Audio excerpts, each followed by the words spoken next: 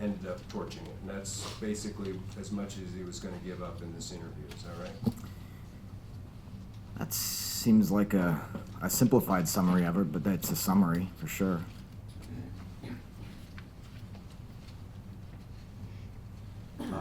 On page 40,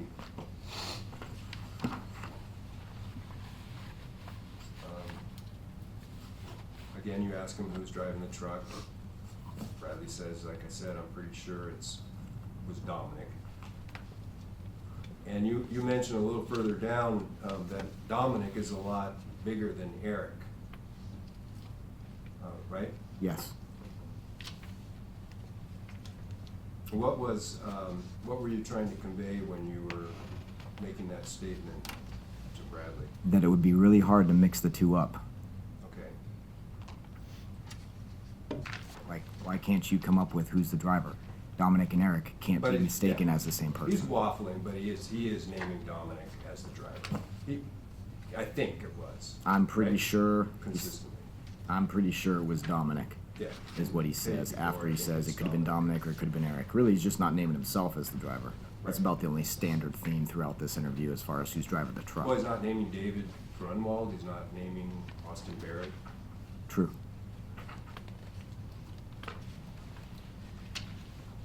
So to page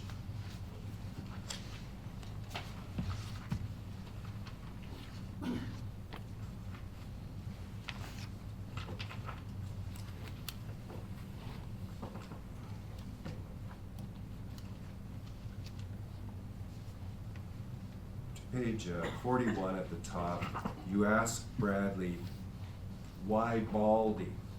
Answer me that. Was that your idea? What did Bradley tell you? He says no. All right, let's go to page 42.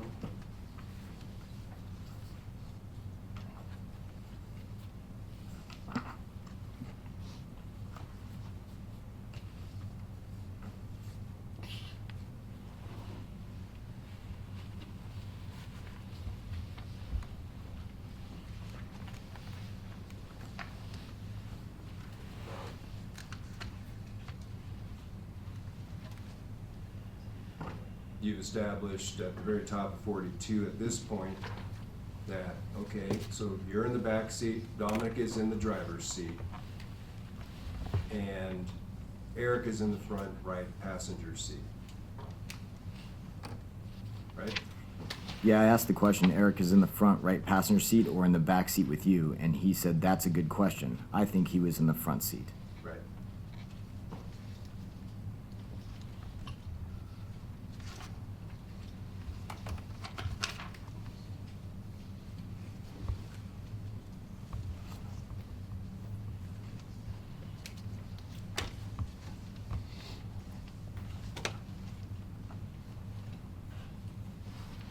Page 44,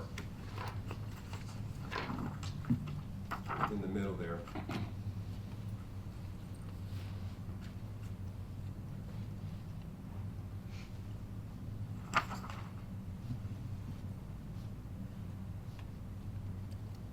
Yeah, at this point, you're trying another technique or angle to get some more cooperation, and you tell Bradley, I remember when I was 16, and none of us 16-year-olds were perfect, none of us. We all did stupid stuff. And you remind them, but again, because we don't have that part of our brain that controls the, looking forward and the consequences and that sort of stuff. And then you say it doesn't make you a bad person, it makes you 16. It makes you a 16-year-old boy, right? Yes.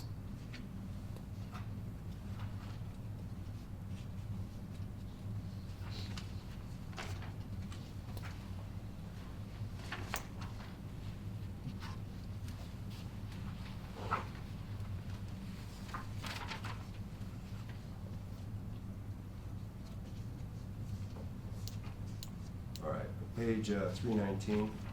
or page 46. I know you like this bottom. I gotcha. I'm tracking. Now you're getting some information about, some details about the torching of the Bronco. And since he blurted it out, you know, worst case scenario, I'm guilty of burning the Bronco.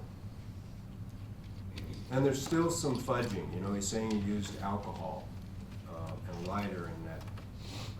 They poured some alcohol in the seats, him and Eric, and then lit it up. He said, Bradley says, I think it was the passenger side.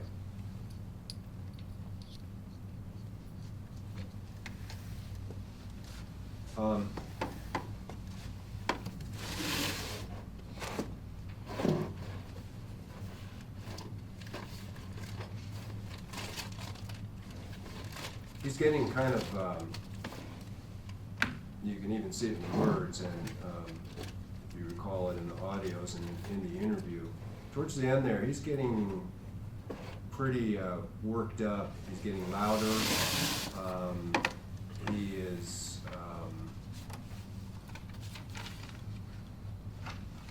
and this is still just about, now he's in that place in his head. He's there with the Bronco with Eric and talking about how they torched it. And he's getting anxious and rather upset that he's insisting, earnestly, I don't friggin' remember. God, I wish I knew all this. Mom says enough of the cussing. And he says, I'm trying to remember all this shit.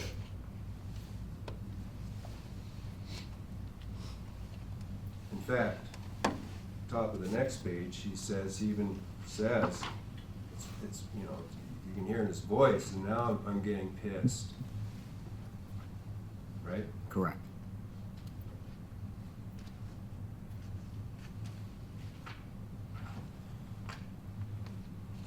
He makes this statement there in the middle of the page. And this is after you remind him that you say, just remember there's a dead kid. So, and then he's like, I've been, and he's interrupted. It's indiscernible what Trooper Ingram says, and then he says, I've been effing trying to tell them, with frustration in his voice. Trying to tell them.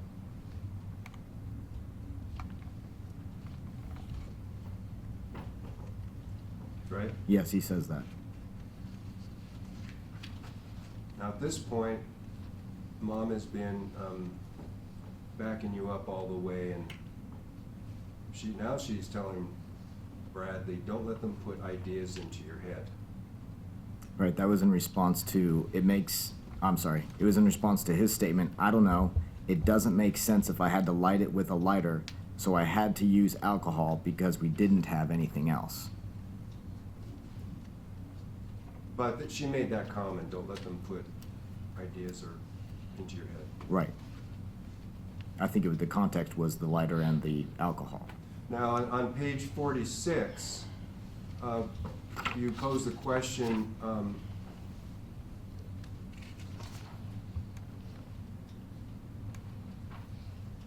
why did you burn this up?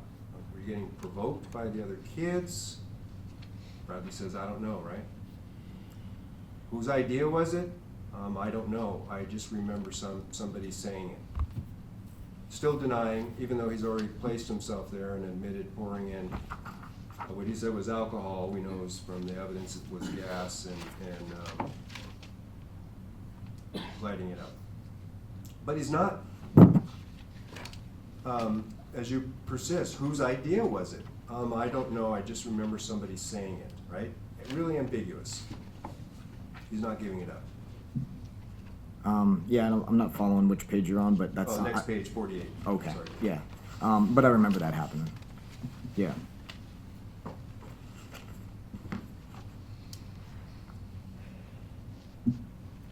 And just response okay, and then he starts they and stops. Tell him it's important. and he says, it very well it could have been me, you know, right? Yes.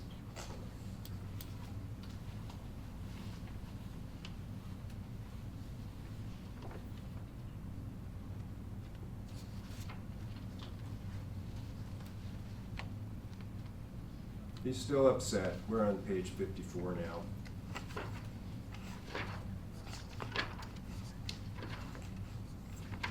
And as the questions continued, he repeats one of the things he said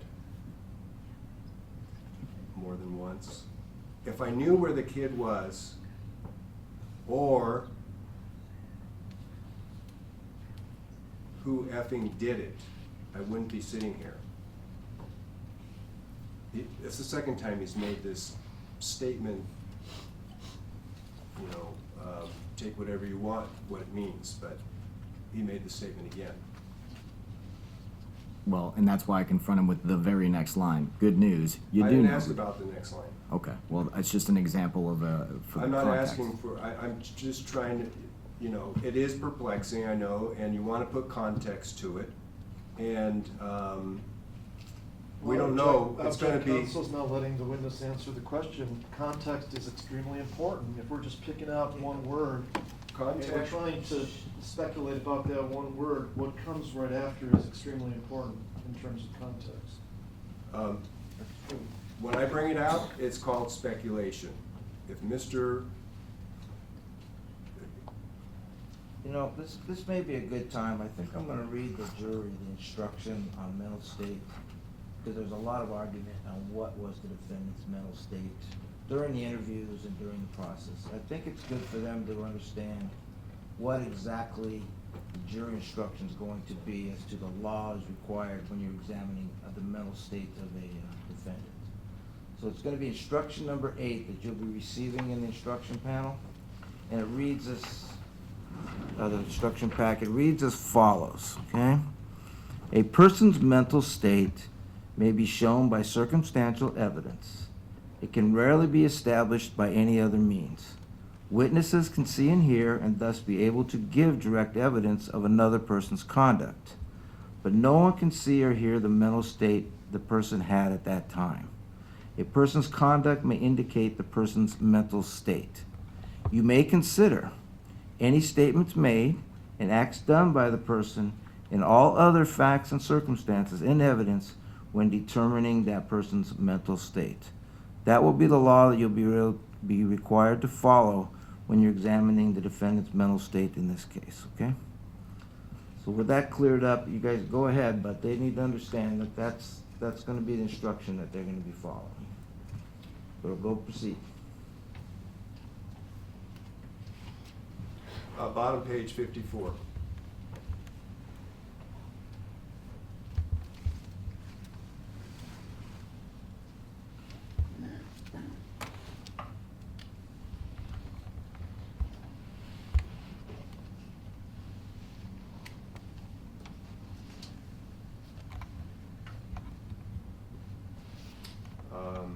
Sergeant, you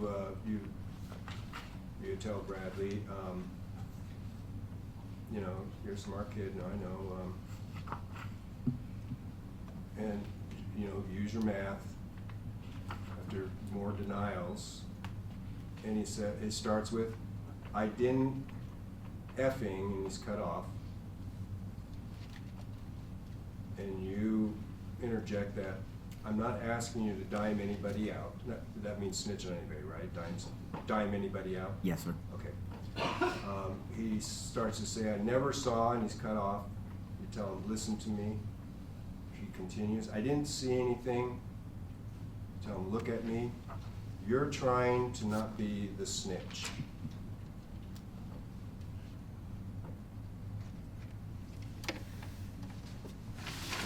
Right? Yes.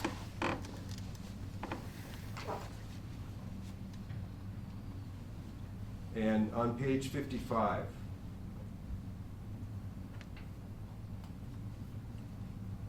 his mom offers up, you're not being a snitch for, and cut off. And Bradley responds, you say, I'm asking you, and he cuts you off. Bradley responds, I'm sure it sounds like it if they're the reason for his disappearance and I say something, I don't want to disappear. So fuck with that. That's what he says. Says, sure sounds like they're the reason for his disappearance, and if I say something, I don't want to disappear too. Right? Yes. Page 56. The questions keep coming, the denials keep coming. Bradley says, no, if I effing did, I wouldn't be sitting here. This is the third time now, right? Because I'd be clear effing innocent. I wouldn't be in this effing investigation. With a very frustrated tone of voice, right? Yes. He's really frustrated at that point. Has been.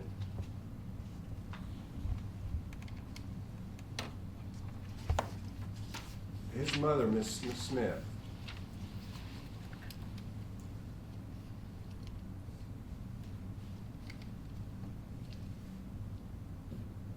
makes this comment at this point in the interview. You're telling me, or them, the officers, you guys, that you're afraid of, and she's cut off by you, and you say Bradley. And then Miss Smith finishes, tries to finish, disappearing, and you interrupt and say, Bradley, have a seat. Let me, and Miss Smith continues to try and finish her sentence. Disappearing if you cut her off. And if, and then she continues, if you, and then Bradley is indiscernible. Series of interruptions and her getting that sentence I'm gonna out. object as to the interruptions. A lot of this is people talking at the same time, and the transcriptionist is trying to write it down. It's called simultaneous speech during the interview. Yeah. So cutting her off or interrupting, that's Mr. Provost's opinion of what was going on. I think that's a fair point, and when we listen to the video, you do hear people talking over each other. I'm just, as I go through it, it's probably not the right word to use, but there's an interruption for whatever reason. They're talking over each other, I accept that. It wasn't intended to reflect on some other interference going on. That's what I hear, is people talking over each other.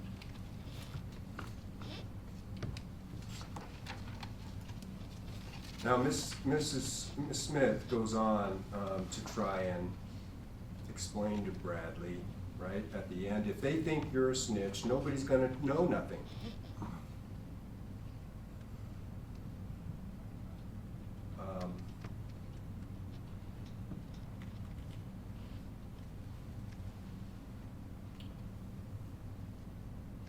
Beyond these walls, besides us. That's what his mom is telling him. What does Bradley respond? I think you attempted to interject there. You said, listen. But Mom is, as you know, and everybody knows, Bradley knew at the time, is mistaken about that, of course. So Bradley says, like, check the black and white. Like, it's in songs and shit. Like, and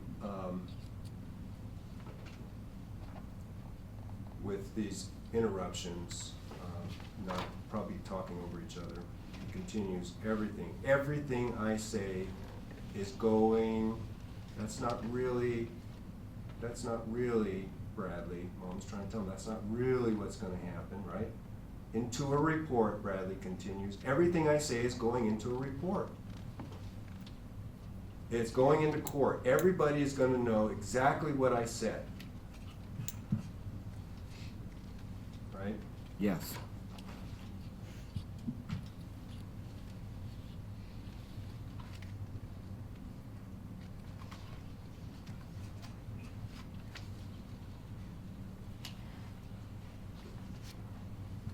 And you're not trying to deceive him about that, because you know that's of course that's what's going to happen.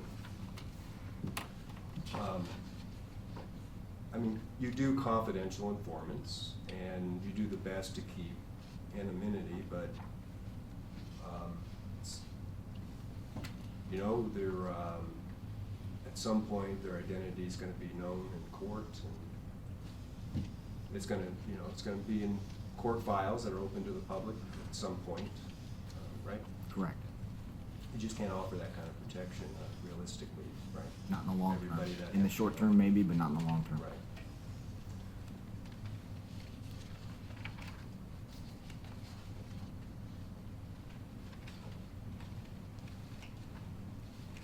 All right, so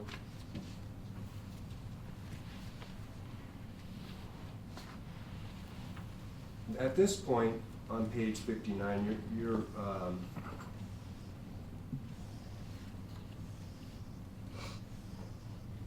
even after all that,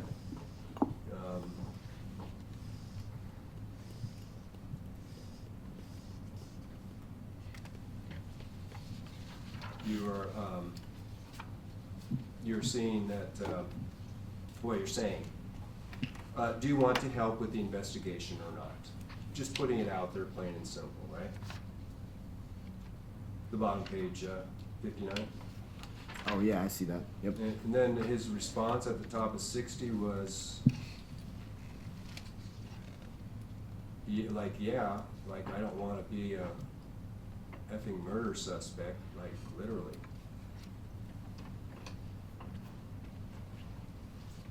So you're asking him, you know, come on, you know, put up one way or another, help out or not. Are you going to or not? Now he's finally saying, yeah, I do want to help out. I don't want to be a murder suspect, right? He does say that.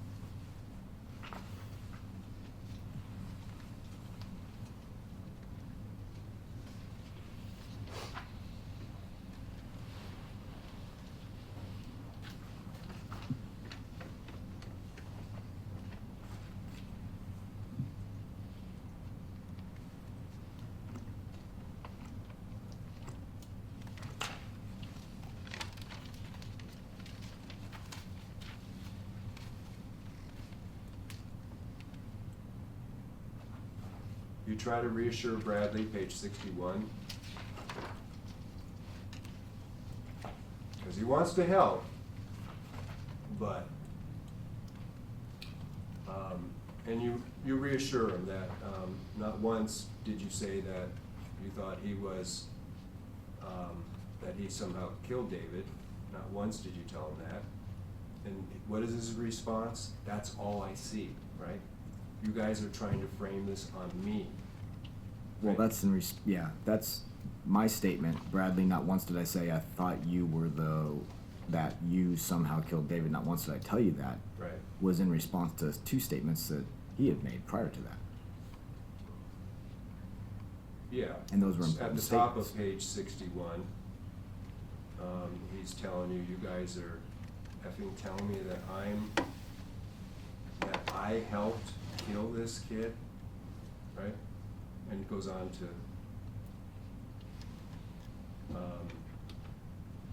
deceive by saying, to reinforce that he's not who killed David. I don't even know where he's at, right? Yeah, he says I don't even know where he is, and I And I don't know who did it. and I don't know who did it. So, you know, he's on the verge of wanting to cooperate, and then he's taking a step back. Well, yeah, he's saying the words, but he's not walking the walk. He's talking the talk, but he's not walking the walk. So yeah, he is saying That's Not I'm once just did I getting- say I I'm thought just- you were the somehow killed David. Not once did I tell you that was in response to I don't know who did it. Right. I don't even know where he is. Right. We're just getting these themes of facts. Sure. And their frequency in these interviews. Okay.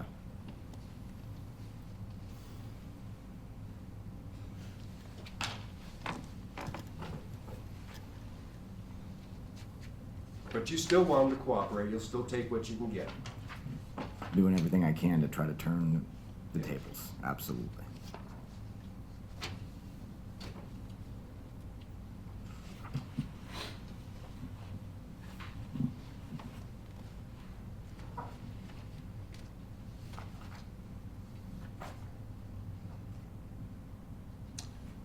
He's starting to give up a little bit more about the Bronco. I'm on page 49, backtracked just for this a little bit.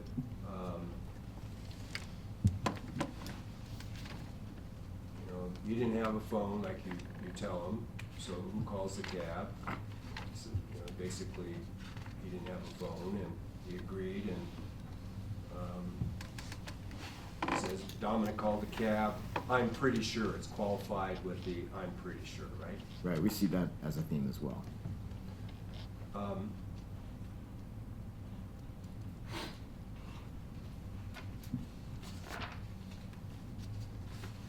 More about the burn, but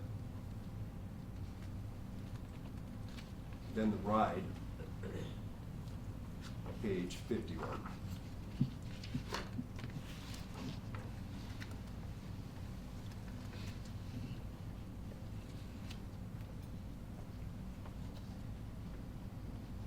So you reestablish, so Dominic calls the cab and Bradley says, and then we walked like 20 or 30 minutes. We didn't even get a ride all the way over to Alyssa's house. So you're learning that he's on his way to Alyssa's house, but they didn't have enough money to get all the way, right? Right. And he confirms that was the destination. Ask him again.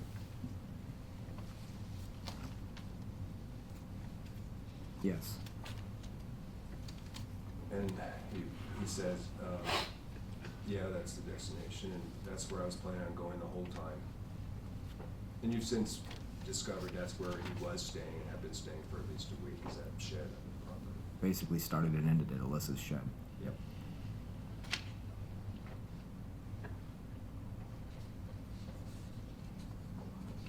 You ask about the money, and you know, who had the money for the cab. Bradley says, well, Eric, I think, Dominic is broke. He's homeless. I'm homeless too. I'm broke.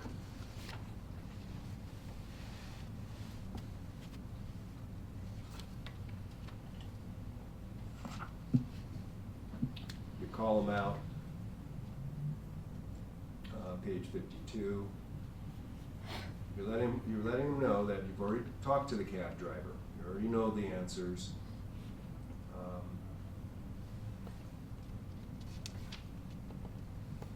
And warning him that I want you to reflect on being deceptive throughout the entire thing.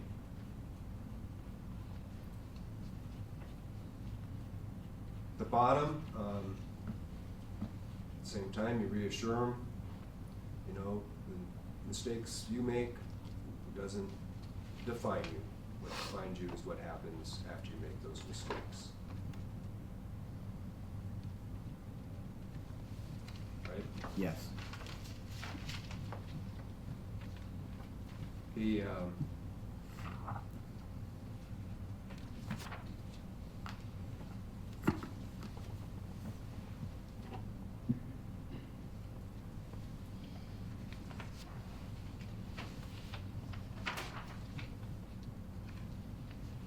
Then on page 64, you're noting it's been a couple hours now in this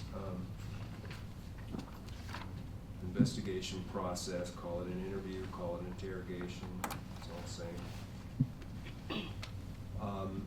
And offer to, you know, get some food, chicken, Sprite. And it wasn't around that point in time, towards the bottom, that you made an offer about maybe you'd feel more comfortable laying it out, with some sort of written agreement that you're not gonna go to jail or burning the truck down. Would that make you feel better? Right? I'm sorry, could you tell me what page you're on? 64, is that 60? 64, or 357. Oh, 357, hold on.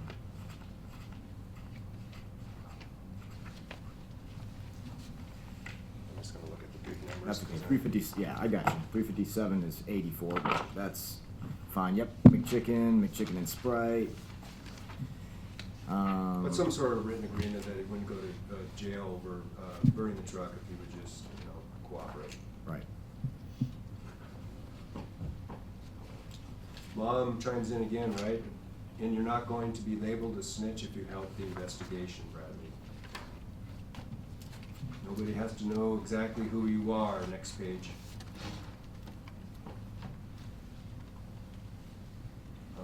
She says they can make their witnesses anonymous.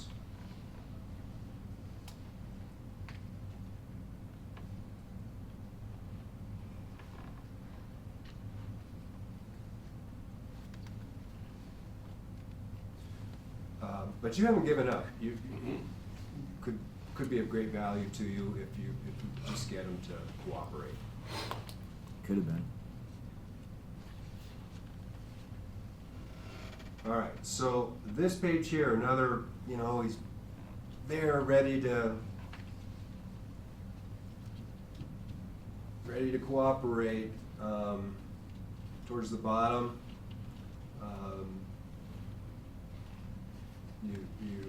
you call him, you're because you're my cooperator.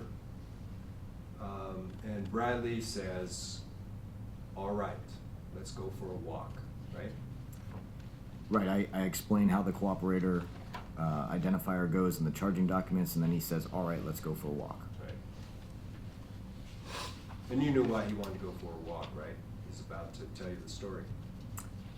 In his mind, he's ready to cooperate, but doesn't want to do Same it. objection, speculation as to what's in Mr. Provo's client's mind. Oh, it comes out. Well, it's nonetheless, my objection is I'll speculation. sustain it. So, did you tell him later that you understood page 89? You're not as intimidated by the cameras, which I completely understand, right? Right, I knew that's at least part of the reason why he wanted to go for a walk. Okay.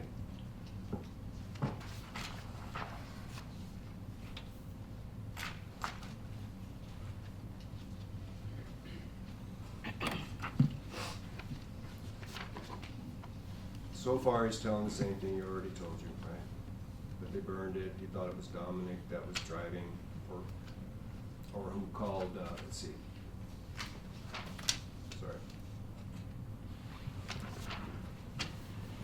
Goes back to the story of getting picked up at Devin's house. Knew it was stolen this time, though.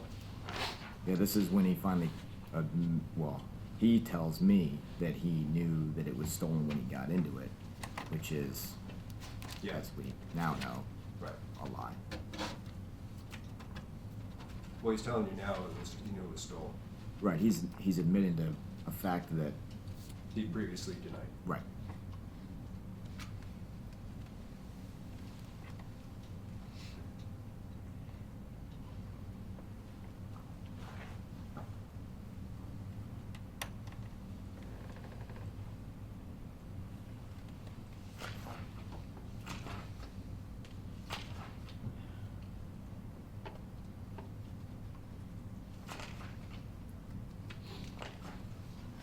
Page 96. 98, 371.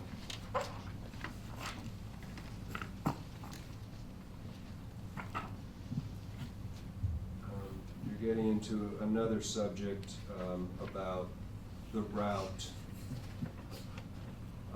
to take the Bronco and burn it when they were running out of gas, when they used up the gas. You,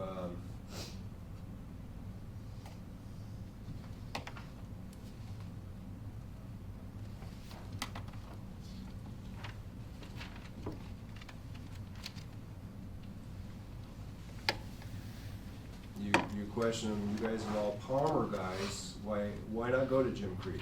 And Jim Creek that was in the video, right, with the helicopter? Yeah, Jim Creek often gets generalized as that area of Knick River where the old Glen and inside the butte where that kind of runs through there. Jim Creek itself is an actual creek, an actual body of water. Yeah. But that whole area is classified Yeah, as Jim I personally don't know it, but I recall the testimony that, it's a popular recreational area, and you testified last week that, besides that, it could fit into a Walmart parking lot, right? Oh, just the parking area, the trailhead. Yeah. The trailhead's a large trailhead, very And large trailhead. a lot of vehicles and people recreating. Yeah, All it can types. be. Yeah, absolutely. Camping, hiking, four-wheeling, All manners of recreation. Yep. gets year-round use, snow machines at all? Yeah, less wintertime recreation than summertime for sure, and definitely more summertime recreation during hunting season. It's a popular hunting area as well, so it Yeah. just kind of ebbs and But in flows. the winter, There are still people that go back there, sure. snow machine trails. Right.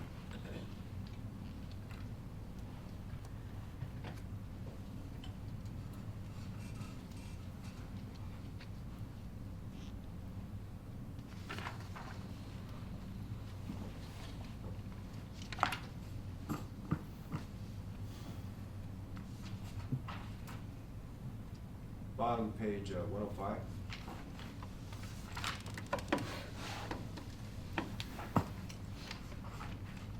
You've been asking him about more about the Bronco, so you can get some details, if you can identify it, like the color of it.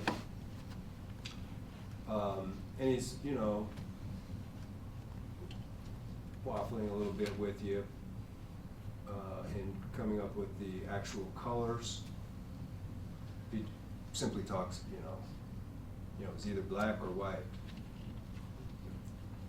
But earlier it was tannish, partly tannish. Right. And the other color was either black or white. And at the bottom of that page, you see he's still,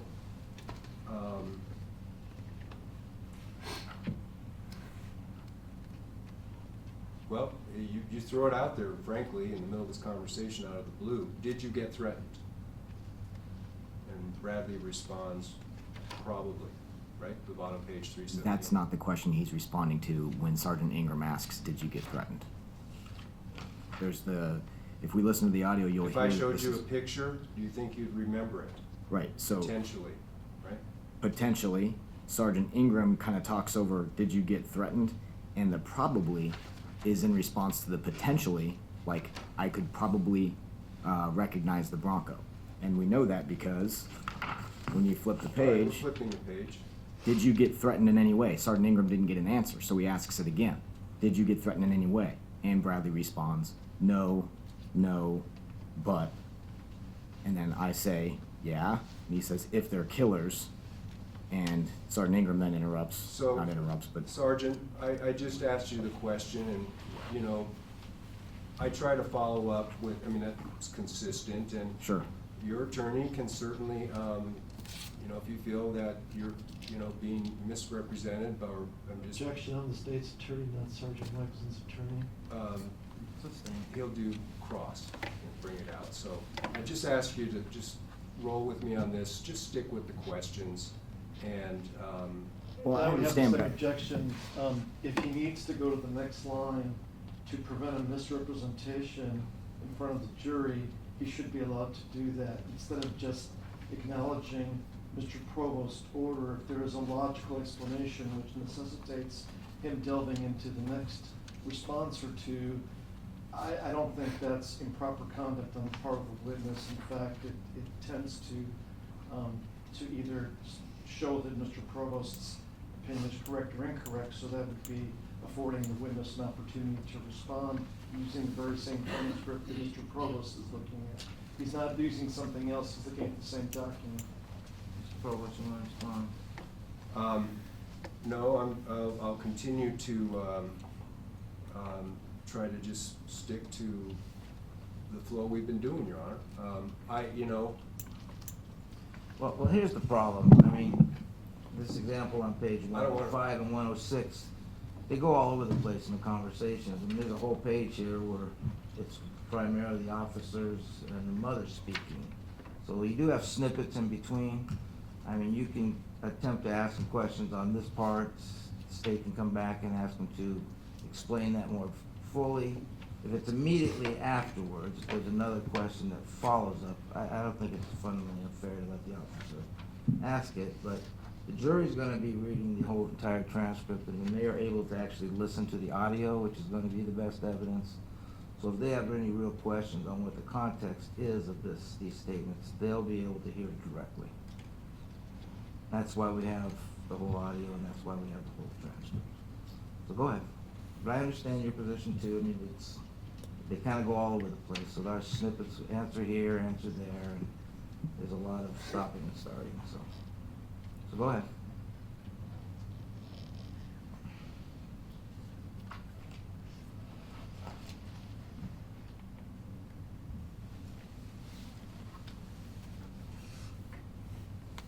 Page 124.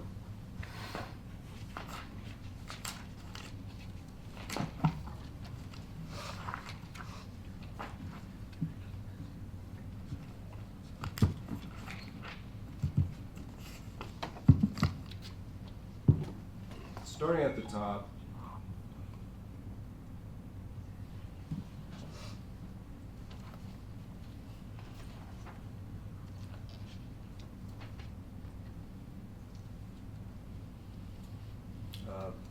both you and his mother starting with a statement they've already figured it out, and you follow that.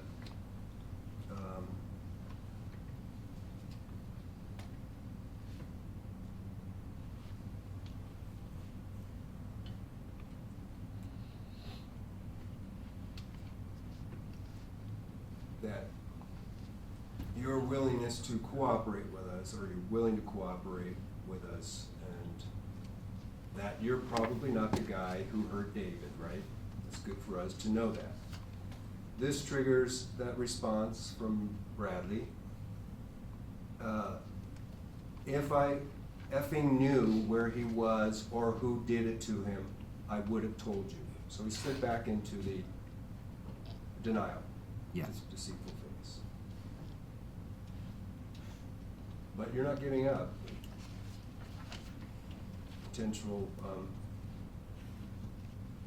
cooperation.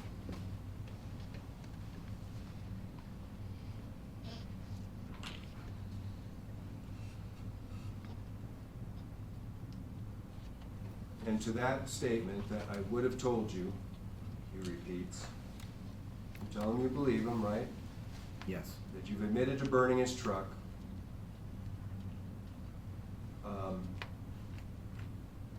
And the information that you had is that he's not the worst person in this. Got mixed up with these cats. Did something stupid because you're 16, young and dumb, and you know, everything else that happens, right?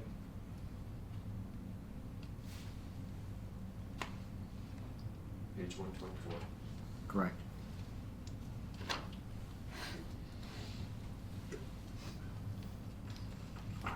All right, so 400. At this point,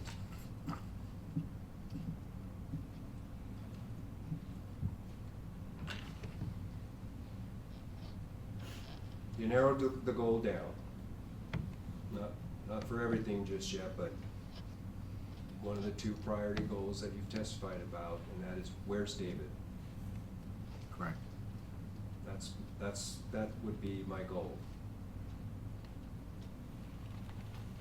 I would want one of them to tell you where David is.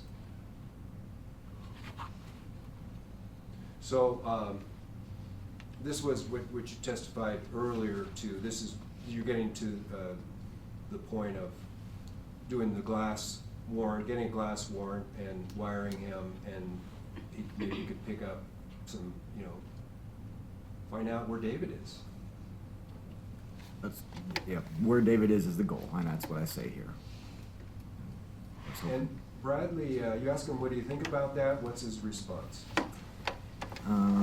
what do you think about that, Bradley? And he says, does it have to be on like social media or, and I say no. He says some shit like that, and I say it can be whatever way you want.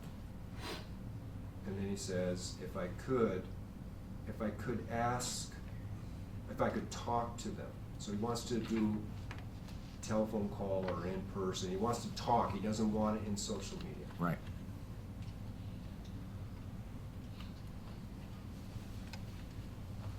And at the very bottom,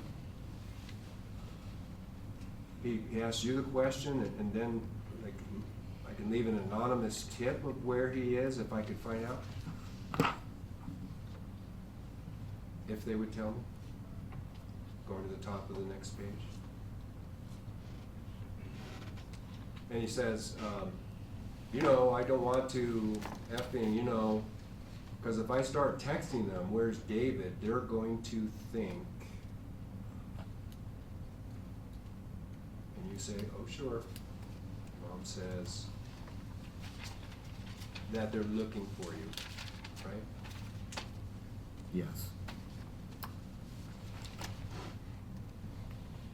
And then I explain how it could work. But he still has that fear that his name will be out there to them who, quote, snitched on him. Are you referring to his statement about making an anonymous tip? About not wanting to use social media, about using, talking or phone call, about him basically saying it, because if I start texting them, Right. where's David, right? Right.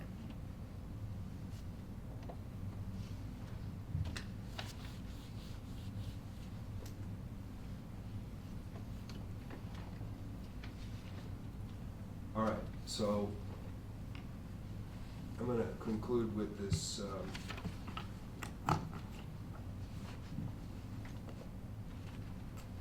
page, the bottom of page 402.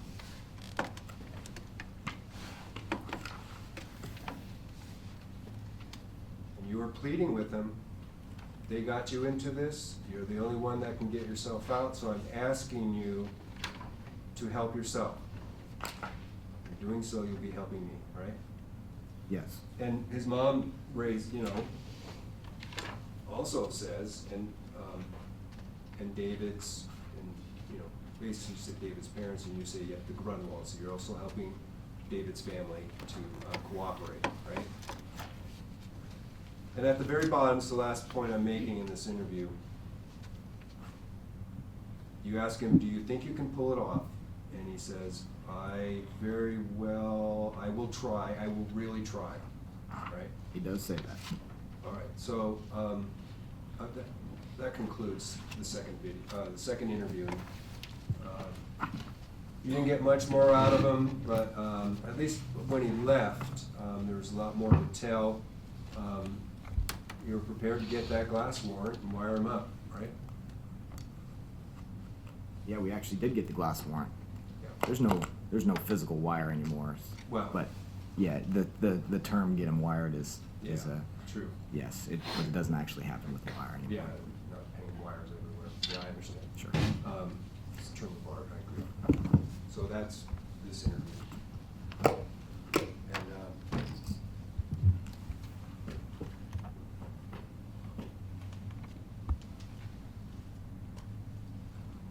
the last interview was about just as long, if not a little longer, but I had very few questions. Then we'll be done.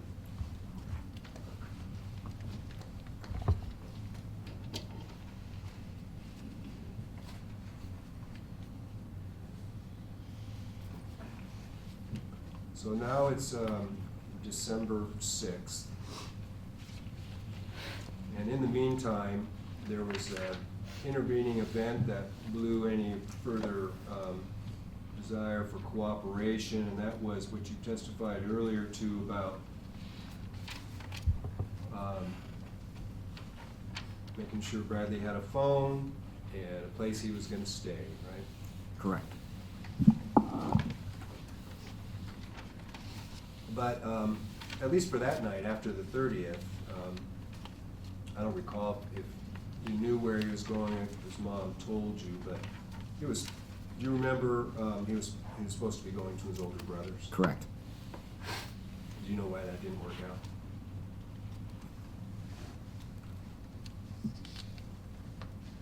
I think I remember, excuse me, talking about it, but I don't remember off the top of my head why that didn't work out. But I do know that it didn't work out. It didn't work out. And the next thing you find out is at about 2 or 3 in the morning, you get a call from Wasilla Police Department. And they actually take them down to the station and call you, right? I don't know where, it was Palmer PD, but nonetheless, I don't know where they were when they called. Sorry. Right. I remember the phone call. I mean, it woke me up 2 o'clock in the morning. Yeah. When I got it, I just don't know where they were. And, but you offered to pay for the hotel room. Yeah, 2 o'clock in the morning. Yeah. It's December 2nd. Right. Cold out. Yeah. I paid for it with my state card. Right. Now,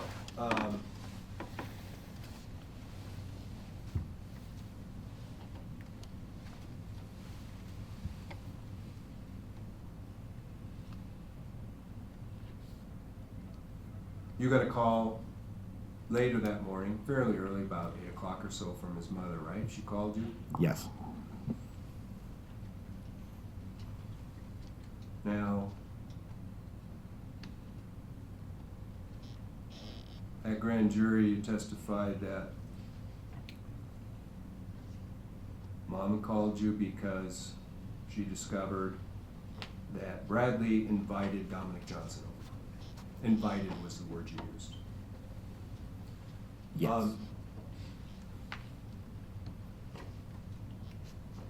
Your police report says mother called and that because she discovered Dominic was with Bradley at the hotel and she was concerned. Correct. And that's what you testified to in this truck. Right.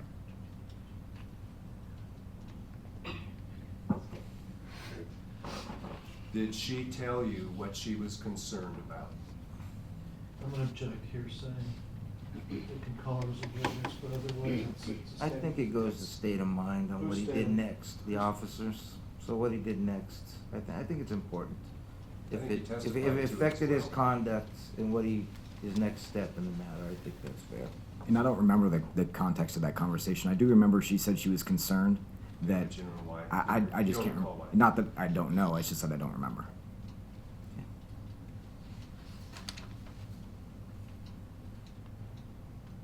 So you don't remember a context of he's gonna blow this agreement to cooperate with the glass warrant, or whether I'm concerned about his safety, Dominic Johnson's there. Does that help help you recollect? No, unfortunately, it doesn't. I mean, Okay, then how about this? Do you know how Dominic Johnson found out that Bradley was at this hotel? never asked him.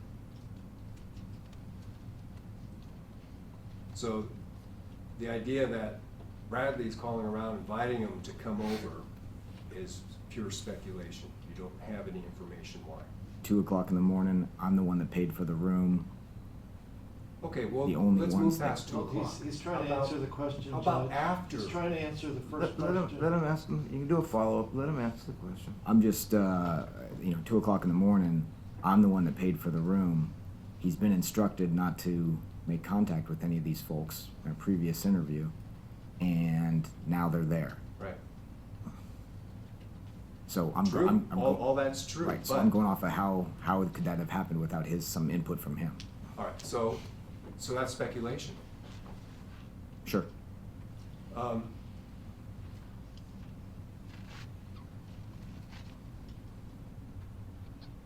It's no longer 2 in the morning, I get that. Now, you set up surveillance and you see these guys coming out and you intercept them. And you had an opportunity, with some of them at least, to speak with them. You never asked that question, how did you find out Bradley was at the hotel? Nope. Didn't matter to you? I can't say that it didn't matter, but I'm still looking for David, and now I've got everybody all in one spot. So I've got, I'm keeping a couple plates spinning here.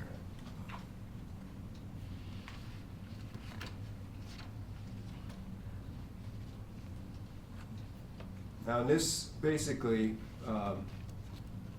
instead of going through it like we did in detail in the last one, and I can, if that's your preference, otherwise, try this question. If you can't answer it, we'll just go through it. Okay.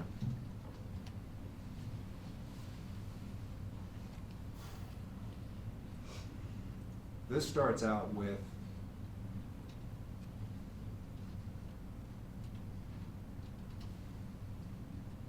essentially, now Bradley's saying that everything Eric said is true, right?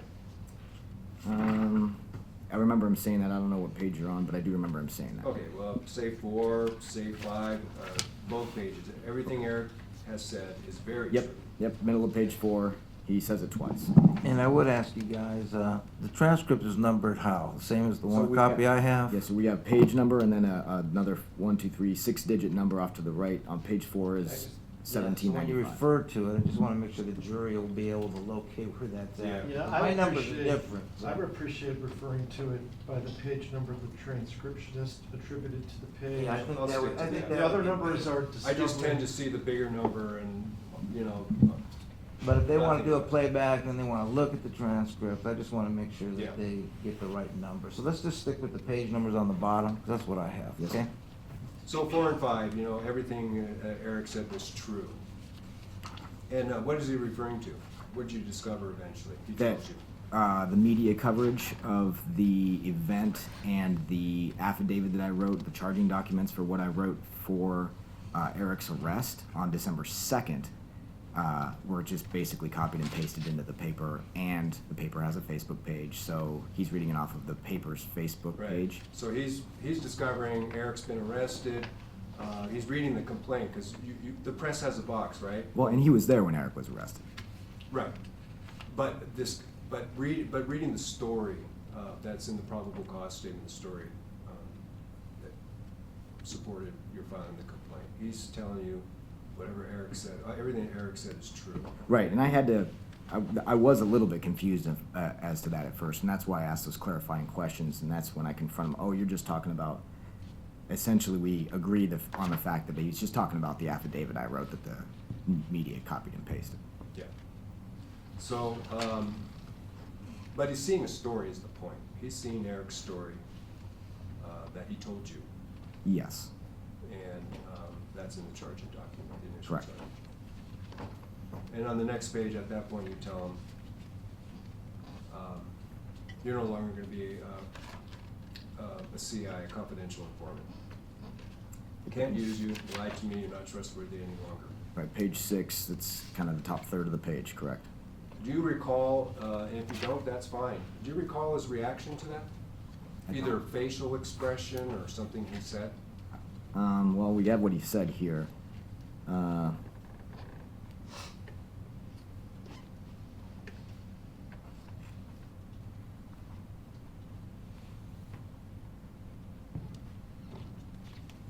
I don't see anything Okay. in here that And you don't stands out to me. remember his Not- reaction to that being called off? I don't.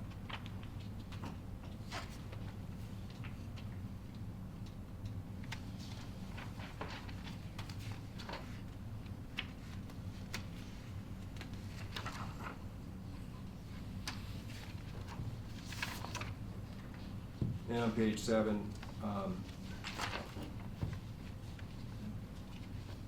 we want to hear more about the story as he understood it with Eric's statement. And repeats, yeah, well, it was Eric. And he says, doesn't he say on page 7 that Eric had held him and Dominic at gunpoint while he was threatening the other kid? The other kid being David. Yeah, So- he says that. So he, now Eric's statement, as you testified, was that Austin was the guy. And now Well, David, I mean, He actually I'm said- gonna object to that. He actually gave two names. Two names. Right. I'll sustain the objection. We shouldn't get into Eric's All right. statements. We'll let that be. But Bradley's, whoever it was, Bradley's telling you, and he held me and Dominic at gunpoint while he was threatening David, right? And then he says, and you asked David Grunwald, he says, he was holding us at gunpoint and threatened my life, Dominic's life. And if we ever said anything about it, something in his truck popped Yeah. us, we popped in his truck. Oh, and Right. we popped in his truck. Right. Yeah, he says that. Okay. Next page, at this point, and I think you testified during well, you testified to this, but it could be, can't see him but heard. At this point, he's got very emotional. He's crying, right? You're talking to him very quietly. We can hardly hear you. If I remember correctly, yeah. Are you on page 8? Yeah. Yeah.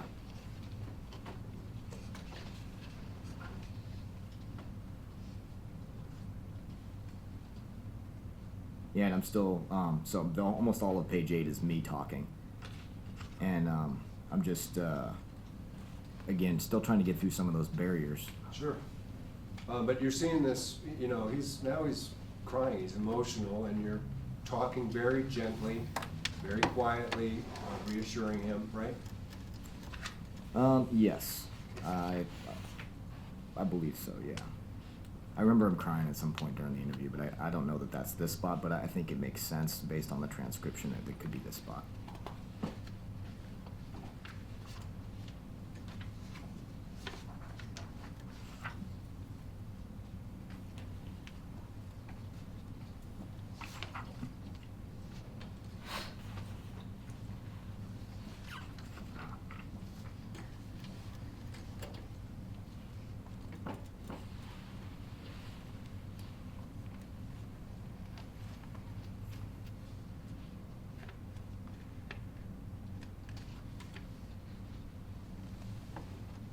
And later in this interview, I think we're on page 22.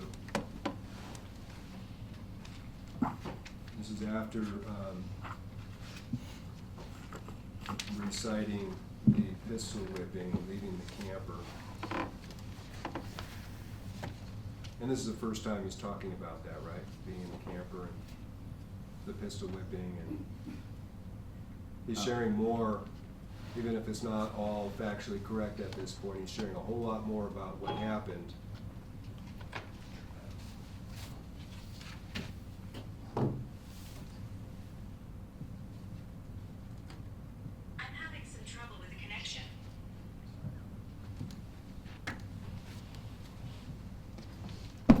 Sorry, Aaron. Hold on.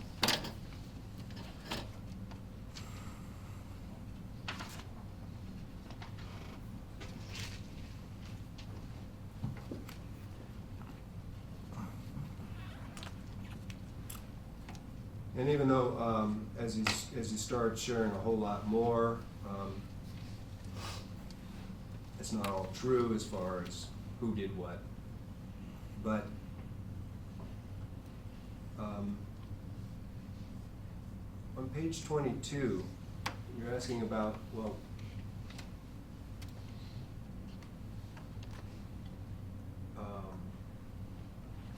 what happened to David after that.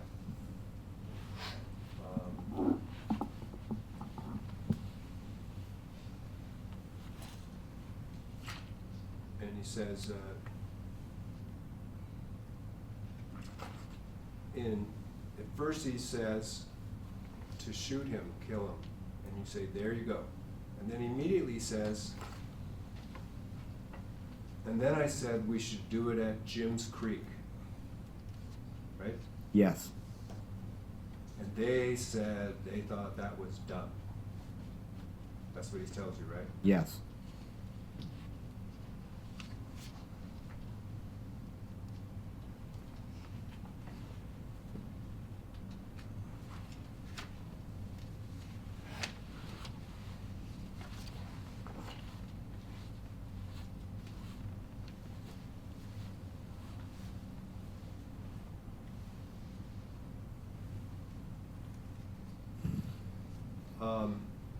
Moving on.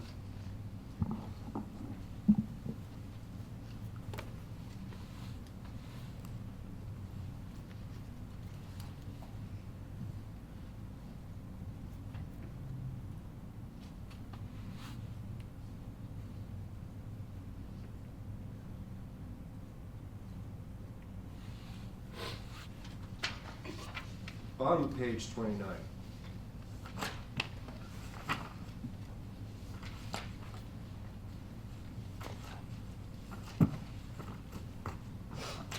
Now let's even back up to the middle. He's talking about he and Dominic being held at gunpoint. David's in the car with them the whole time, basically. And he claims that when you ask what were they saying to you when you were held at gunpoint, and he says, he was telling us not to say anything, don't talk about this to anybody, threaten mine and Dominic's lives, and that he was going to shoot us and hurt my family potentially. I don't know, a whole bunch of stuff. Even though part of this was, as you discovered eventually, inaccurate as far as the people who's doing the threatening, right? He's saying it was Eric at that time, and him and Dominic were the victims, he and Dominic. Yeah, that's what he's saying here. Yeah. That's what it's saying. That's all I'm bringing out. Yeah.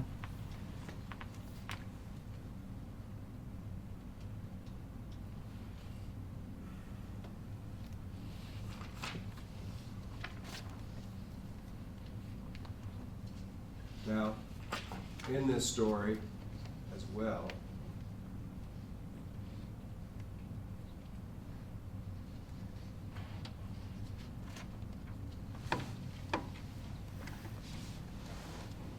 he claims that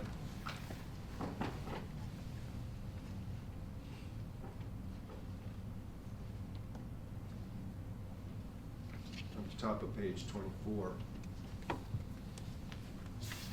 I'm sorry, 33, I was reading the big numbers, page 33.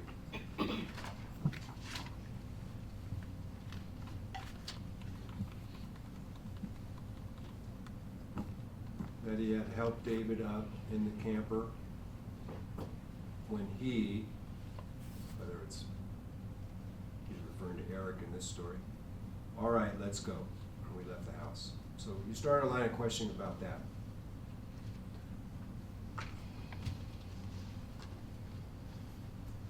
Yes. Now, in your grand jury testimony, you stated, he's saying he helped him up, helped David Grunwald up.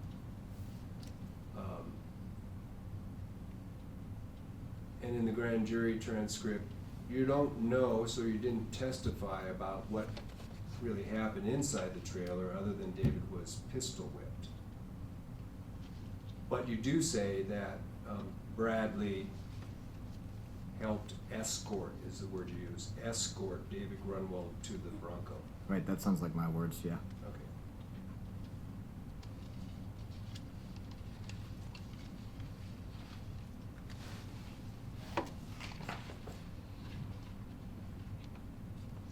Now, at some point, as you pressed for more information, when did he realize in his own mind that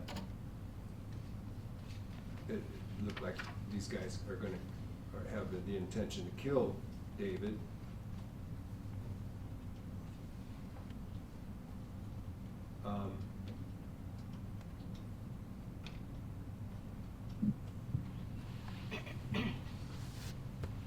Both you and Investigator Dunford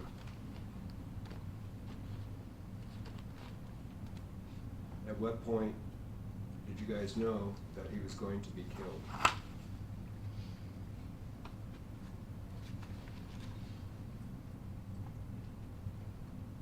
That's the question here,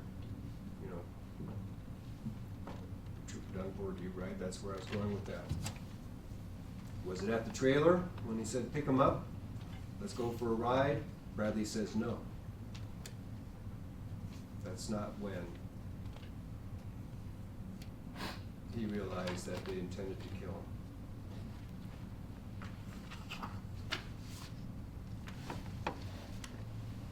Timing of that leading question, was it in the trailer? Is that when you knew they were gonna kill him?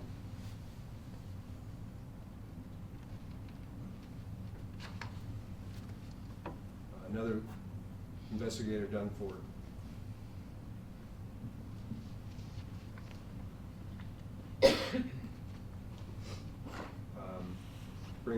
Brings it back to what Bradley had said about, let's take him to Jim Creek when they were in the vehicle. And Bradley admits, yeah, I did.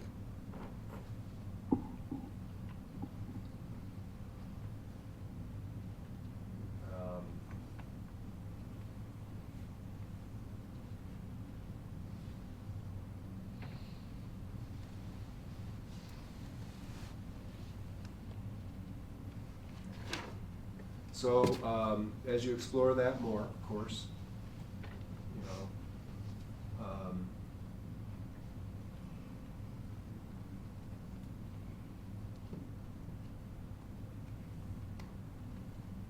you know, Investigator Dunford says, and that's because Jim Creek, that's because that's a place where nobody's going to find his body.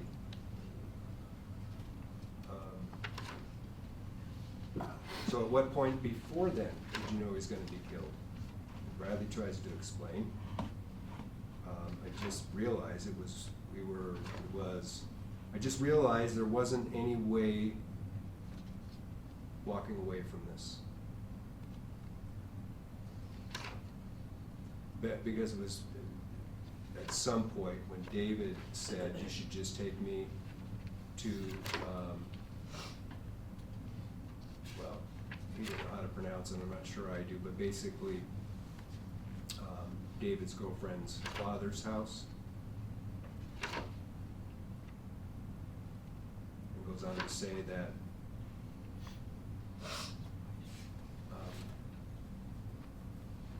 no, they said, Eric, he says, no, we're going somewhere else. And what does he say? That's when I realized. And I just realized, yeah. So, where does the father live again? Smith Road in the Butte, off Smith and Smith. And how far is that from Allmendinger's house and the trailer that they drove from? It's, I don't have the exact mileage. It's Well, a third of you had the helicopter video and you did real time, throughout it about how long it took and how far. It's So about approximately. a third of the way to the end. So, I don't know, 10 minutes? 10 minutes 7 to from 10 minutes. Palmer all the way up to the Butte? Well, no, because he lives on Smith, which is kind of like the first part of the Butte if you're Okay. coming from the Palmer end. Right. So he's early on. He's over the bridge, and then Smith's closer to the Palmer end than it is to where David was murdered. So it's just a couple minutes. But anyways, out by the Butte, towards the Butte. And when they said no, we're not dropping him off at his girlfriend's father's house, Mr. M, I'll call him, we're going somewhere else. And then he says, that's when I realized they were gonna kill him. Sure. Yes, that's what he says. It's not like it was just pulling out of the location and around the corner was a hospital. It was a ways into the ride. As long as he's asking about that part of the interview, because there's a different part where he gives a different answer about when he knew they were gonna kill him. Identify the page. So I'm on page 34. 34, okay. Take a look at page 34. And he's pressed on that, of course, about the timing. Suggestion that you learned early what's happening with David.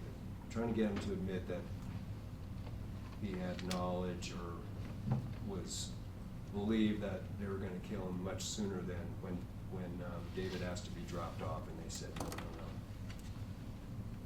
So at the bottom of that, He's pressed. He says again, I thought it was, I didn't know we were going to kill him. Investigator Dunford, but at some point you did. When?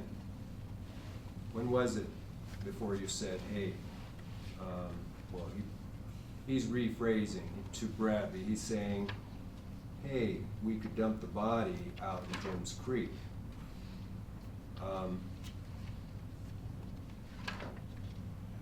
So that's the line of question he's getting, and now Bradley, he says, I figure we should go to Coal Hills or something. Right, that's the answer that he On gives. the next page, 35. Right, in top of page 35. Right. He's responding to Investigator Dunford's question of when. Right. When was it before you said, hey, we could dump the body out in Jim's Creek? When before that did you know that he was going to be killed and you would need to dump a body? You all would need to dump the body. And Bradley's response, I figure when I said we should go to the Coal Hills or something, and Eric said, no, let's head more towards the Butte. There's better hiding spots and stuff like that. Okay. And along the way to the Butte, of course, is Jim's Creek, the other place he mentioned. Yeah, it's in the Butte. And as far as Coal Hills goes, that's up in the Sutton area, I think? Yes, sir. And to law enforcement, a well-known place where young people gather, get together and party on weekends. Well, all manner of folks party up there, Okay, not just yeah, young folks, people. that works.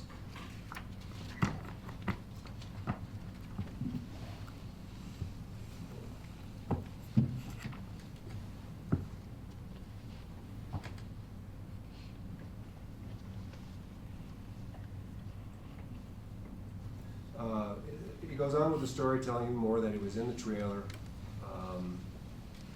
that, although he's still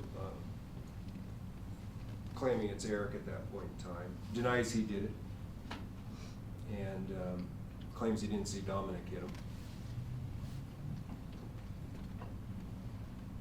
And again, this is after he's seen the probable cause affidavit. He's sticking with the Eric story right now, right? Yes.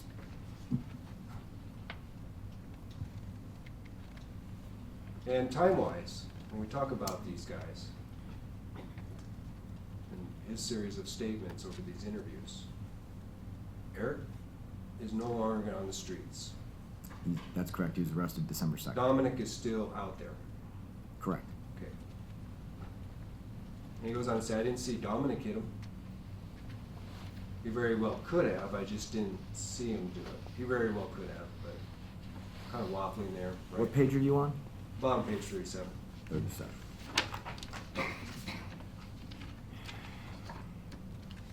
Yeah, bottom of page 37, he says, I did not see Dominic hit him. He very well could have. I did not see him. All right, bottom page 42. We're not going to, read the entire transcript.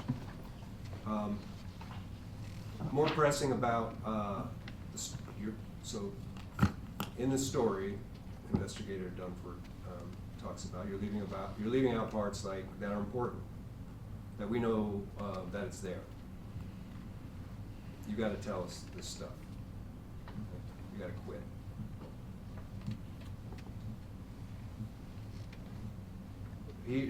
Investigator Dunford, towards the bottom, do you feel guilty?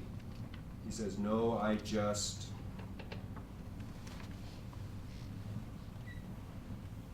And apparently, because Investigator Dunford seems to repeat, I don't know. Seriously? And they're talking over each other again, so there's interruptions. I don't want to die over this. That's what Bradley says. This is now the third interview. Correct. Okay, who's going to kill you? I don't know, doesn't want to say.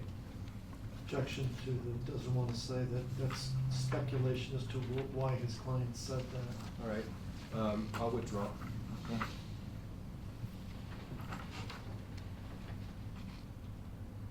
And you tell him, well, Eric's in jail.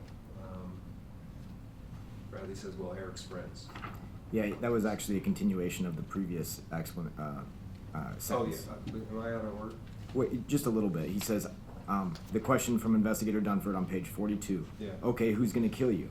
And Bradley says, I don't know, one of, and I probably actually interrupted in this Yeah. case, and I said, Eric's in jail. Right. And so Bradley's comment on the top of page 43, Eric's friends, is actually a continuation of, I don't know, one of.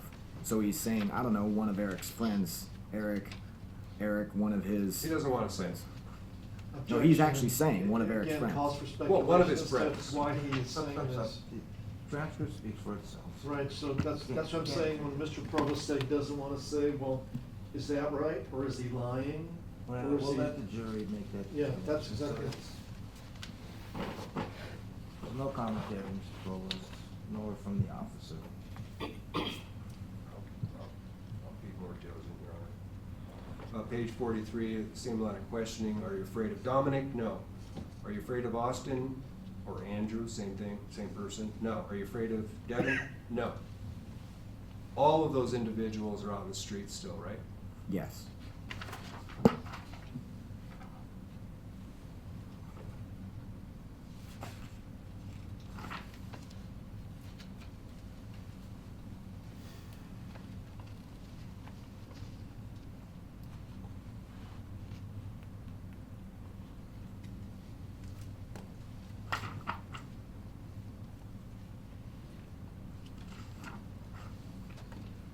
Page 45, still pressing. About the threat, he's talking about, I don't know, it's a threat, it's there. Towards the bottom, page 45, right? Yes. You are urging him, you know, to come clean, and,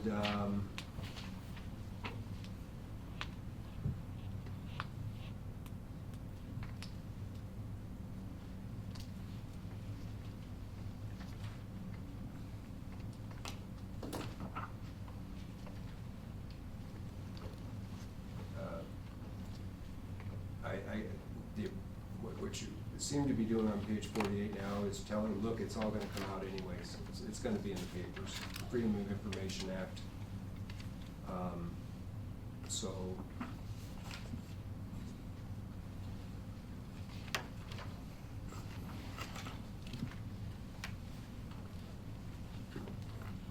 if you ask him how, or Investigator Dunford, how are they gonna paint, how are they gonna, you know, paint you? Are they gonna think about what you say, when you say, I don't know, I don't wanna talk about that, makes me feel uncomfortable, question mark, he's asking that question. And he says, they're gonna think I'm a horrible, effing horrible person. And he's asked, are you? And he says, no. No.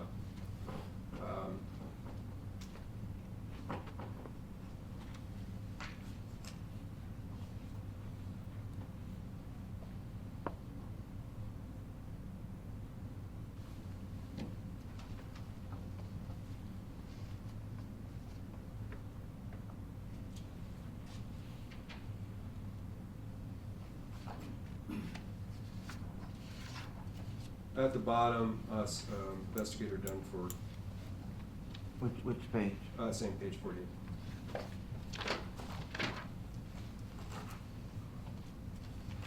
Basically, the story you're telling, you're writing history.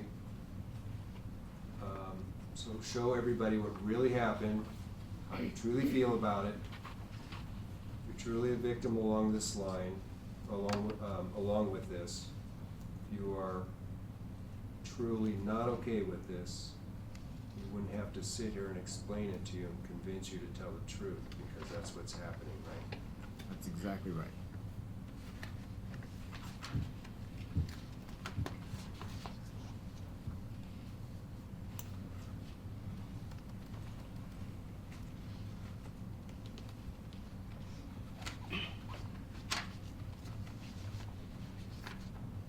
As he continues to maintain this fear thing about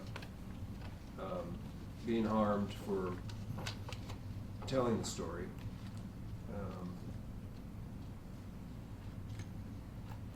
the approach is then to, the questioning is about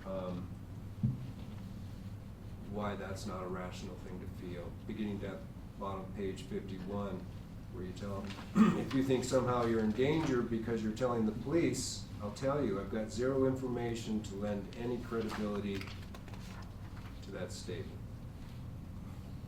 You go on to say,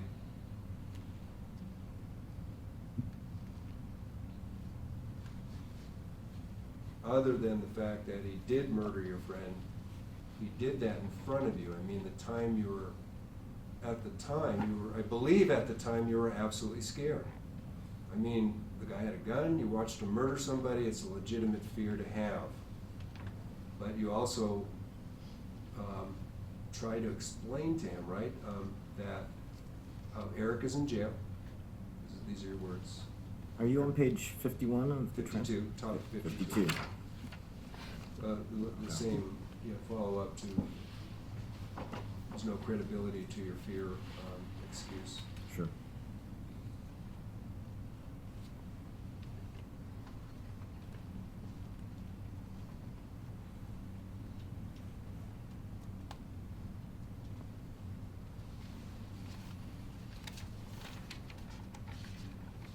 At the very bottom of 52,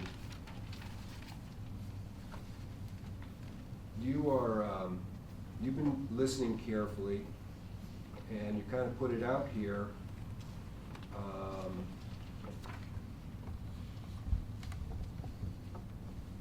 Okay, and there's just something I've got to talk about, the elephant in the room here. And you say Austin, because Austin, his name is not being brought up at all, but you know Austin is there, right?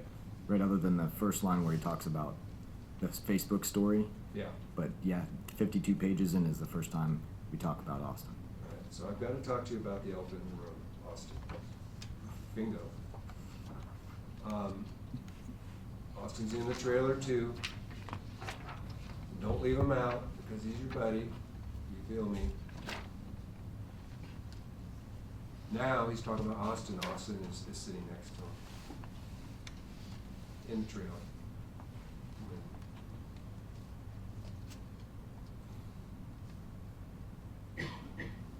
It's the first mention of that, right? Yes. But continues with the same story without including Austin at that point. Correct.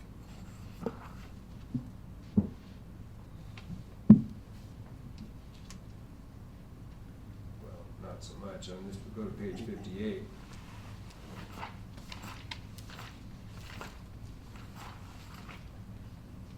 I just stick with it. You're posing, you're checking on the story. How many times he's been saying Eric was hitting David, and you ask him how many times did Dominic, kind of like, out of Bradley. And he continues to say he didn't see Dominic hit him with anything. And testing him again, his reaction. How many times did you hit David? I didn't see, didn't hit him. Which page are you on? Same page, 58. Oh, 58, gotcha. I didn't effing touch David. Denials about ever touching David. Misinformation, different stories about who did at this point. You try Austin. How many times did Austin hit David? Austin didn't hit him either. The only person that hit him is the one who's in jail. The other three are on the outside, right?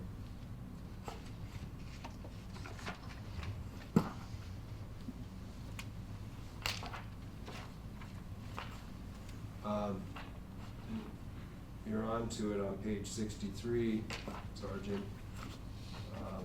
The elephant in the room, and towards the end of that paragraph, after telling him, I wrote that affidavit, that's where you got the information, I authored it.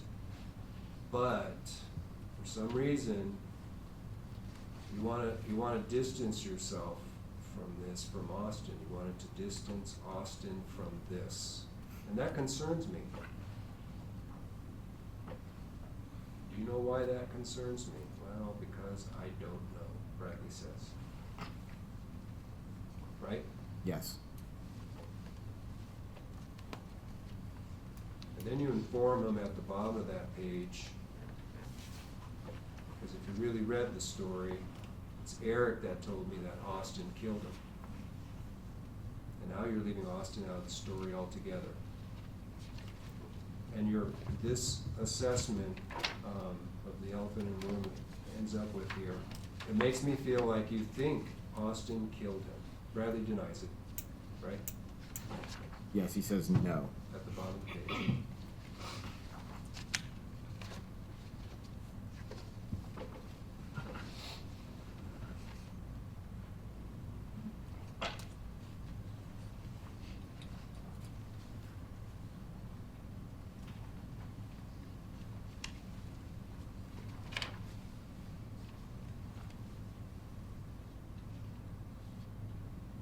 So this is important, so we'll go up to the top of the next page, as you ask him to explain why you should not think that Austin is more involved.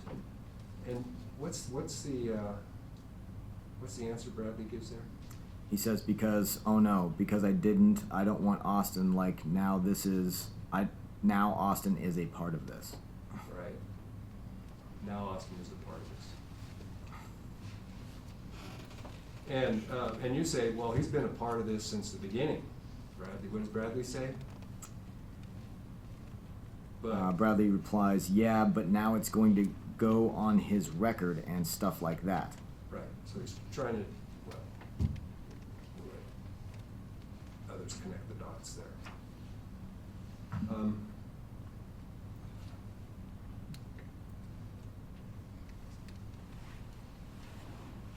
And Mom, chimes in. It's going to go on yours too.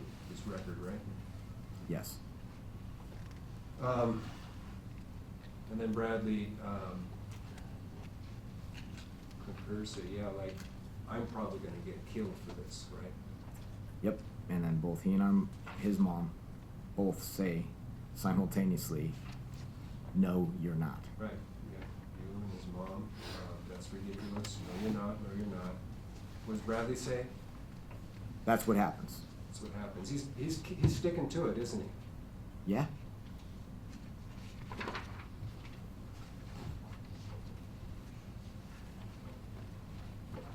And at the bottom of 56, Investigator Dunford is now having a shot at this and telling him, you're taking a fatalistic approach here, okay? I'm going to die after this, right? That's what you keep saying. Do you believe that? What does Bradley say? Bottom page 66? Yeah. He's not wavering on that. He says, yeah, that's what I believe, right? That's what he's saying. Bottom of 56. Sorry, I just caught up. 66. You're taking a fatalistic approach here. And he says, yeah.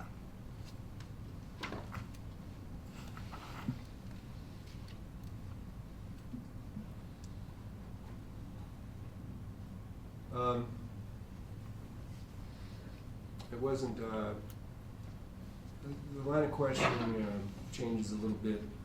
We're on 67 now. I'm sorry. Yes, 67.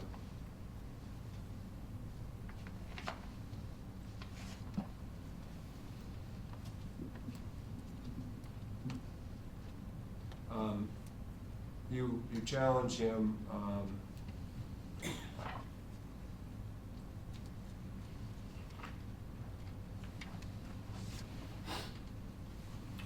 sorry, Investigator Dunford challenges him,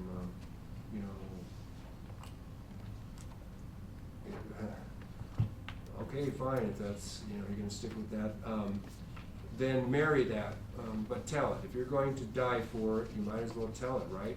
Because because people would probably potentially kill you, I think. Well, you've already told it, so what's the loss? Trying to, you're reasoning with him, and what's the loss? You're just using it as an excuse to not tell the truth. Exactly. That's why we're just, okay, fine, we'll play. You want to Right. claim that you're going to be killed because you're talking to the cops, fine, we'll play that game. Let's just flesh that out a little bit. Right. And then, back to, if you're using that excuse, back to,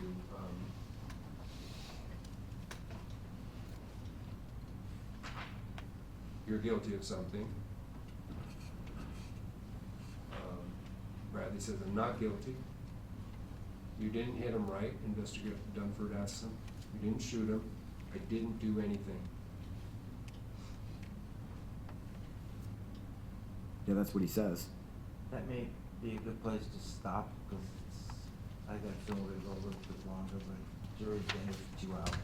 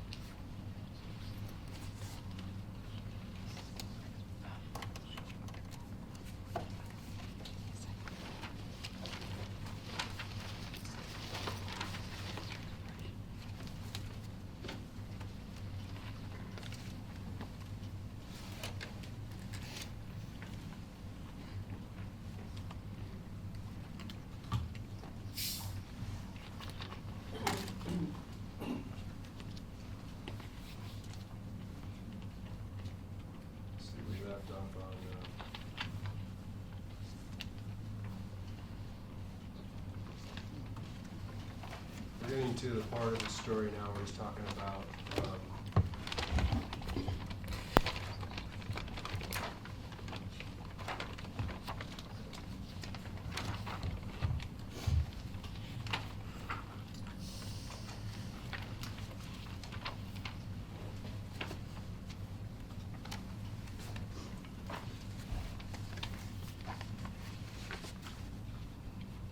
still pressing Bradley about his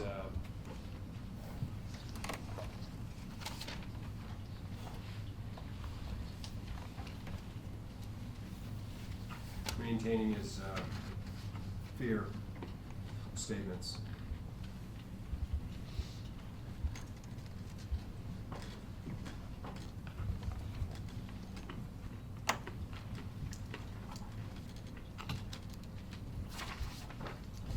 So let me bring your attention to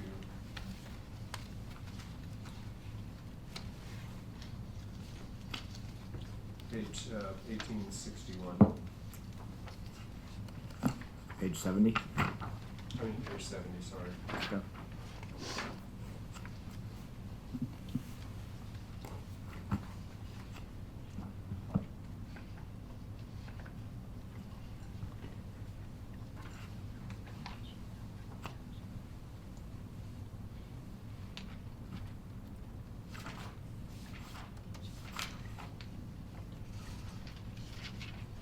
So, on page 70, now it's Investigator Dunford.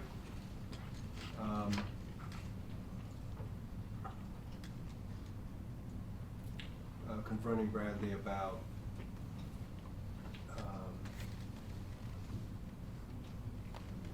I'm putting the transcript has quotes. He's saying to Bradley, but it's not like you were like, hey, don't kill him. You're like, yeah, that fool had it coming. Isn't that what he says to Bradley? Yes. He says you guys were all part of it, you acted as a group. It wasn't Eric by himself, right? Bradley started making a statement, but in response, but Investigator Dunford they cut him off. No, you're making excuses. Page 71.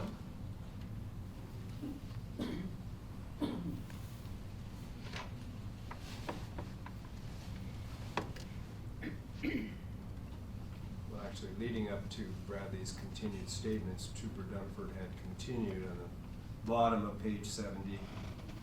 You need to be sorry for what you did. That's what I'm getting at. You need to feel that you're sorry. You need to feel that what you've done was wrong and get over it. Whatever excuse you want to use, get over it. But be sorry for what you've done and own it.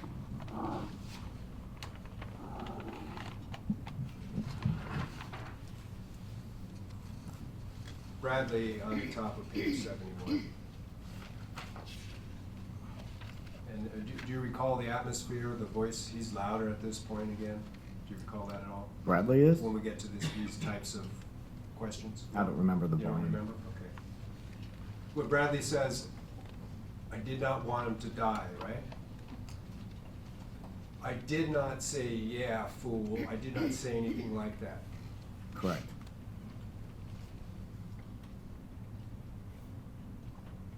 And pressing him further, what did you say then? Nothing, because I was trying to get, because I wasn't trying to get to get beat the fuck up like that too.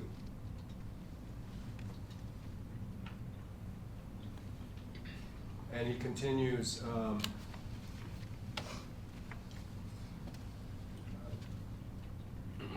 he says, don't even, and then there's a pause, and his mom says, don't even what? No, you're just saying that I wanted him to die when I didn't want him to die. Well, that's not completely accurate. He says, no, you're just saying that I wanted him to die when I didn't want to die. Yes, correct, I read that wrong.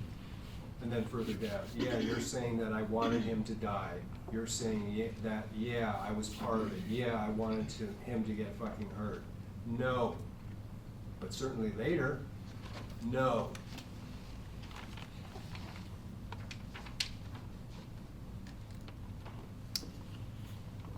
Talks about, it's still Eric, and stays that way through the rest of the interview, right? I think so, yeah. Because a few days later, when asked by a grand juror who shot David, you said Eric did. I'm gonna ask that to refer to the transcript number. We got about a 5-inch thick transcript of grand jury. Refer to the number. Well, Is that number 70 or? I think it's on, I left my grand jury transcript. Well, that's kind of important. Mr. Provost is representing that Sergeant Nixon stated a personal opinion. Sure, let's get it out. Well, here you go. It's your cross-examination. I'll let you use my book. Thank you very much.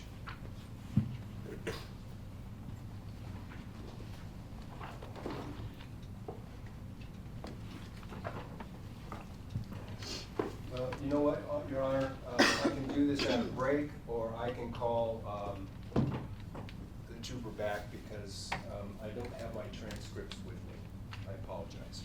I'm not gonna take And I'll this just- time right now. So I withdraw the question, or the statement. But I will bring it back.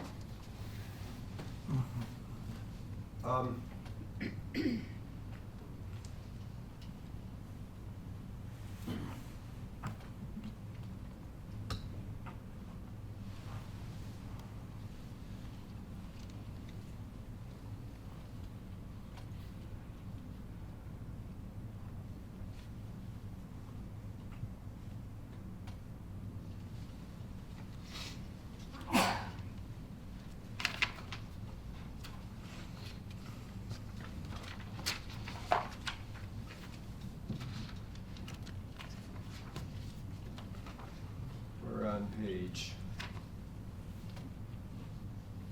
Moving on, let's skip some here and just keep moving on here.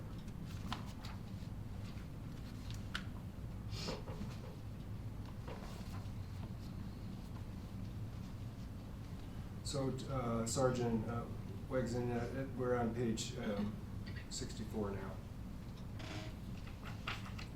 And he had walked you through, now they're out at the Butte, or the location where David was murdered.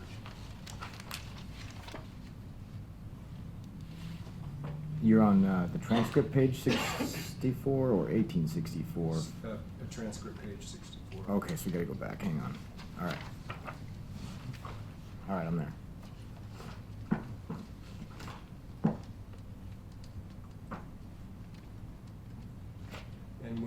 describes where people were standing, where he was standing, and David gets shot. And he says to you, next to me. He's Yeah. like next to me. This is on page 64. Sorry, I'm not tracking because that's not on page 64. Maybe it's 84? I need my glasses.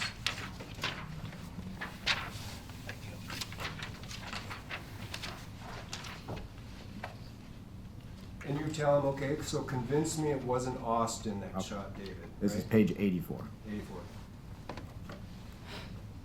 Because you left him out, which leads me to believe that maybe it was. Bradley maintains Eric. And you tell him to convince you, and he says, he pulled out the gun out of his backpack, and when he put it up like this, I looked away because I didn't want to watch somebody die, and Eric shot him. That's what he said. Right? And then at the top of 86, he talks about the Ruger, and it was the Ruger and then some other gun. You ask him to describe the gun. Then at the bottom, you tell him that you have the gun.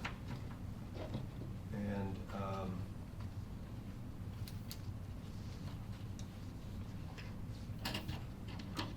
a bunch of one-liners, either talking over each other or back and forth at Bradley.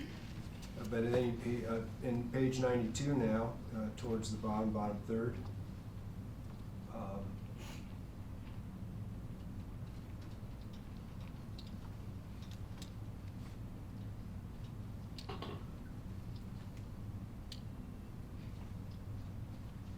he responds to a series of short questions where people are talking over each other.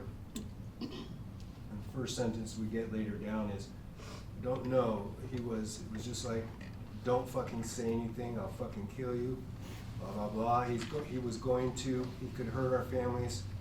I don't, just a bunch of shit. And you're asking about where the gun is, he says it's in his hand, and that he's waving it around. Are you on, which page are you on now? It was on 92, bottom 92.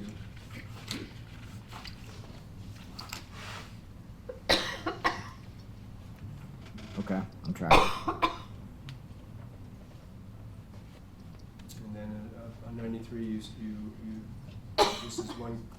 is this is a question only you can answer. You tell him, and I don't know the answer. It's your opportunity to tell the truth. How did you feel right then, right there, right then, with Eric standing next to you, holding a gun, telling you, "Don't talk, or else I'll kill you and your family"? Bradley says, scared, right? Yes. Why were you scared? Because I just witnessed something that could potentially hurt people I love, or me, or any of that stuff. You tell them that makes sense. I just need your side of the story, right? Yes. So you backtrack again, you regroup and go back to the Bronco and who's driving, checking the consistency of his story, right? Yes. And then back to page 94, you're asking about the conversation in the truck.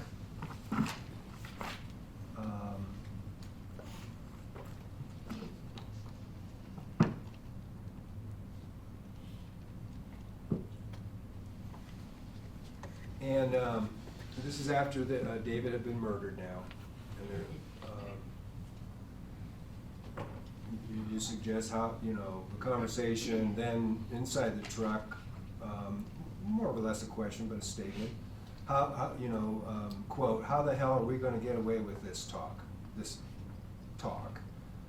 sort of thing. I need to know what's going on inside that truck. Drove around a while, Bradley responds, we're a little bit to find somewhere to burn the truck. And he was thinking about where we could get gas cans or whatever he wanted to use. He's talking about Eric thinking. And I said, I know where we can get some gas cans. And lo and behold, at Devin's house, right? We had testimony on that. I think Yes. you were here at that time. I was. You were the witness. So we're back to him now in more detail now, basically confessing that he was part of the arson, that we're wondering where to get gas. He says Devin's got an empty gas can at his house, right? And that's what they do.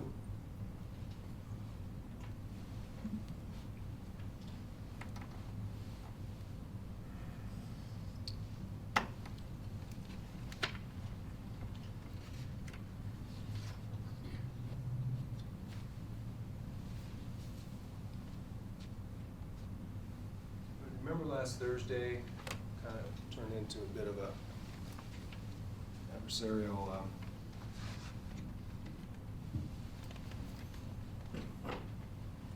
conversation, but just discourse. But remember we were talking about that phone number and that woman? Pamela Grundon. Right. Have you had an opportunity to follow up on that since testimony? No. Never found a report or anything? No. You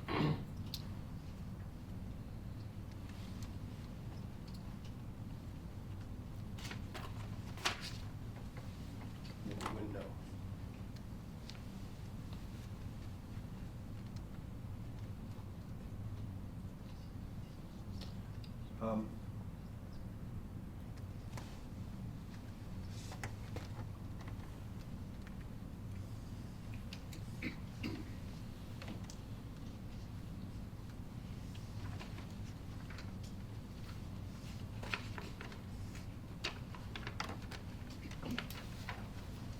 We know how that all went down, and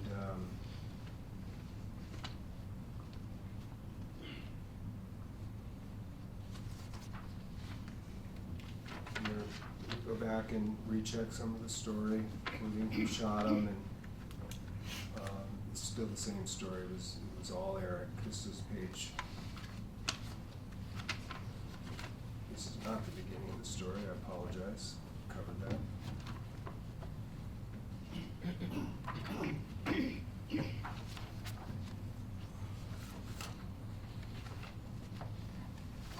All right, we are close to the end here.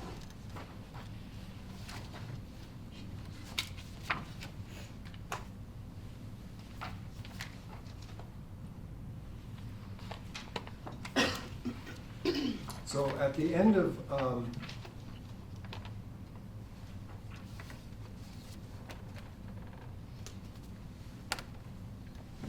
this interview, which went on for a while yet, talked about the burning of the Bronco and the vodka business, and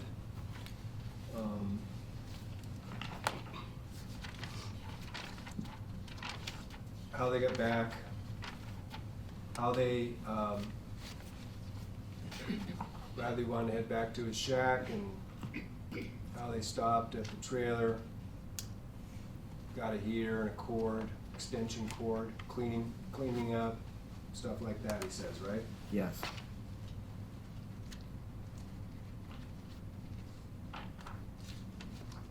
So you cover that part of his story repeatedly as well. And that's what essentially this interview is. So,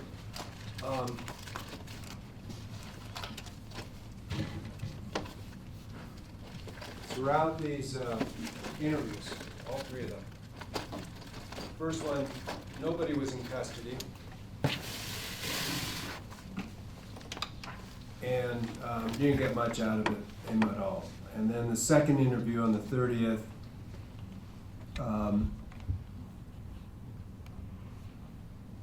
you know, there's a lot of missing pieces, and as you've testified, within a week you had a ton of evidence come in that you've been collecting and working on. So by the 6th of December, Eric's already been arrested. You know a whole lot more about what took place and what Bradley was telling you. And yet, he wasn't giving up anybody else at that point except for Eric, right? From the 30th? Oh, no, on the 6th. Oh, on the 6th, By that's the correct. last one. Yes. yet, and that coincided, the story changed that it was Eric when it coincided with his being incarcerated time-wise, right? He read the affidavit, that's what he told you. Right.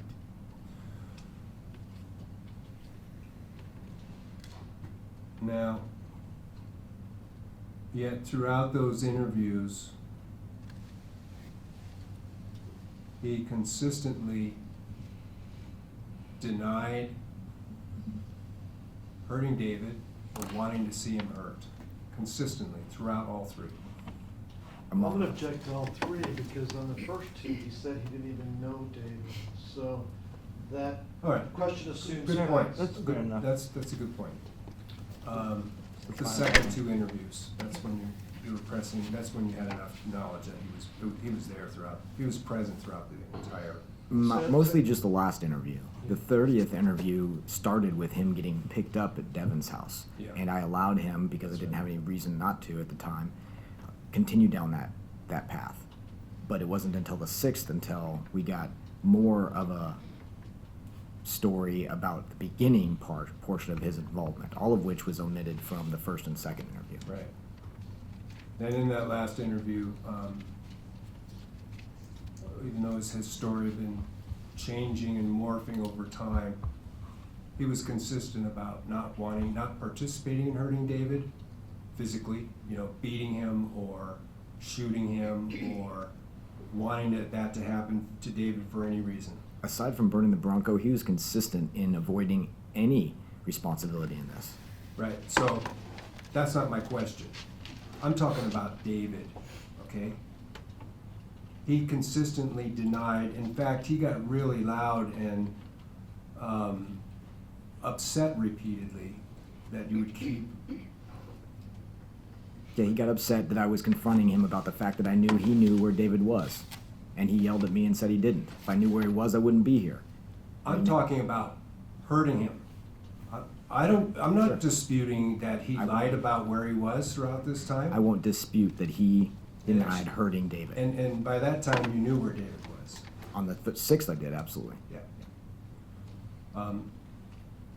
And every which way, all the techniques of interrogation that you used, you could not shake him from all senses of logic and incentives that he was scared.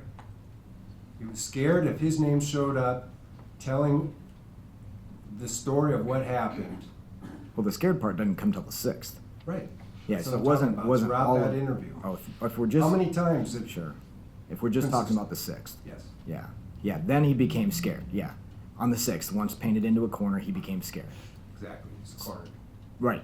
But not from the first interview, not from the second Well, there's interview, no not reason, when given every in all fairness, and to opportunity. me, for mistakenly including those interviews, he was never accused of hurting David. That wasn't part of the Sure. narrative at those times. Correct. But when you had it down, and in fact, you walked away from the 12-6 interview still with nothing much but to believe it had to have been Eric Almendinger. No, I walked away from the 12-6 interview with not a whole lot more than I walked into the 12-6 interview, other than now he's at least including himself in the being present when all of this is happening, helping David into the Bronco, figuring out amongst the others, giving ideas on where to go once the David's All right, been having murdered, said that- and given the direction to go to Devon's to get the gas cans. Sure, okay, you can stop now. So I'm done, Your Honor, but I'd like to have Sergeant Wegson available to follow up on his statement to the grand jury that Eric shot David. I'll follow up with that as soon as I get mine, or if you're offered to go through your book at break is still available, I'll pull that page. Okay. You deny you said that? Read No, your- I'm not denying I said that. I want to know what the context was, because I don't remember saying that, and the transcript would. Well, let's just get the Yeah, transcript rule- before we speculate. Well, the So- rule actually requires if a witness is confronted with the inconsistent statement, the witness has to be afforded the opportunity to look at the statement. That's just been a. Absolutely, that's why Right. we're just gonna hold off on that, so don't speculate whether you did or Okay. not, we'll wait. Okay. Yeah. All right. All right, redirect.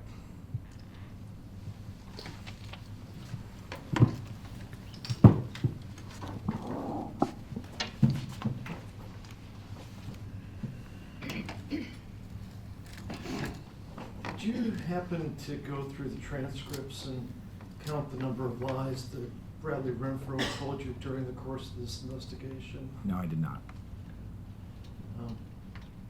A few? Many? Many. Speculation, Your Honor. Well, no, because now we know there are some given facts. It's not speculation. Well, the number is, you can ask him if there was in his opinion, if there was a few, maybe that's fine. But you Were can't there give a s- number. I could change it, but there's substantial lies in the first interview. Yes. Were there substantial lies in the second interview? Yes.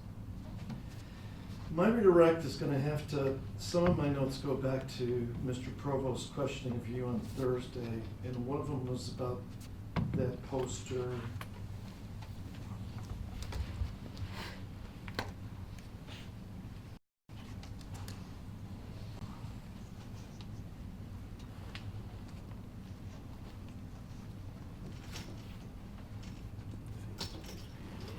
Defendant's Exhibit A.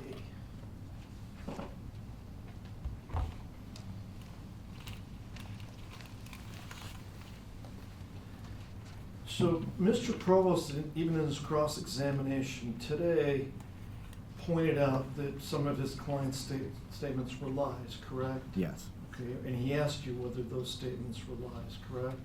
Yes. Okay, so I want to ask you some questions, and as far as ascertaining which of his statements were certainly lies in these transcripts, let me ask you some questions about, at this point, if we do that analysis, what are givens in this case at this point?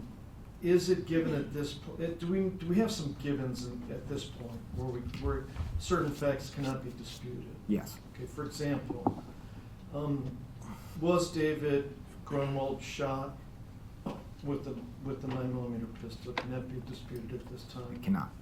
So is that a given? That's a given. In terms of analyzing which statements of Renfro's were lies, we can use that as a tool to analyze the statements? Sure. Okay. And then, David's blood being found in the camper, so the fact that the camper was the site of the assault, is that a given at this point? Yes, it is. That the Bronco versus any other vehicle was used to transport David to Connect River Road, is that a given at this point? Yeah, we don't have any evidence to support that any other vehicle was involved. The fact that gas was purchased at the Holiday, is that a given at this point? It is. And that a cab ride was given to 3 individuals from the Schrock River Bridge, is that a given at this point? Yes, it is. And the fact that Renfro, Elmeninger, Johnson, and Barrett were back at Alyssa Bledsoe's property on the 14th, is that a given at this point?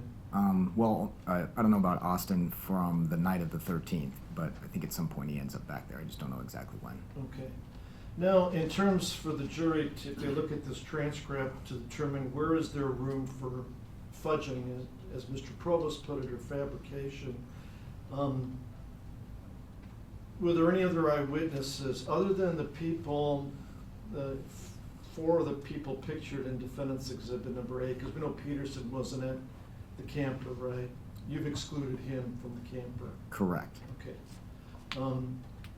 Are there any other eyewitnesses other than the 4 others pictured there and David Grunwald as far as the goings-on in the camper? No.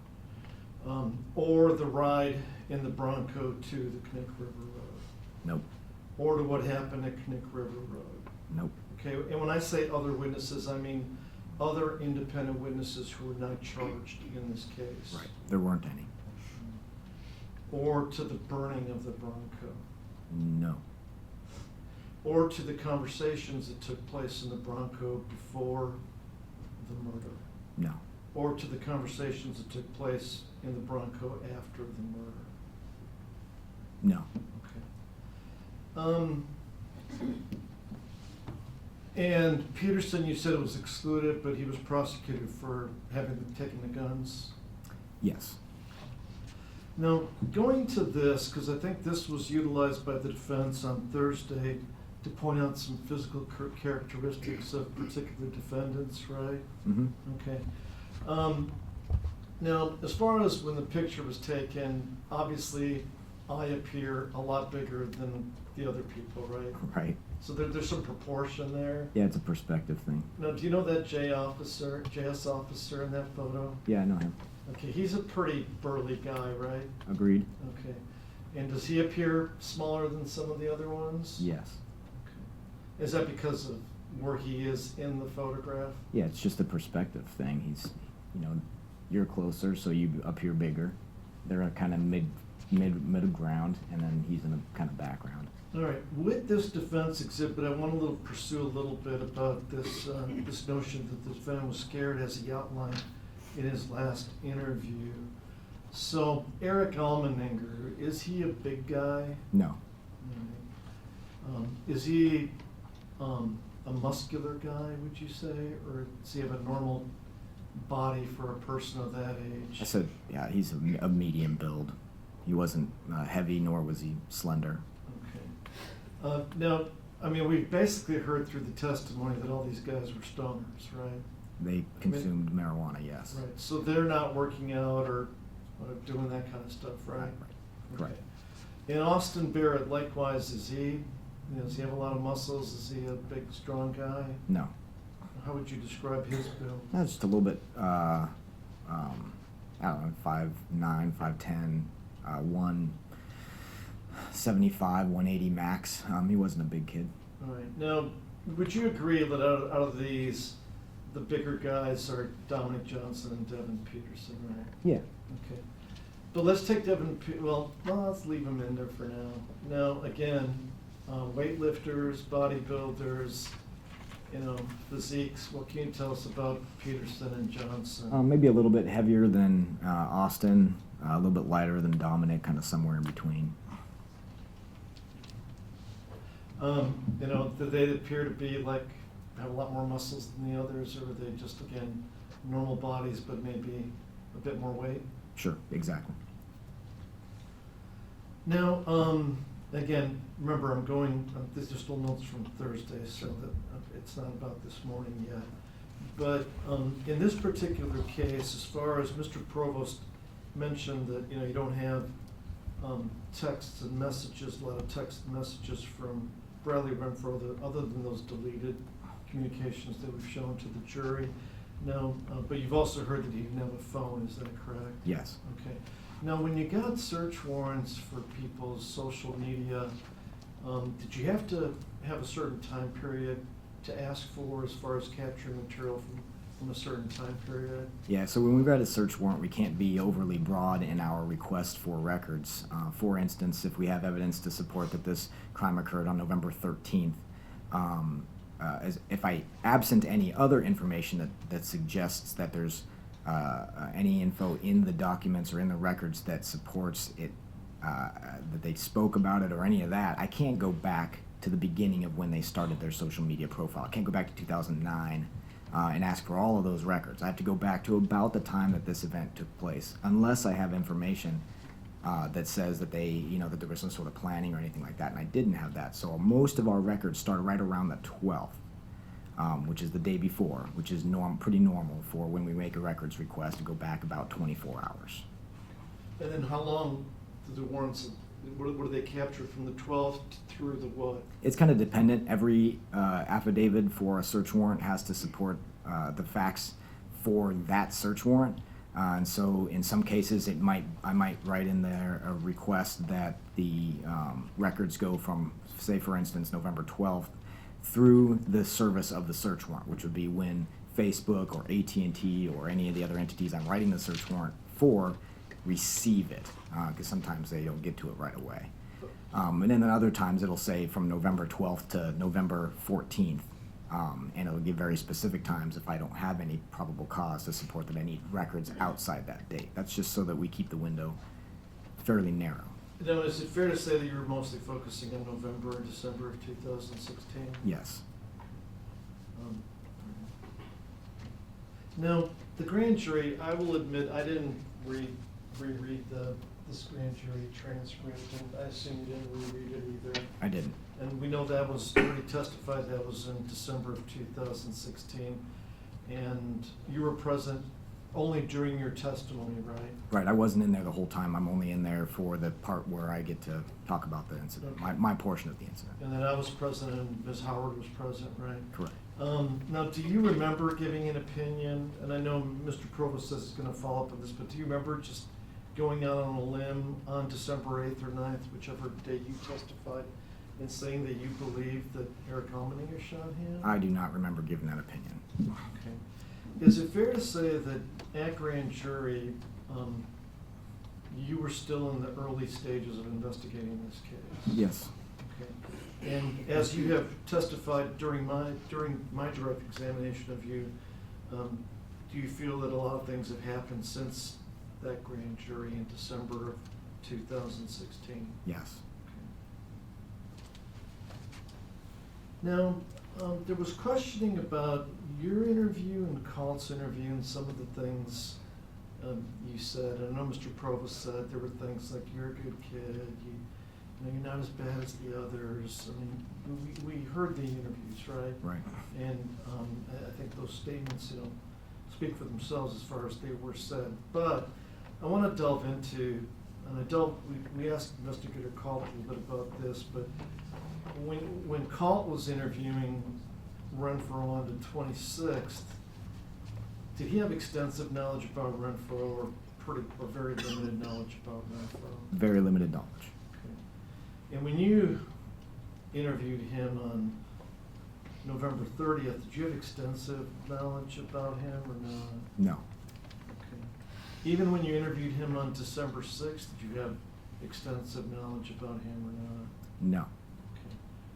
Okay. Now, conversely, is it fair to say that when you interviewed him on the 30th, you had a bit more knowledge than Colt had on the 26th? Yes.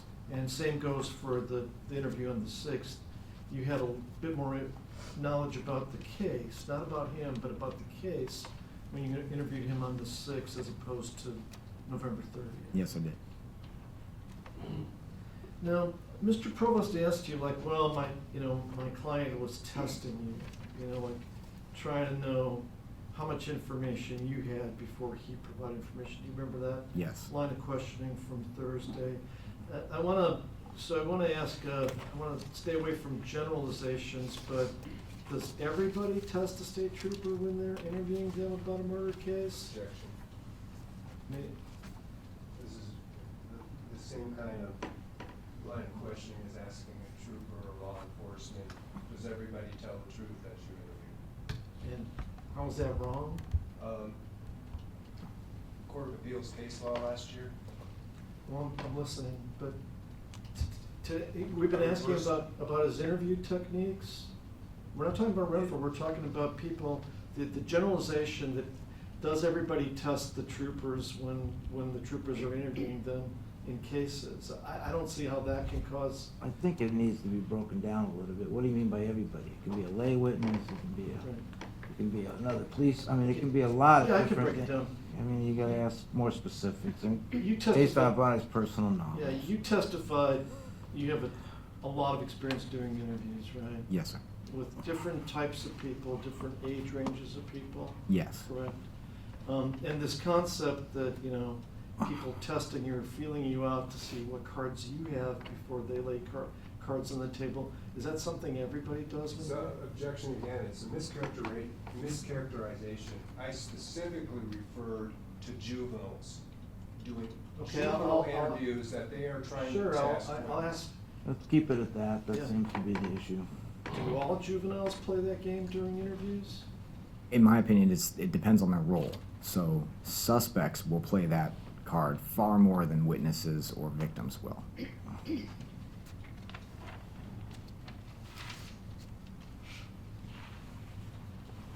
Now, the next questions are about the November 30th interview. First thing I want to ask you about is this notion of cooperation, because that was used in Mr. Provost's cross-examination of you, and it's used in the interview to an extent too. Now, can cooperation have a number of different meanings in terms of what type of information you're getting from a person in an investigation? Sure. Okay. For example, we talked about this notion that one possible cooperation would be Renfro doing a glass warrant with one of the other people, meaning, well, I guess it's narrowed down to the people on that poster, right? Yes, that's correct. Now, or cooperation can mean giving more information in the interview? Correct. Okay.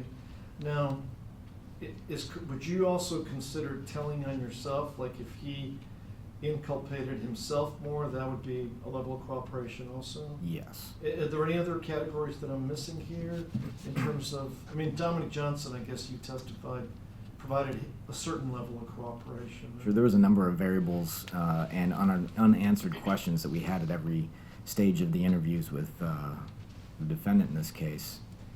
And at any one of those levels, or I should say at any one of those opportunities, cooperation could have played a different form or could have taken a different form.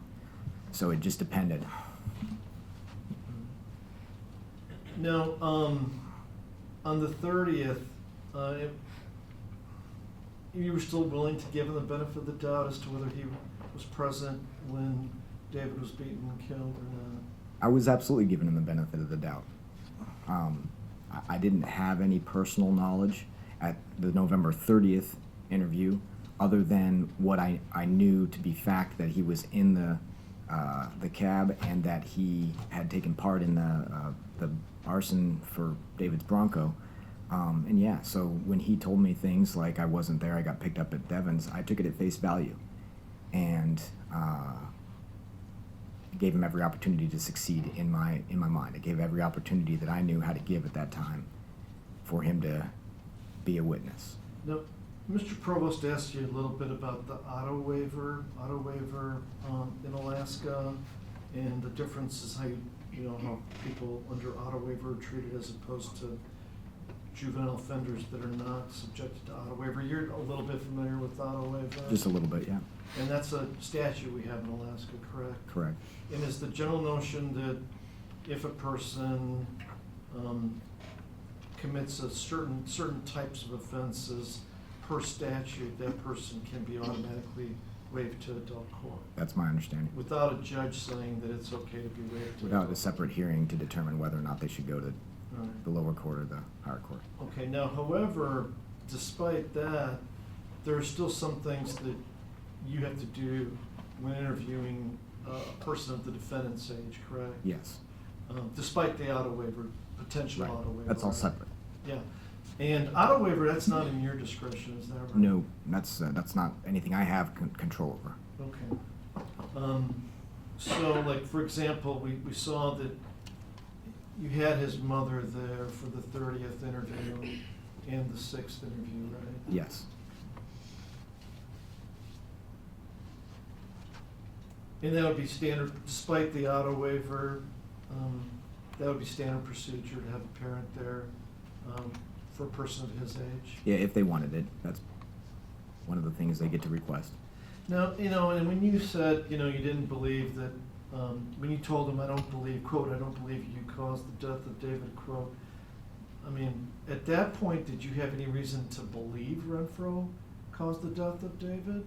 If we're talking about November 30th, Right, we're I still on no, November 30th. I didn't have a lot of the answers that I was looking for on November 30th, including that one.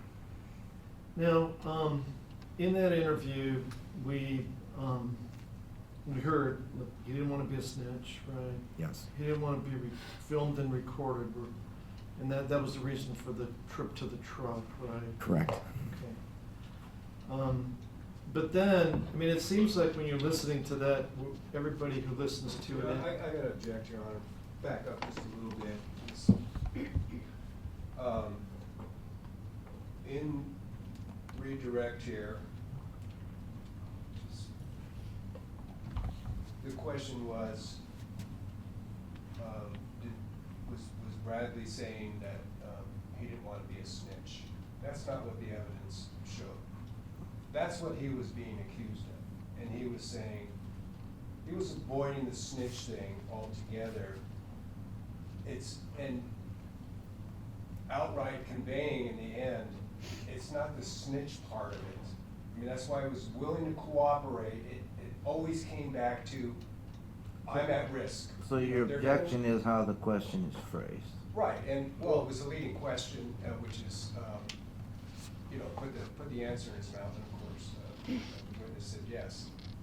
It wasn't, I mean, of course, snitching is always gonna be a topic in these investigations. Well, I think you can ask him, a question on, was he concerned about becoming a snitch? That seemed to be evident throughout. Because he would be harmed for snitching, And not that's because. your Well, follow-up, so. That's up, the jury's gonna decide That's what right. he meant. Mr. Provost can believe one thing, but I think the state is entitled to explore Well, here or code. We're back to asking the trooper what his No, we're not. personal I'm- impressions or opinion are. Well, that was most of the cross, but again, I'm gonna be asking about, follow-up about the exact things that Mr. Provost was asking as far as his client's statements to Sergeant Wiggs, and so these are narrowly tailored as far as the exact questions that were asked.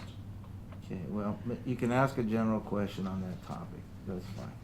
His statements, did he just flat out say that he did not like being on video and on audio? He didn't use those words. Yeah, But he he used his used own words, You might used his want, own. Mr. Kalichek, you should also refer to a page, if Okay. that's where he said it, so, I mean, it's. Well, first I'm just going off his memory, but I will get to pages Talking eventually. about a specific statement he I mean, why did you guys go out to the truck? I mean, just ask that question and have you. That was his suggestion, can we go for a walk? If I remember correctly. And then I kind of reinforced that when we finally got in the truck and saying, hey, okay, but now that we're out of the cameras and all of that, I'm we not can. on any page, I'm just asking witness's memory.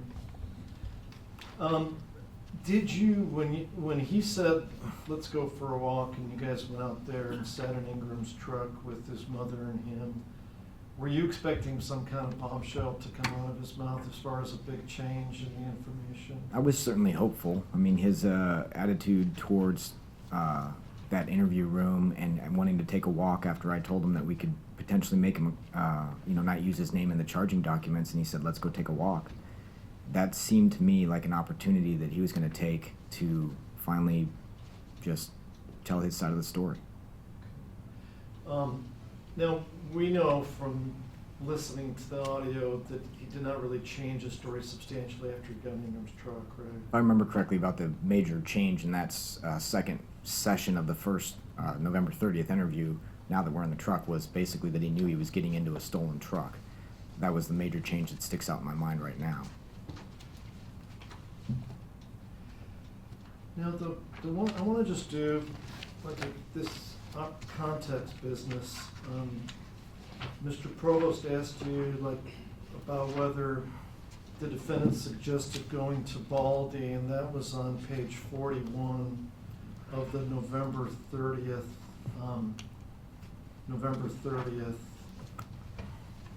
statement. So tell me when you're at page 41. What exhibit number is that, so that we'll know that? 309. It's the. Should be marked on it, right? What one is it? 309. 309, okay. Let's just call it exhibit 309.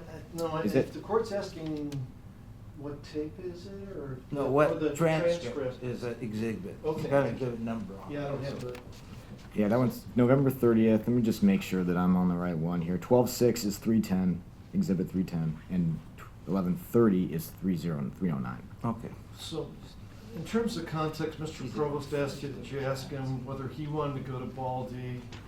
And then the answer was no. Correct. Now, however, did he make a statement right after about that area? Yeah, he wanted to go to the Little Sioux because that's where I used to go camping all the time. That's page 41 of exhibit 309, the 11:30 interview. And then, if specific to the Baldy question,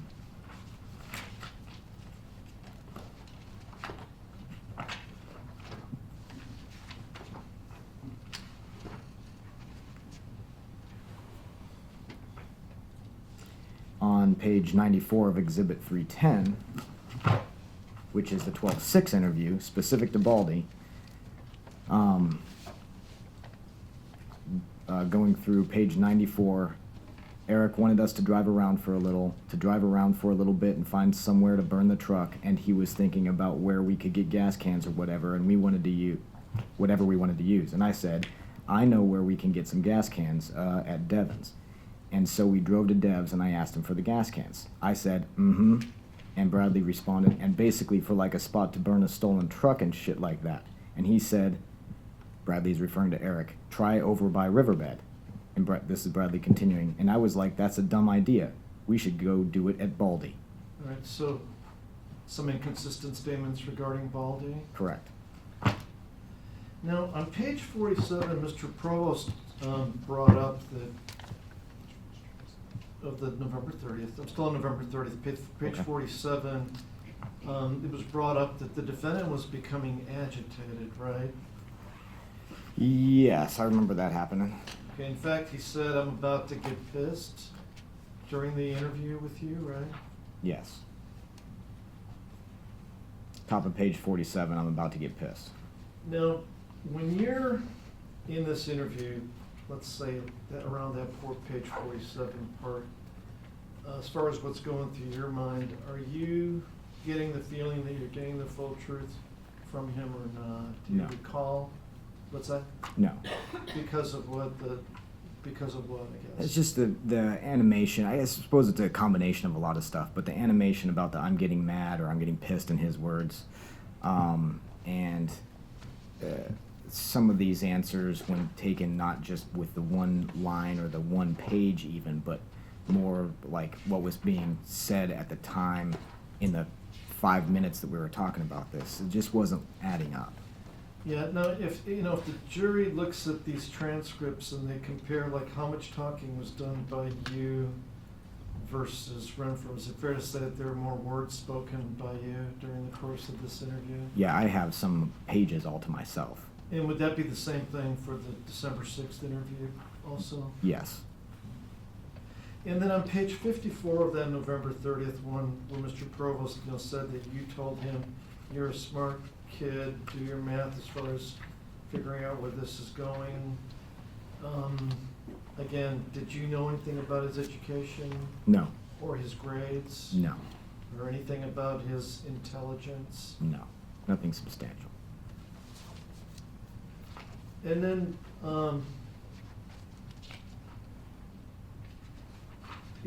the snitch, there was discussions about snitching versus not snitching, is that right? Yeah, bottom of page 54 on 309, which is the November 30th.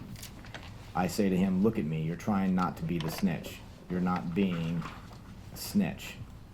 And there's some back and forth between me and Brittany about him doing this.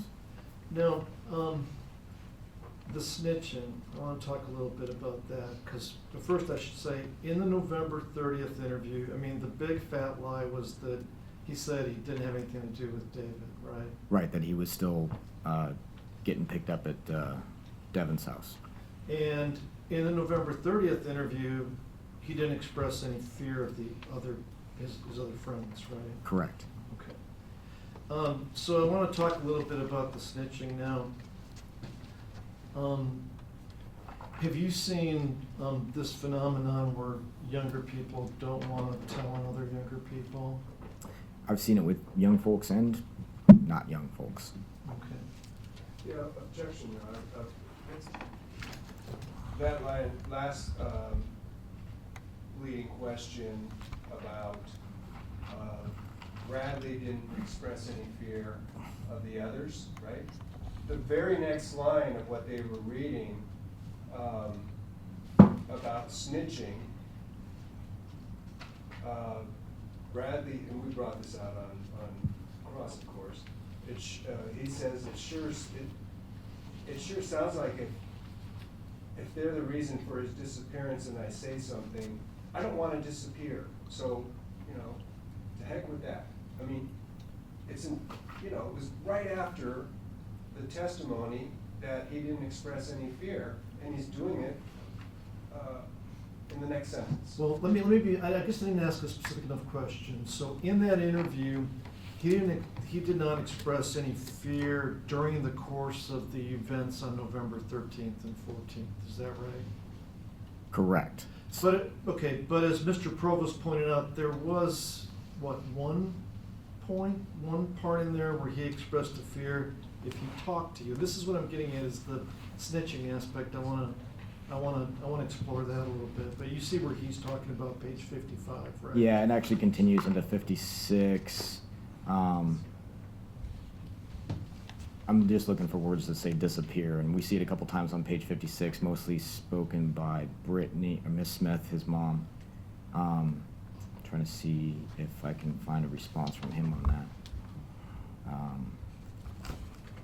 Yeah, I don't think he ends it necessarily. He says, like, check the black and white, like it's in the songs and shit, like it's how it works. Okay, so this is what I'm trying, let me just tell you where I'm trying to go with this, now tell Mr. Provost. I'm trying to explore this issue of, so we know he made big fat lies on the 30th. Trying to explore the issue of, did he make those big fat lies because he was truly scared, or because of his Objection. allegiance to his Objection, Your Honor. friends? He's asking for an opinion about Bradley's subjective state of mind. He can give his own state of mind. Well, I haven't finished I just No, told him but- I just told him what I wanted to ask him about it. I've not asked any question about his state of mind yet. I'm kind of prefacing where I want to go with this issue of, was it allegiance or was it fear? It's still speculation. That is. No, not He based- doesn't know it. No, not based on his statements. So just, I'm gonna go back to the statements. It's not gonna be what do you think, but it's gonna be based on statements, whether from the statements he said that he did not want to snitch on his friends, or whether he was in fear for his life. So it just I'm goes still to a the little statements. confused. I mean, it's, why don't you just ask, Well, it's, point to a specific statement. yeah, so in his statements, did he ever say that he was actually in fear of his friends on November 13th or 14th in that November 30th interview? I believe the only time he gave a specific example of something that caused him fear on November 13th and 14th was during the December 6th interview. He talked generally about being disappeared on November 30th. Okay. But he didn't talk about being in fear of them on the 13th or 14th during the November 30th interview. I don't remember that happening. I remember specifically on the December 6th, and I'm certain it's in here if we want to take a look, but December 6th is when he says he was held at gunpoint by Eric and the whole time. But that's the 6th. I don't remember specifically anything about Eric or Dominic. Objection, this is, we've spent an hour going through the 11:30 for that very reason. It is full of those statements. Well, Judge, I disagree with Well, that. here's, So, okay, I think you're both missing the mark. We've already established he did not admit at any time in that interview on November 30th that he was present on the 12th and the 13th, correct? 13th, 14th, yes, sir. Okay, so he couldn't have talked about being in fear that night because he never admitted he was there. He admitted his participation started at Devin Peterson's house on the night of the 13th. That's Okay, correct. so I guess you can go from that point. Okay, I will. But then in the other interview on November 6th, he gets into more details of what happened that evening. Yes, sir. Okay.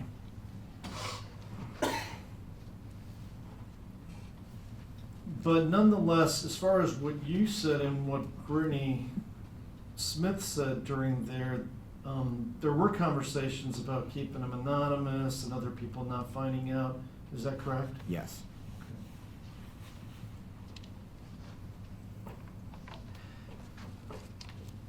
Now,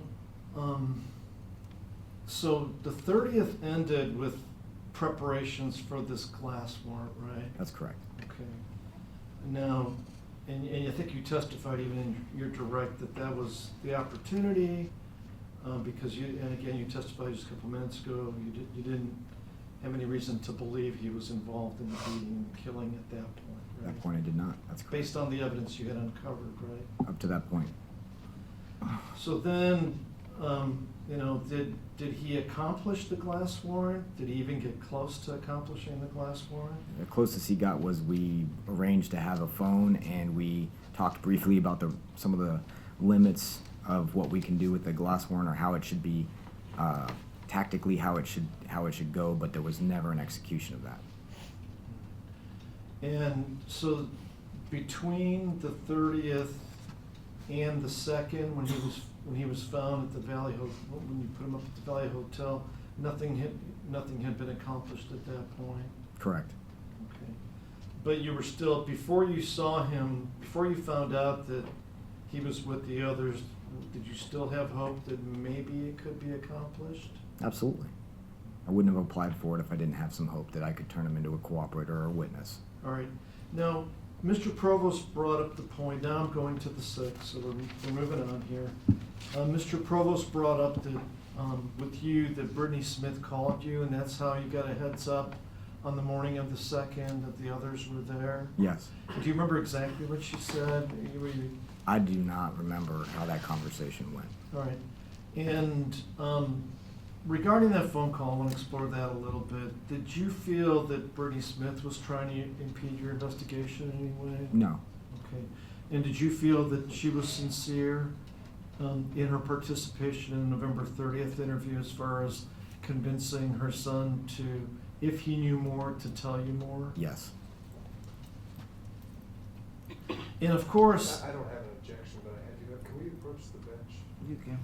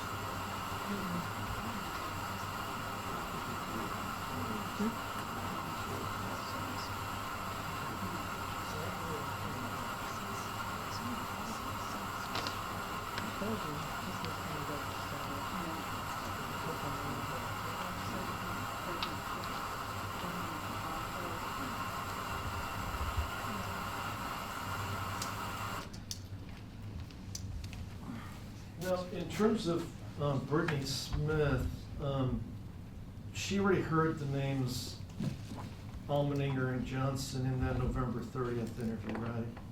I think so, prior to us speaking with Bradley. Okay. So in terms of her having concerns, some of those concerns could have stemmed from learning about these other people through the interview? Well, it was brought, actually, this issue was brought up by the defense as far as showing state of mind, and the hearsay of Brittany Smith was I'll let allowed. him answer the question. I'm sorry, could you repeat it? So her concern that Johnson was with Renfro, could it possibly have been because his name was brought up in the 30th interview Could have been. in relation to the David Grunwald murder investigation? Sure.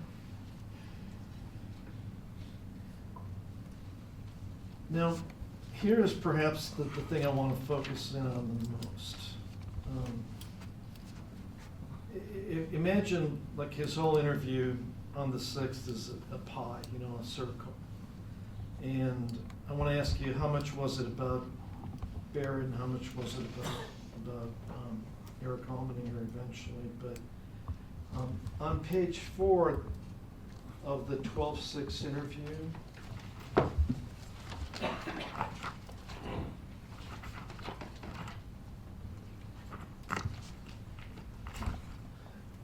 so we already know you got him in, he's been interviewed twice, his mother's there again, he's at the trooper post, he's being recorded, right? Correct. Okay. And then, in terms of, is he telling you the truth or not? On page 4? Page 4. Yeah, he said everything Eric said is true, and we go through the Facebook story, as he puts it, regarding what actually happened that night, and he just wants to kind of, let me just piggyback on that, is my interpretation of this. But his statement, and I'm reading it, this is not me asking for interpretation, Bradley Renfro, the one that he said where not DJ did it but the other one. And then 4 lines, and then later on page 5, on the bottom, in conjunction with that previous statement, Bradley Renfro, quote, Eric didn't do anything, right? You see those two that I was talking about? Yes. So, Yeah, I see that, it continues on the bottom of page 5. Bradley Renfro, Eric didn't do anything, it was somebody else. so right at the beginning of this interview, you hear him say, it wasn't Johnson, and it wasn't, Wasn't Eric. and it was, It wasn't there. He said it wasn't DJ, it was the other one in one statement. yeah. And then at the a few lines later, after we confirm what he's talking about here, Eric didn't do anything, it was somebody else. So process of elimination, he's not confessing that he shot David Grunwald, right? Correct. So process of elimination, it wasn't Almeninger, it wasn't DJ, Dominic Johnson. Who's he talking about here in this first part of the interview? Austin Barrett. Okay. Now, however, when I, looking at this transcript,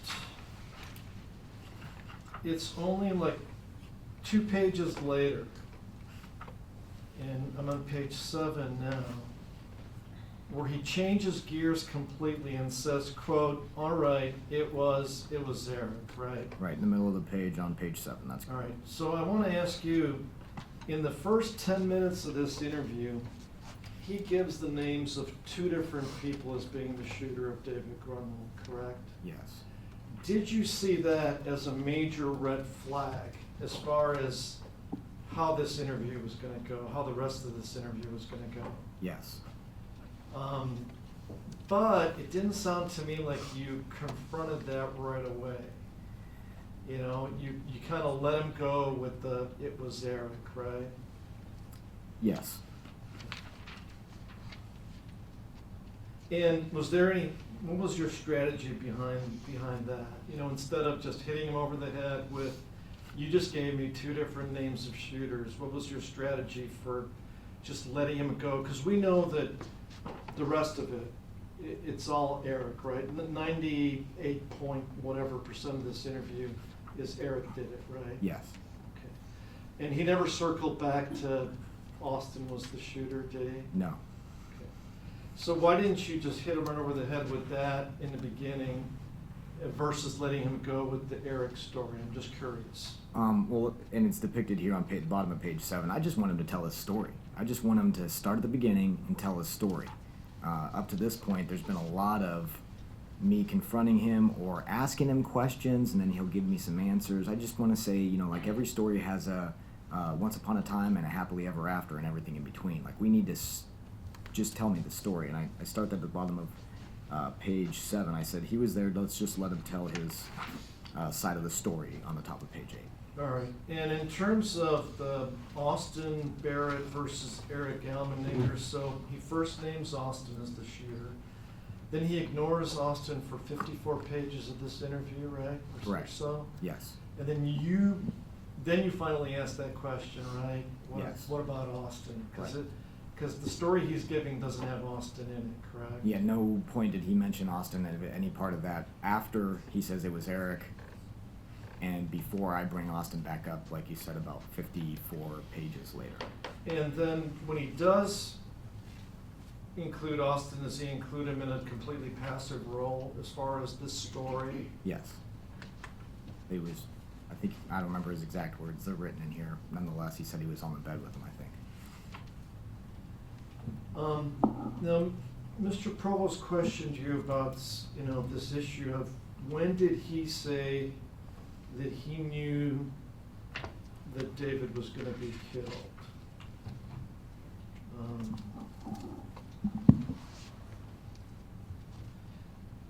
Does he give different answers on that subject during the interview?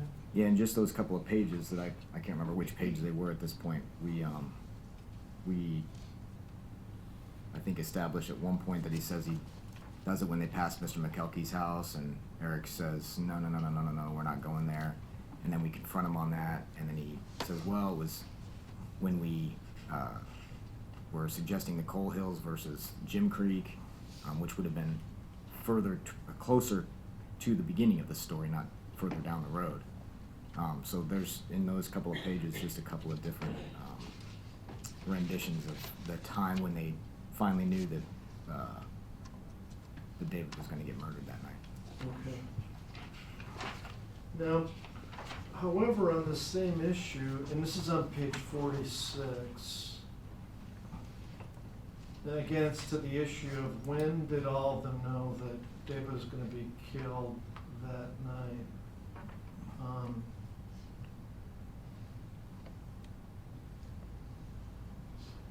So I'm looking at page 46, and the question by Dunford. Okay, all right, fine. So he says I'm going to kill him, or words to that effect. Can you fill us in on what exactly he says and when he says it? Is it before he goes and gets the gun, and then the transcriber goes, Bradley Renfro nods head. Then it says, Dunford says, quote, yes, okay, you're shaking your head, nodding yes, okay. Just tell me what happened, tell me what he said, and Renfro says, quote, I don't really want to talk about it, quote. Did you see that? Page Yes. 46. Yes. Okay. Now, so this nodding head was that an agreement to Dunford's statement that people knew that David would be killed before Eric got the gun? I'm sorry, say that question again? Yeah, and this goes to the issue of, like, when did everybody know that David was going to be killed? Dunford was making a suggestion that people knew it before Yes. Eric Almeninger went to the house to get the gun, right? Right, so the question that Investigator Dunford asks specific to Bradley's answer is it before he goes and gets the gun? Referring to, is it before Eric goes and gets the gun? This is at the trailer. Bradley Renfro, according to this, which is, they use the video to help with this transcription, nods his head. Investigator Dunford confirms that. Yes, okay, you're shaking your head, nodding yes. Okay, just tell me what happened, tell me what he said. And that's when Bradley responds, I don't really want to talk about it. And then he says, and I say, I get it, and we kind of go back and forth. I go into, it's tough. The cooperation goes a long way. So on the issue of fear, during the interview, was there some flip-flopping as far as his answers of whether he was afraid of people or not? From November 26th to the December 6th? Yeah. I'm just on the December 6th one for now. We already know that he said he wasn't afraid of the other ones on the first two interviews for the most part, with the exception of He's certainly, I'm inferring from his statements, and he may be just saying it all out, that, in fact, in one page, he says he's afraid of Eric's friends, and that he doesn't know who all of Eric's friends are. So there's definitely some talk about fear of Eric's friends. But in terms of process of elimination, I'm going to page 43. You actually asked him, yes or no, are you afraid of individual A, individual B, individual C, correct? Yeah, I remember doing that. And so specifically, what did you ask him about Dominic Johnson, and specifically, what was his answer on page 43? On page 43, middle of the page, are you afraid of Dominic? I ask, are you afraid of Dominic? And Bradley replies, no. And they go on to name some of the others. All right. Did you ask him about Austin or Andrew? What? I did. And what did he say specifically? He said he wasn't, he said no to the question, are you afraid of Austin or Andrew? He said And no. specifically, going with this poster, the other one, Devin Peterson, what did he say about, what was your question about Devin Peterson? I just said, what about Devin? And he said no. All right, so if we're trying to narrow it down, his statements, not his frame of mind, I'm not gonna ask you to speculate, but his statements when he said he was afraid of Eric Almeninger, Right. who's in jail already Correct. during the course of this interview, right? On December 6th, yes. and Eric's friends, quote unquote, on the top of page 43, correct? Yeah, 44 goes into, well, actually, top of 43, he says Eric's friends, and then on 44 again, well, I don't know all his friends, that's the thing.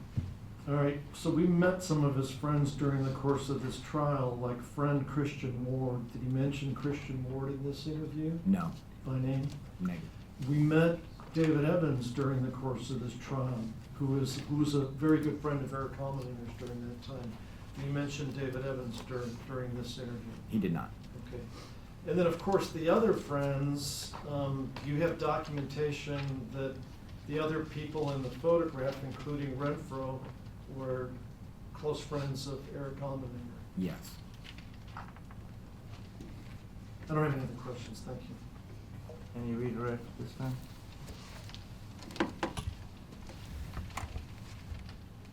Just a moment, Your Honor.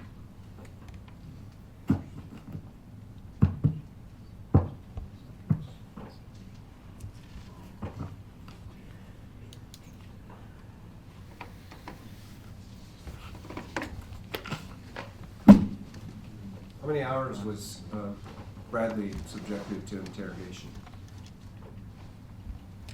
And Had a 2.5. usually by two troopers, We had 2.5 hour interview on November 30th. and an hour waiting for mom. Right, that's after the hour waiting for mom. And then a 2.5 hour interview on December 6th. And as With part mom of what present. you were doing is looking for consistencies and repeatedly going back to the beginning or jumping back to another question to test consistency and whatnot. To test consistency? No, to find. You didn't I want, suppose there was you a wanted part- to sure, determine that if was the part of it. stories were consistent? That or- was absolutely a part of it, but that Okay. wasn't the main function there. All right, but whatever the function was, you kept going back into different scenes and different periods of time, right? Yes. So, so for, and you're dealing with a juvenile, and you know that.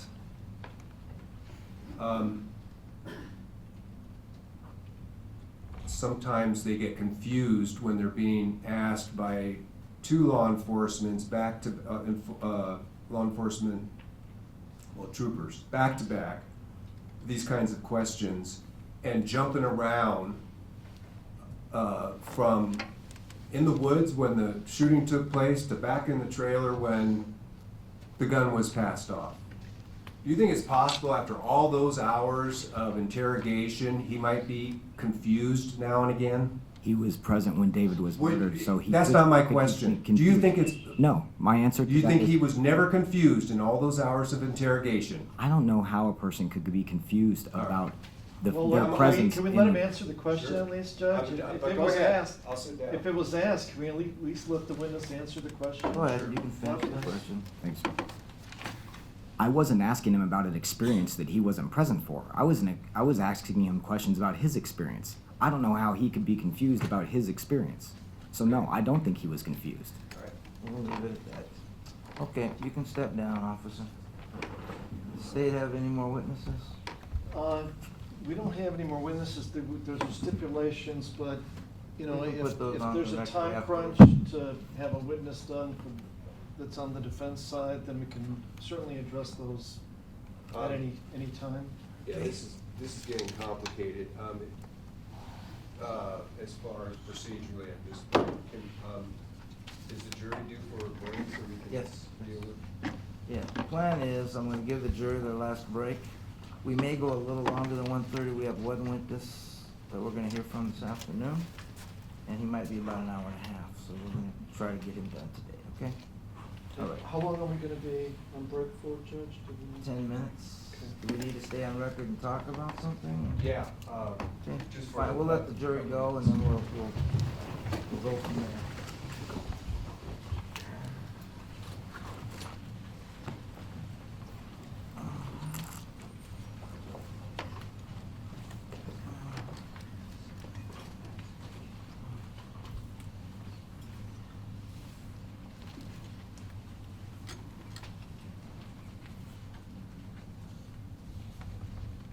Okay, Mr. Provost. Yeah, so, I say it's getting complicated procedurally because of trying to get this witness, Dr. Smith, in and out in one day.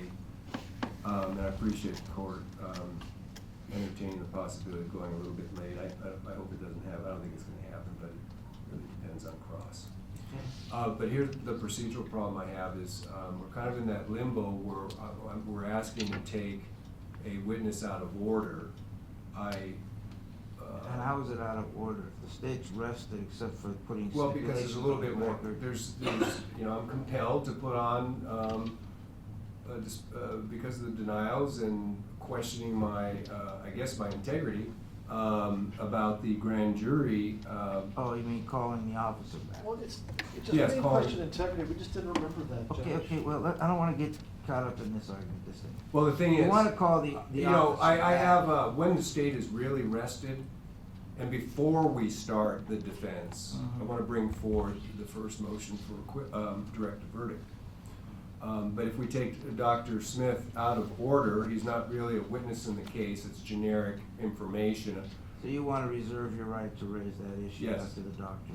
Well, and obviously, we're gonna have to tell, since I haven't rested in front of the jury, we'll have to tell the jury that because of scheduling, we are taking a And we defense do witness. that's done often, so I can Okay. explain that to I don't- them, that the state has more exhibits to put in, and then we'll officially rest, and then we'll go from there.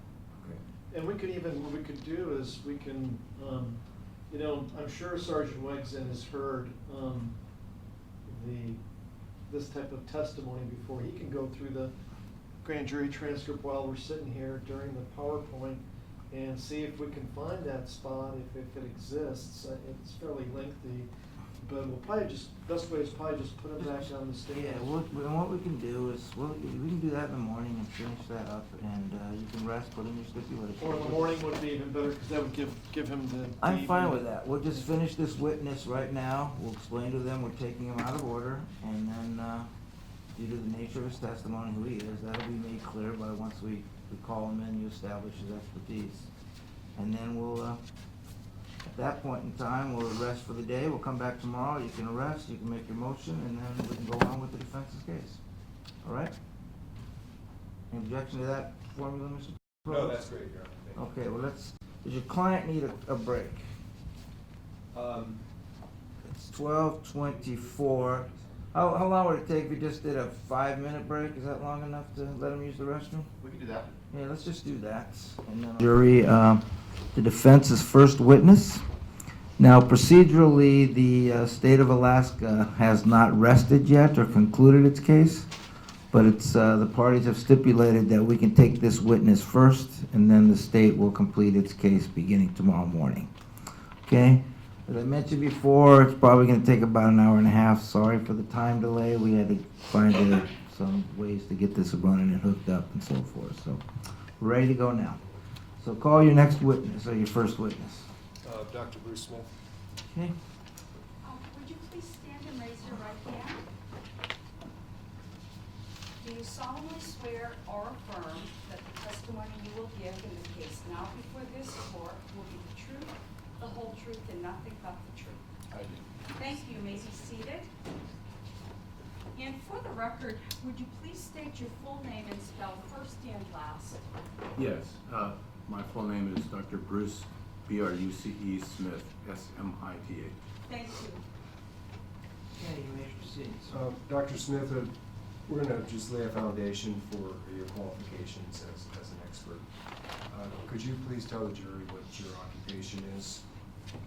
Yes, I'm a clinical and forensic psychologist.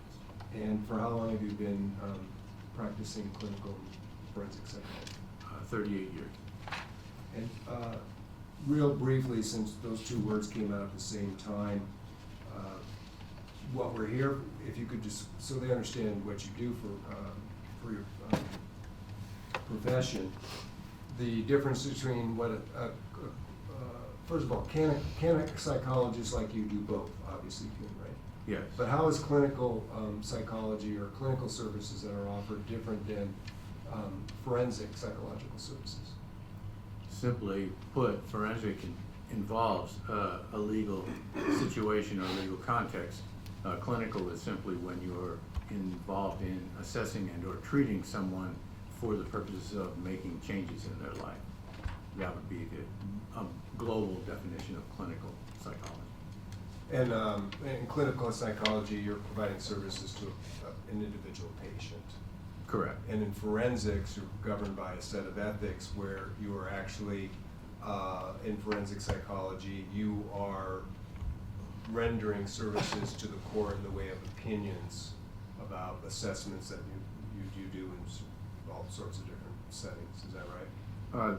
That's essentially correct. It's an assessment process in a forensic setting, usually risk assessment, but sometimes also competency, and it's always in response to a legal context or circumstance.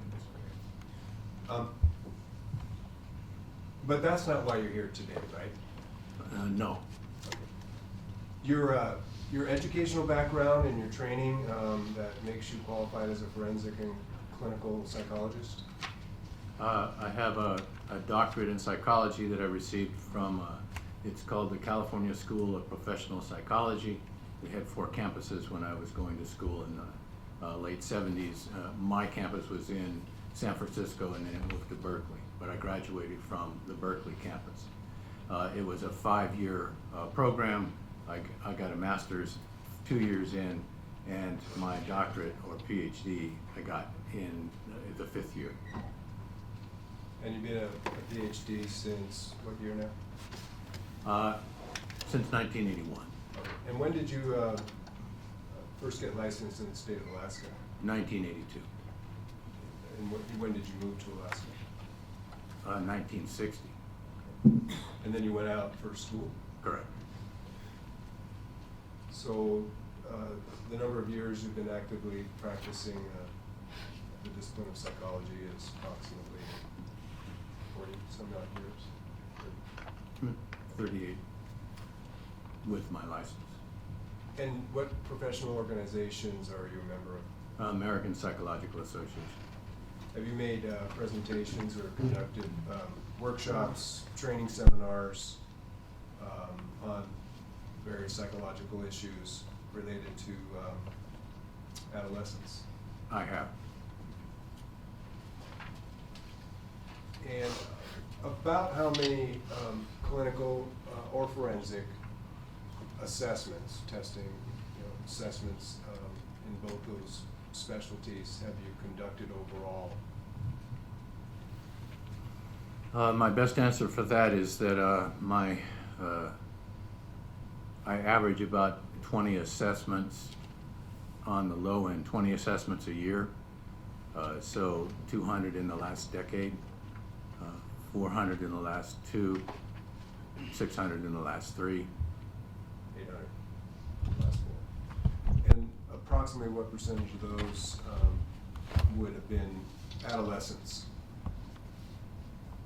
Say in the last 10 years, more recently. I would say between 30 and 40% were adolescent in the last 10 years. And how many times have you been qualified as an expert and testified in our courts?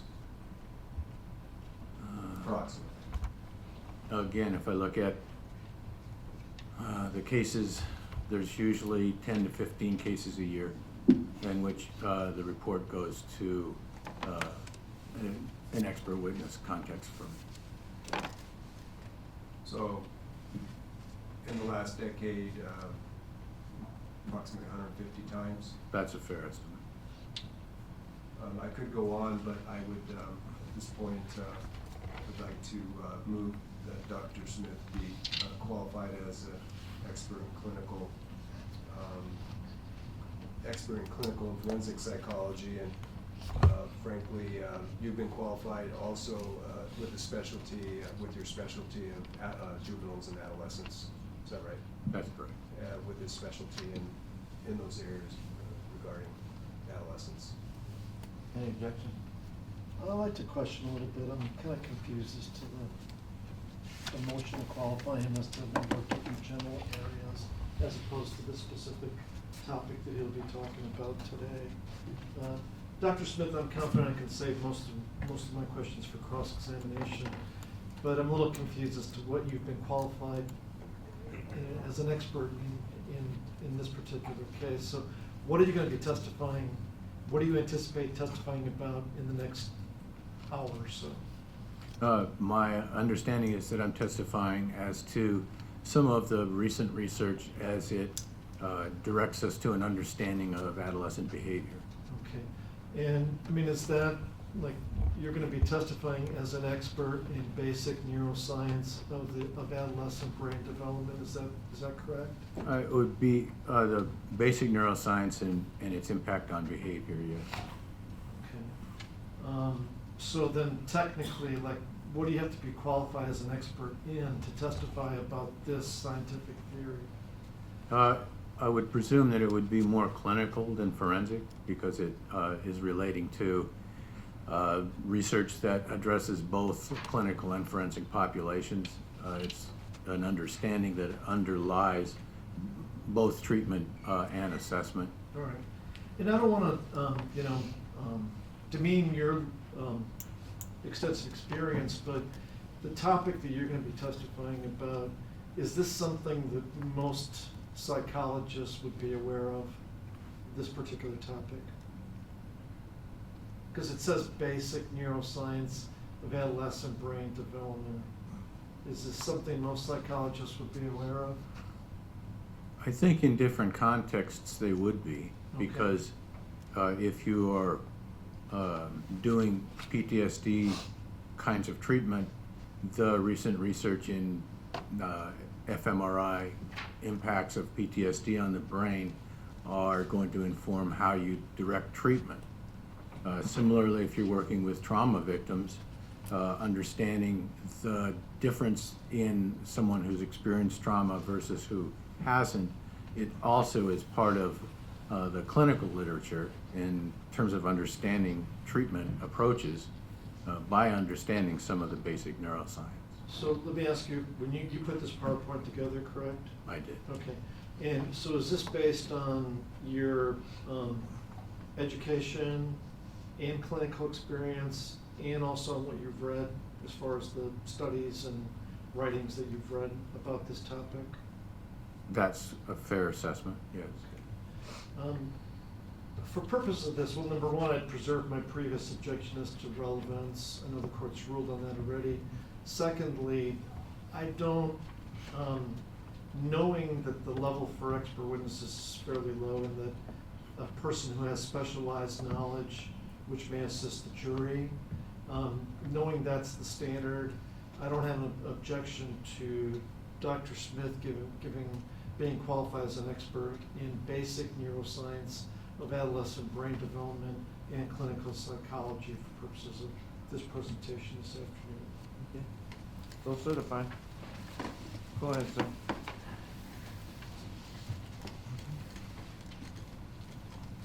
So, Dr. Smith, when you were asked to come up and make a presentation, is your understanding that in the nature of this kind of court proceeding, the jury is tasked with the duty to be able to, as best they can, determine subjectively a juvenile state of mind? Okay. So, is that your understanding why you were retained to do this presentation, is to provide some science and really, well, you'll be going through your PowerPoint describing how the science supports the characteristics and the differences that you see in between juveniles and their brain maturity versus a mature adult's brain. Is that right? That's correct. So I'm just going to let you run with this with the broad questions that I would have had on direct is what is, for example, what is executive functioning, also referred to as cognitive functioning, and what part of the brain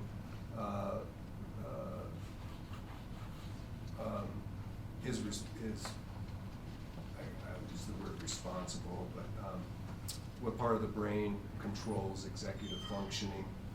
And also the second part, there's many parts of the brain, of course, but the second part related to this being what controls emotions and emotional regulation and the other characteristics associated with the amygdala. So why don't I turn this over to you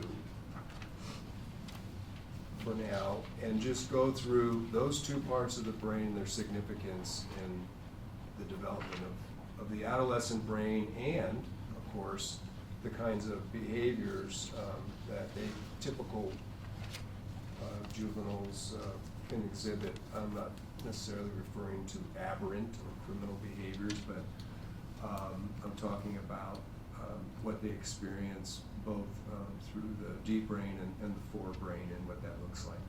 I'm just going to turn it over to you since you put this together for us. And Judge, for the sake of expediency, I'm not going to object to it starting that way, as long as there's some questions injected in there once in a while by Sure. Mr. Provost. It shouldn't be just a lecture by a witness, it should be a question answer.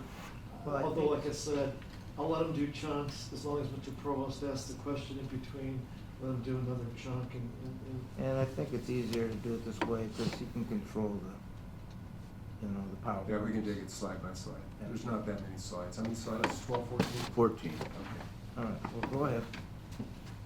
All right, so here's the first one we're here to talk about, have you talk about basic neuroscience All and right. adolescent brain development. It may be helpful if I wander Oh. over there because Sure. I'm going to be the person And- that moves the papers so you can see the next slide. So. or Mr. Provost can take the mic over there and he can move the slides. That might be easier since the witness is on the witness stand. Would you feel more comfortable standing?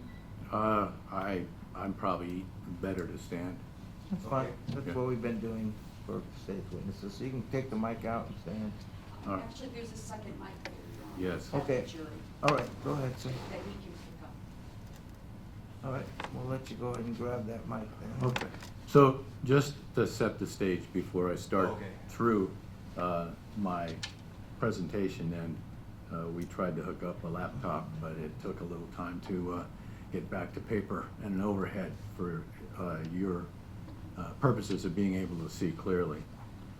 The constructs that I'm going to be talking about, and by constructs I mean the observations that have gone into fMRI studies of the brain, meaning the interconnections between different parts of the brain and how they can now be observed by these functional MRIs.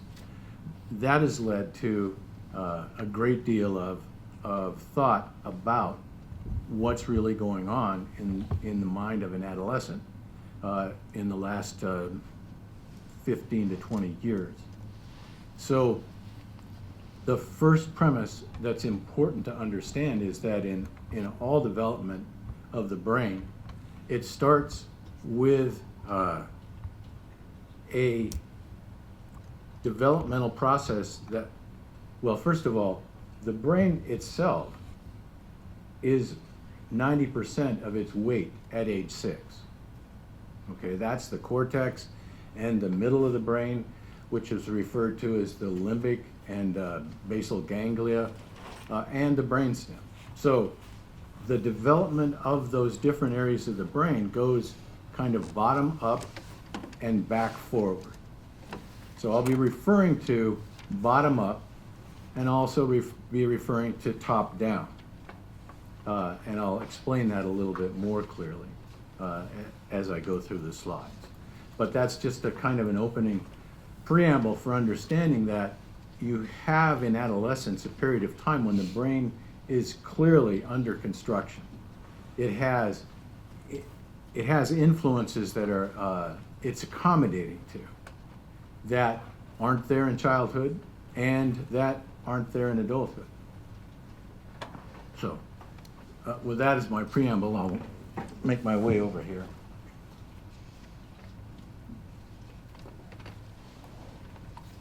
And should I hold the mic? Please, if you could. Sure.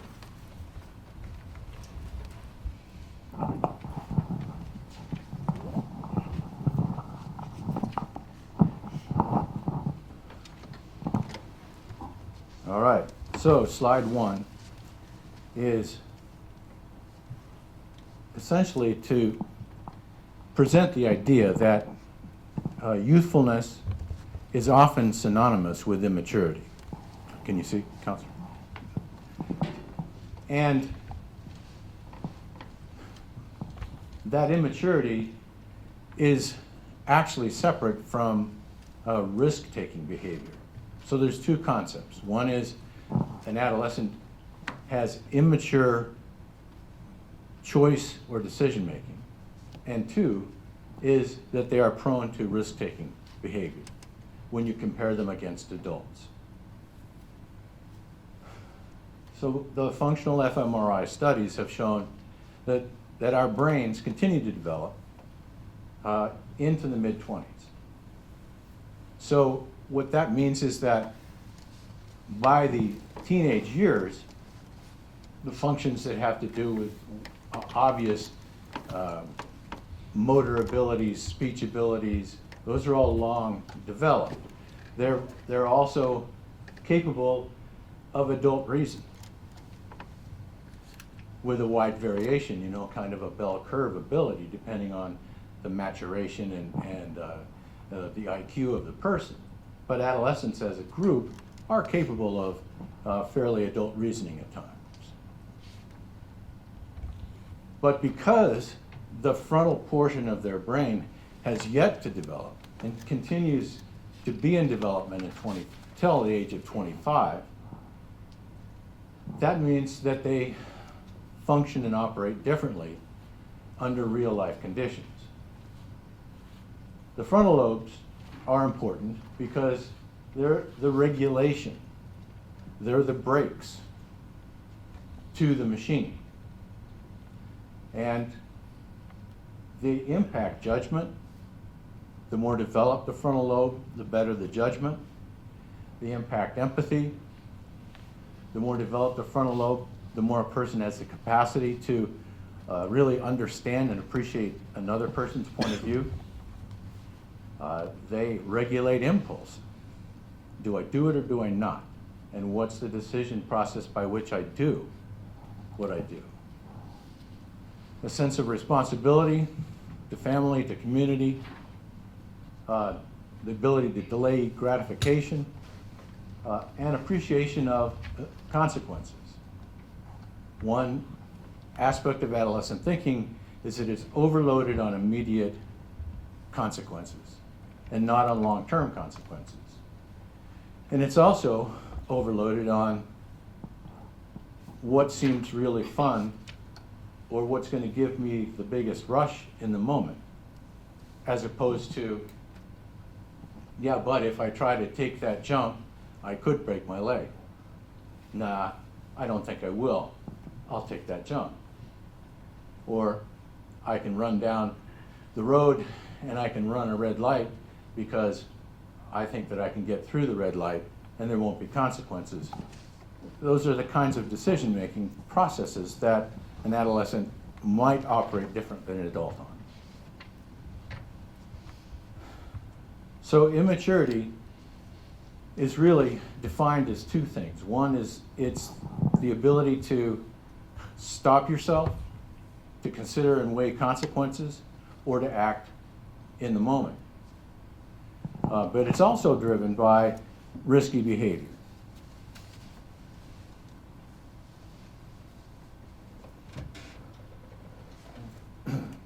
So if any of you have children, you know that at puberty, they change. And what they used to be, they have shifted into a very different form of themselves because their brain is coping with all the impacts that sexual hormones have at the same time that there's a flooding of the brain with the neurotransmitter dopamine. Well, why is that important? Dopamine is that neurotransmitter that is most associated with pleasurable activity. What stimulates an adolescent's brain for dopamine? Empty carbs and video games, for starters. But the brain itself is not just a linear developing thing. The brain itself has to absorb the impact of puberty, and it has to absorb this flooding of dopamine in early adolescence, which that means that the reward regions of the brain, they're hooked into a willingness to engage in risky and socially motivated behaviors. So risk-taking and reward-seeking is heightened. There's never more dopamine in the brain than during adolescence. So things are experienced more poignantly. And they're more prone to pure influence behavior. They separate out from us as parents, and they often are engaged in just a world of their own with their peers. And that's actually a part of the structure and the neurodevelopment of the brain that's driving that.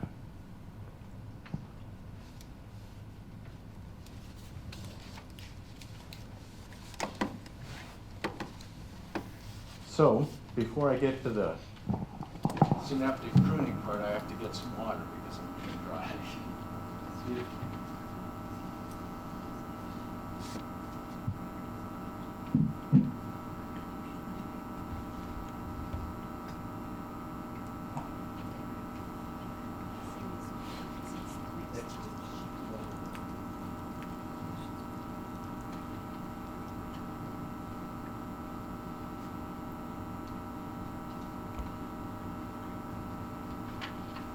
Questions from council before? Sorry. Just asking if there were any questions to be directed towards me. Yeah, I'll pose a question.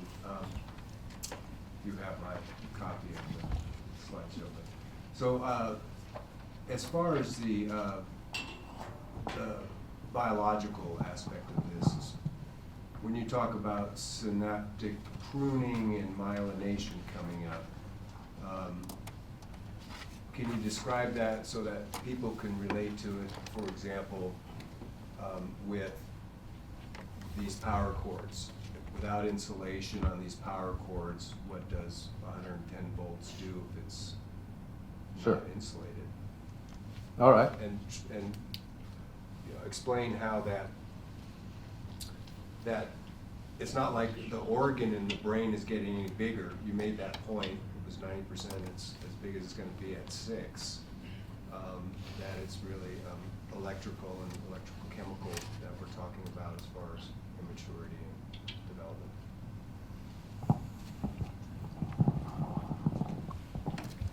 So the points to consider there as I'm starting to run through these internal processes that do occur in the brain in adolescence is that on the bigger picture, so if at age 6, 90% of the gray matter in our brain is already formed and developed, then what happens to it? And that's what this whole next piece is about, because there's a specialization and refinement process that goes on. The brain starts to specialize in different areas depending upon how much we use it and in what areas we behaviorally engage. Well, then there's a map in our brain of that activity. There's a memory muscle, to use that kind of lay term, that gets developed. But in the way that people are talking about the brain development, it's a wired together, fired together phenomenon. So that the more that there's a connection made between one part of the brain and the other, and the more that that connection is used, then the stronger that connection becomes. But it also engages that gray matter in a different way, specializing the use of different parts of our cortex. So the frontal lobe has a left and a right. The left prefrontal, which is right here, And the thing that I always do in working with adolescents is to do that fire together, wire together, and press the frontal lobe for a memory device for them, is part of what you're expecting in this process of really starting to use planning, for example, as something that you rehearse as an adolescent, because this part of our brain, the frontal lobe, it's the seat of planning. The more that you engage in rehearsal for planning, the more you're wiring together, firing together, the more you're using that area. And actually, the more you use that area and interconnect it with the rest of the brain, then the more specific that area becomes on these resonance images, these fMRIs.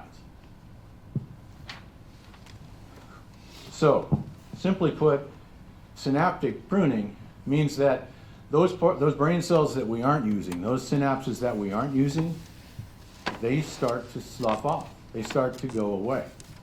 And so, actually, there is a paring away, is the term, of these unused synapses.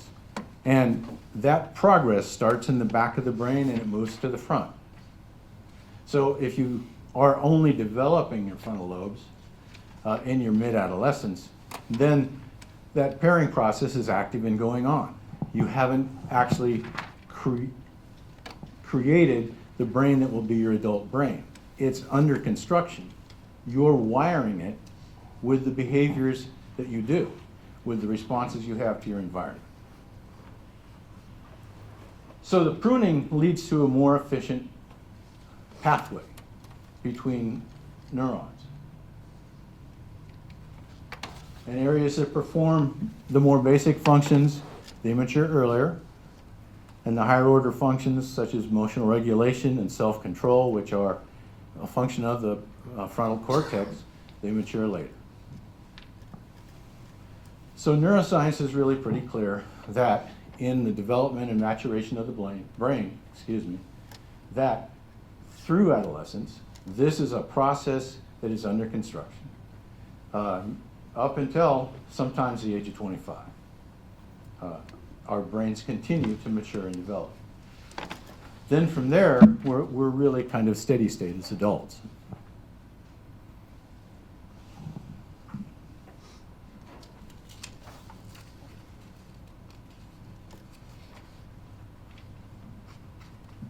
Slide number 5.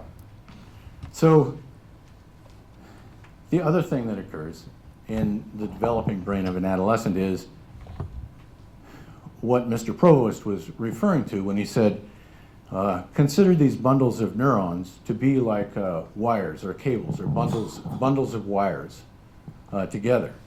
Once they've been established, then there's a sheathing, like a protective outer fatty layer that's developed around them, and that's called myelinization. This also progresses from the, I think that slide is wrong because I say from front to back. I think, please note that that also occurs from back to front. The last area of the brain to become fully myelinized is the frontal lobes, and that's around the mid-20s. What this sheathing does is it insulates the wiring and it increases conductivity. So the improved connectivity that you get and this improved speed that you get from that process, it supports many aspects of executive functioning. And those include inhibiting responses.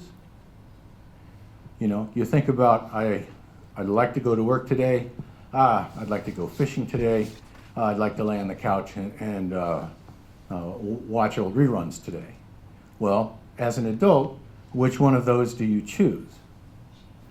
Obviously, if the fish are running, you may have a quandary, but you always usually are goal-directed in what your choice is. As an adolescent, you're not necessarily goal-directed, because you're weighing risks and rewards, and you're thinking, well, what would be the most rewarding thing for me today? As opposed to, what is it that I need to do today?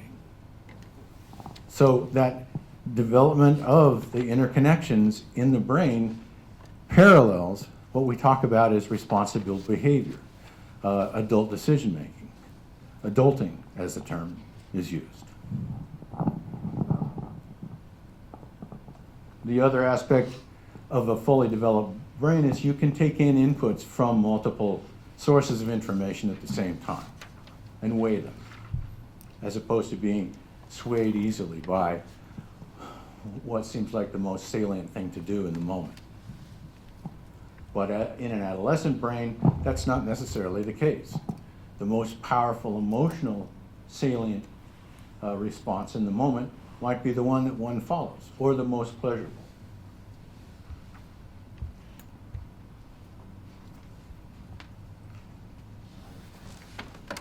All right, so we've talked about frontal lobes already a little bit, but the responsibility of the frontal lobes is, this is not an all-inclusive list, but it's, if you look at it, it's fairly weighty because it's problem solving. It's the ability to weigh factors and come up with the best option. It's spontaneity. Do I act spontaneously or do I not? And what's the context in which I do? And how do I make that decision? Frontal lobes are also involved in the mediation of memory, in language, in motivation, judgment, impulse control, and social and sexual behavior. So that's to say that if you don't have a fully functioning frontal lobe, then you may have deficits in these different areas. And these deficits, they're varied. It depends on the developmental curve of the individual. It depends upon their own brain development. And it depends upon the degree to which they're making those interconnections in a normal progression, or whether they have vulnerabilities that lead them not to be making their maturational connections in an age-appropriate manner.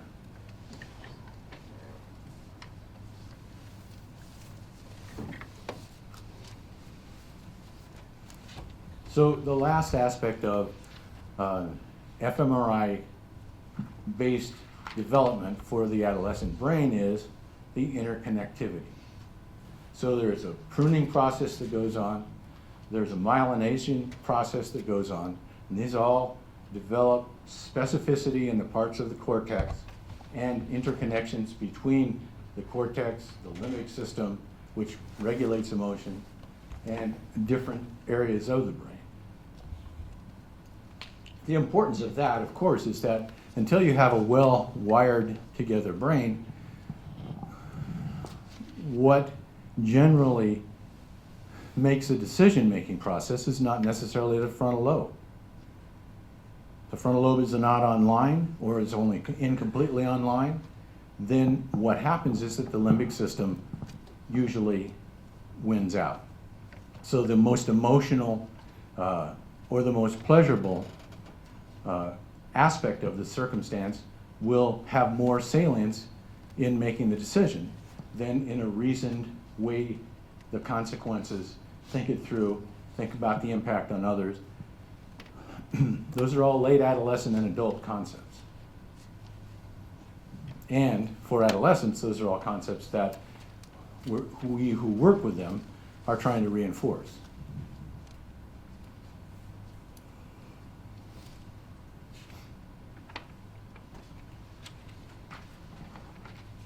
So say a couple words about socially charged circumstances. So adolescents, as a rule, move in groups and identify with groups, just developmentally. And their task is to differentiate to differentiate themselves out from their family and become their own person. That's the developmental task. But while that developmental task is going on, they're seeking out peers their own age or a little older, and that's where they put the most emphasis in terms of their thinking. there's actually studies that show that a part of the midbrain, called the accumbens, will fire if adolescents are with other adolescents. It won't fire when they're with us. And it's part of that limbic structure, or that limbic system, that midbrain system, that has already been controlled. I mean, I'm saying that wrong, has already been developed. It's part of that bottom-up development. So in adolescence, that limbic system, which involves emotion, and to a certain extent, it involves decision-making, not good decision-making, but decision-making.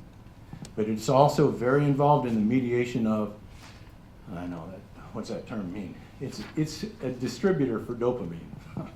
It sets up the pathways through which the neurotransmitter dopamine occurs. So it has a very important function in adolescence. And if you think about that from the perspective that you have a car in which you have somebody that has their foot on the gas and they don't yet have a good ability to put their foot on the brakes, that's a kind of an analogy to address what's going on.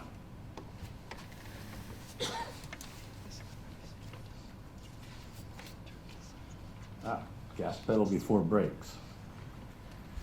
So if you break adolescence out, there's three distinct phases, or ages, if you will. The first is called early adolescence, and that's roughly, well, puberty occurs earlier and earlier now, so that roughly is from the ages of 11 until 13. It can be earlier, it can last later, but puberty is what happens in early adolescence, and it heightens emotional arousability. Well, anybody that has an adolescent knows that. They're more sensitive, they're more emotionally reactive. It also heightens sensation seeking and reward orientation. That's what you have with an early adolescent. In treatment centers, if you have someone that presents as 12 or 13, the treatment staff goes, oh no. And that's for the very reason that the brain hasn't, the adolescent brain at that point has not absorbed the impact of puberty, and therefore they're very much more difficult to engage in cognitive behavioral work, which means working with them by addressing their behavior, getting them to think about their behavior, and getting them to change their behavior. So middle adolescence is the second period, and that's the ages of 14 to 17. It's a period of heightened vulnerability to risk-taking and problems in regulation of both emotion and behavior. Sensation seeking is high and self-regulation is immature. And it's not until 17 and on that you have maturation of the frontal lobes going on that facilitates more of the ability to dampen the impulse, to regulate. And the brain has adjusted to that flow of puberty-driven hormones, and it's adjusted to the dopamine delivery system in such a way that the frontal lobe is coming online and the top-down decision-making is starting to happen more and more. But up until that point, if an adolescent is under pressure, they're more likely to respond to an emotional decision with an emotional decision. And because of their dopamine flow, they're more likely than not to respond with risky behavior, what an adult would view as risky behavior, because they're looking at it as, no, I can do this and get a reward. This will be pleasurable. And I don't think that then negative consequences will occur to me.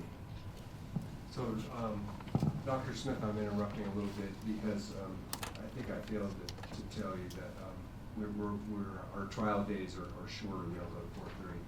So, for this purpose, what we're here, that background sets the stage, but what we want to focus on are the auto waiver kids, you know, the 16 and 17-year-olds. And if you could discuss more about how, you know, when there's intense stimuli of the, I just call it the emotional brain, the limbic system. Whether it's because you're at the fair on a roller coaster, or because you're in a situation, I guess we hear that phrase a lot, fight or flight, could encompass all kinds of stuff. That, could you talk about what part of the brain is being triggered from those types of experiences, and how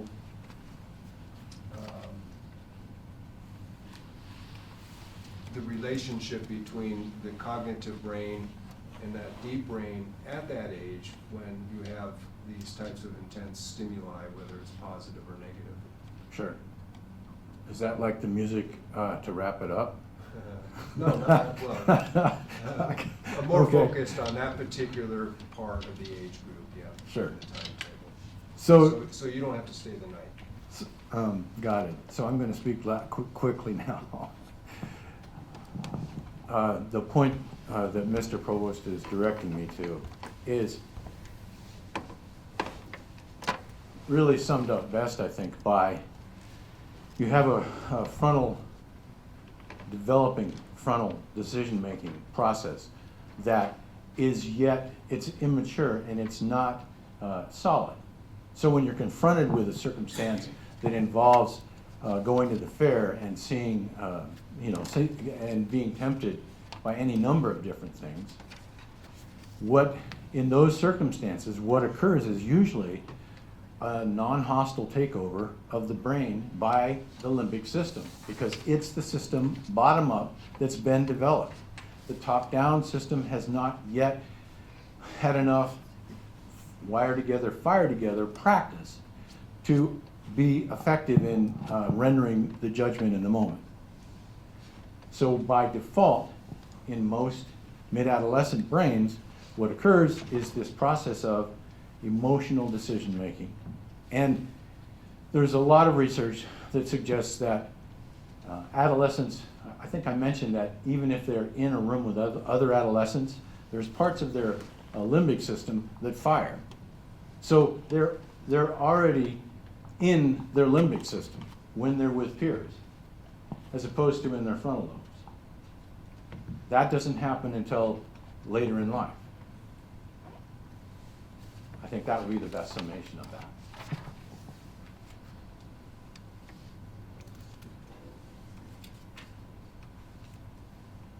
So the summary is that from a behavioral point of view,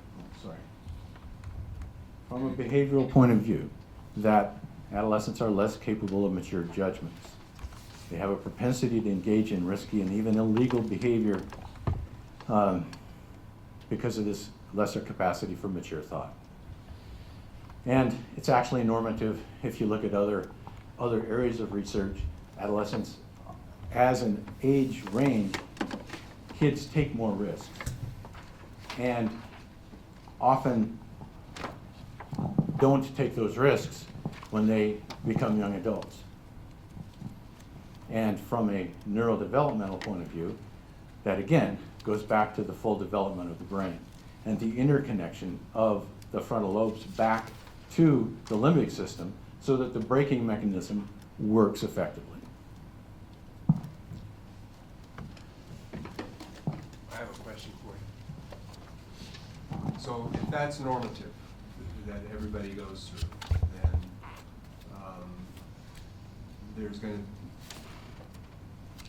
appropriate question is, why is it that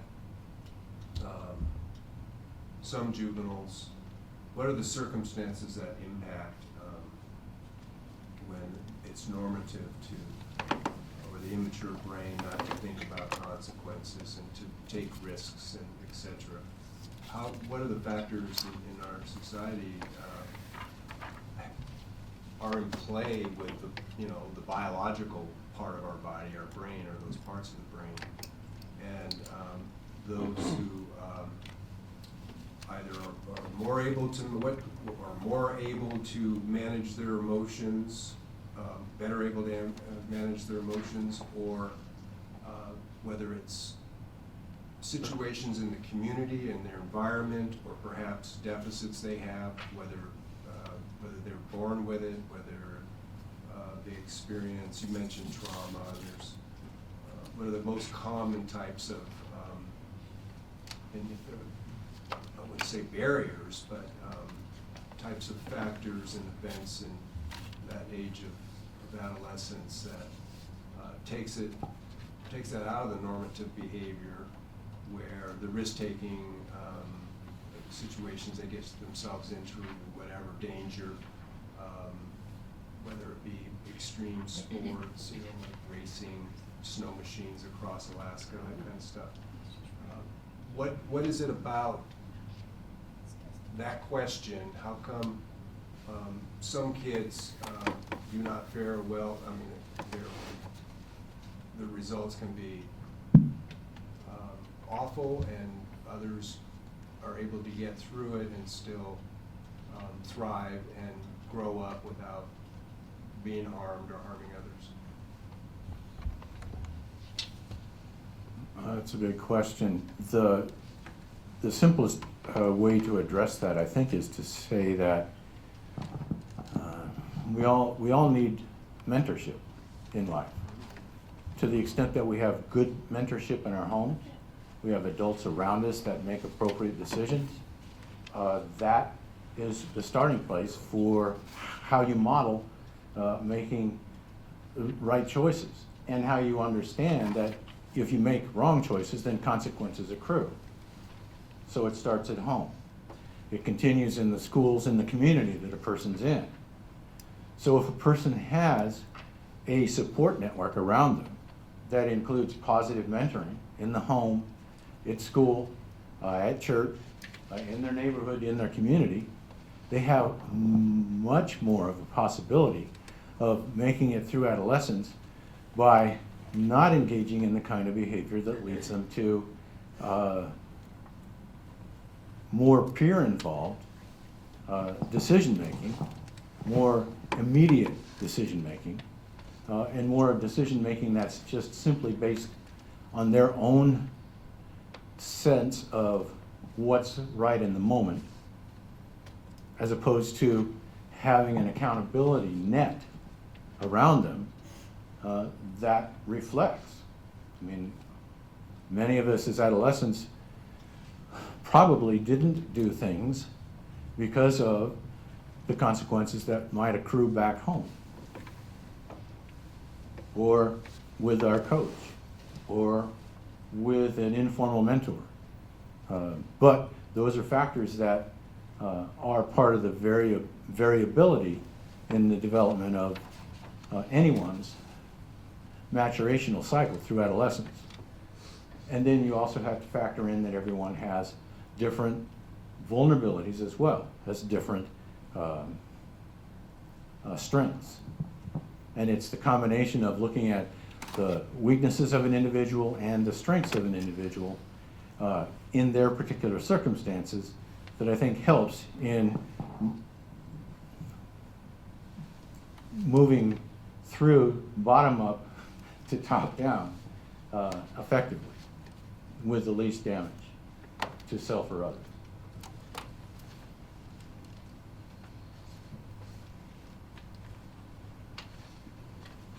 Well, I think you guys probably got the point of what I'm trying to say here. I don't think I need to be redundant, or more redundant than I have been. So unless there's questions, then I'll leave it there. I would,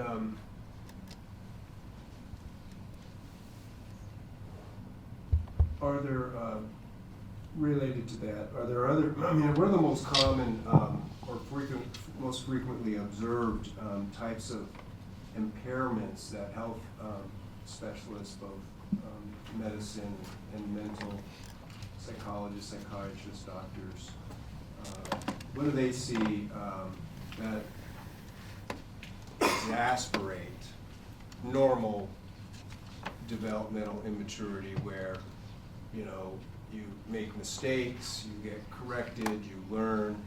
What other things could be going on, either individual or in their larger community or small, their, you know, nuclear family or groups, group settings that exasperate what is just normative immaturity that you eventually grow out of?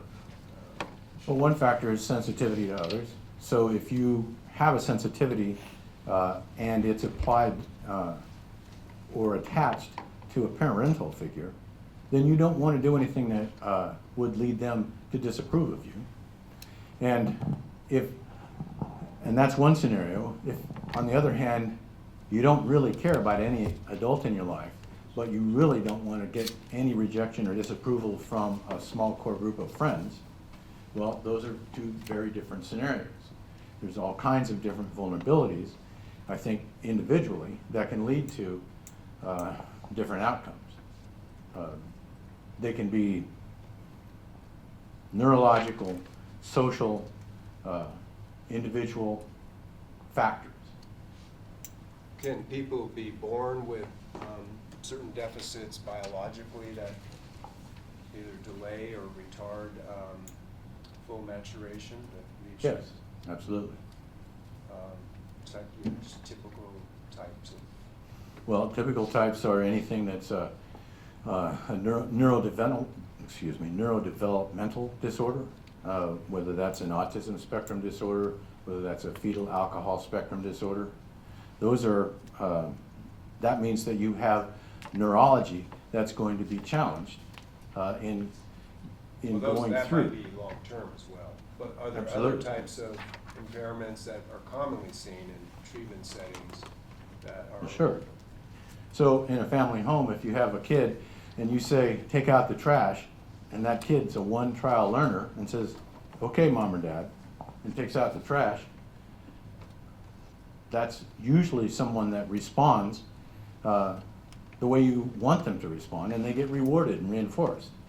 If you have a kid that has distraction or attention issues, and you have to say, take out the trash 5 times, and there's a lot of non-reward that goes along with that, then that's a very different trajectory and scenario. And you magnify that by the number of the days in the year times the number of years of the adolescent's life, they have a very different response set or framework. So attention deficit issues can definitely impact this developmental process. And these exasperating conditions, do they also, aside from your relationships with your family, can it impact your school performance?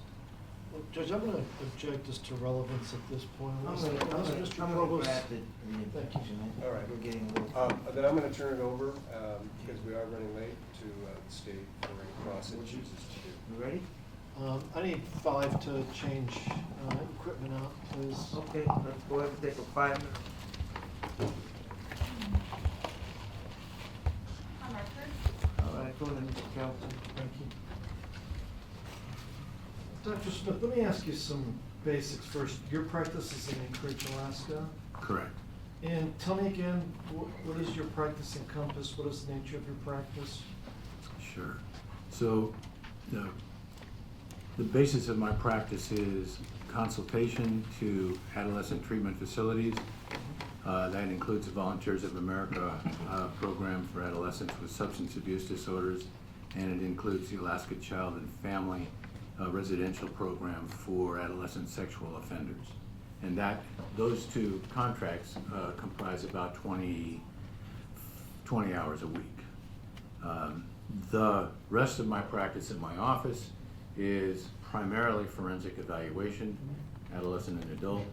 I have a small number of individual clients that I see as well, adolescent and adult. So, like, I'm not gonna ask you exactly how much money you make on the various things, but if we did I guess I'm focused on pie charts today. If we did a chart, a circular chart, most of your practice is giving testimony in court cases nowadays, as opposed to having private clients? More, certainly, the majority of my private practice is involved with evaluations. Okay. Meaning evaluations for court purposes, for legal purposes? Primarily, yes. Okay. All right. And has the nature of your practice evolved, or has it always been that way? No, I would say it's evolved. The contracts that I have, I've held for 20 plus years. But the increase over time in evaluation as opposed to direct service delivery to clients has occurred. And when you're talking about evaluations, you're actually talking about, sitting down with people and evaluating the individual, correct? Correct. Okay. For one purpose or another, right? There could be various purposes for it, right? Various demands Okay. in the referral, yes. And since I'm a Palmer guy, I don't run in the Anchorage legal circles. When your resume was provided to me, I know you listed the cases that you testified in from 2011 to 2016. Are those mostly Anchorage cases? Is that fair to say? That would be fair to say. Okay. And then you also listed who you were hired by. So I do see in there public defender, defense attorney, Office of Public Advocacy. So you've been retained in a number of those cases that you testified by the defense counsel? Correct. Okay. Then I also see in there Attorney General. Now that tells me that's the civil branch of my department. I'm in the criminal division. There's a civil division. The prosecutors are called either district attorneys like myself or assistant district attorneys. And the civil counterparts are called assistant attorney generals. So in all those cases that you had listed, the attorney general's office had retained you, is that for child in need of aid cases or some other? Primarily, it's a child in need of aid or parental termination context. So I was going to ask you, I don't see any DAs or ADAs using you. Is there a reason for that, or do they know you as a defense guy? Is that the reason? I don't know that I can answer that question. I think that the lay of the land has been in part driven by who retains you first and or by what the agency politic is about who they retain. And in recent years, there's been a fellow from out of state that has been retained by DAs Okay. primarily. And is it more the procedural thing where it's usually defense counsel that are seeking out experts such as yourself, and then DAs have to perhaps, counterbalance it by getting another expert? Is that the usual procedural situation in these kind of in criminal cases, especially? It can be, certainly.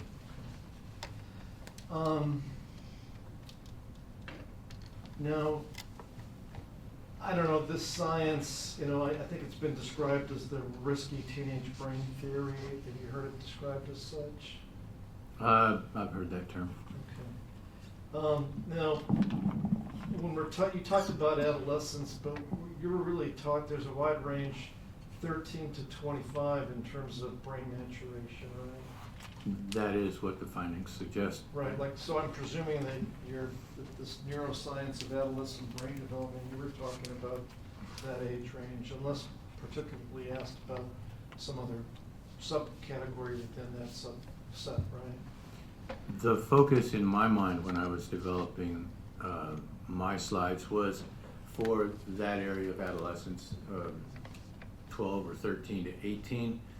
The reason for the inclusion of 20 to 25 is just because of the research that suggests the brain continues to mature.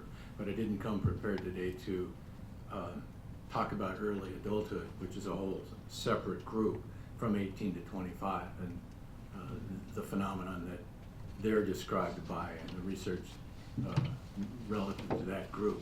So my intention was really to focus on talking about the adolescent brain, meaning 13 to 18 today. 13 to 18 is your most focus, but nonetheless, like this brain theory, when you talk about brain development, are we talking biological brain development? Are we talking brain development through learning, or both? When your slide says neuroscience of adolescent brain development, is it talking about strictly biologic brain development, or is it talking about learning, acquiring wisdom too? I don't think, in my mind, that you can separate the one from the other, because it's the development of the brain is interactive with the environment around it. So without the environment around it, I don't know what the brain would look like. If you just think theoretically, it's an interaction that occurs that leads to any developmental process within a person. Okay. It's their specific environment and their specific brain. Now, look, hearing this, we might say, my God, we should forbid anybody under 18 from operating a motor vehicle of any kind. Correct. If you wanted to go social policy, I wouldn't argue against you. So you would agree that driver's licenses and permits should start at age 18? Even though I had mine at 14, I would agree with you. Yeah, no, but just looking past the 18, we have people engaged in very serious jobs that are 19, 20, 21. Like examples being police officers, soldiers, fighter pilots, firefighters, teachers. There's a lot of people in those professions, attorneys, with their brains still not totally developed, correct? Correct. Graduate students alike. And some people talk about the greatest generation of Americans being the people that participated in World War II. I think they're referring primarily to people that were called upon to be in the armed forces in World War II. And, we've all seen the stories of, 18 and 19-year-old men and women becoming, fighter pilots, bombers, snipers, all that. All those people were underdeveloped human beings, right? From the perspective of this fMRI neuroscience, that would be correct. Okay. Now, I'm not going to pick on you too much for the academic portion of this, because you're not strictly in academia. You go to court and you testify, right? Correct. You have some patients. You're not just sitting at a university or a think tank studying these articles about the teenage brain, right? I haven't taught at the university since 2013, so Okay. I don't sit there. All right. Now, although this did sound like a college presentation, right? A little bit. Mea culpa. Okay. Let me run something by you. Teenagers don't have the monopoly on impulsive behavior. You agree with me? I'd have to hear more. Okay. I wouldn't disagree with that All right. statement. Here, so those of us who look at the news, right?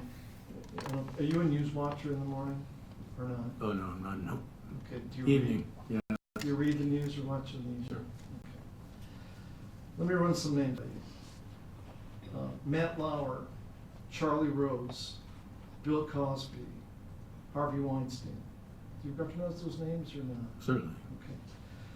Those are older white males, kind of in our general age category in sex, right?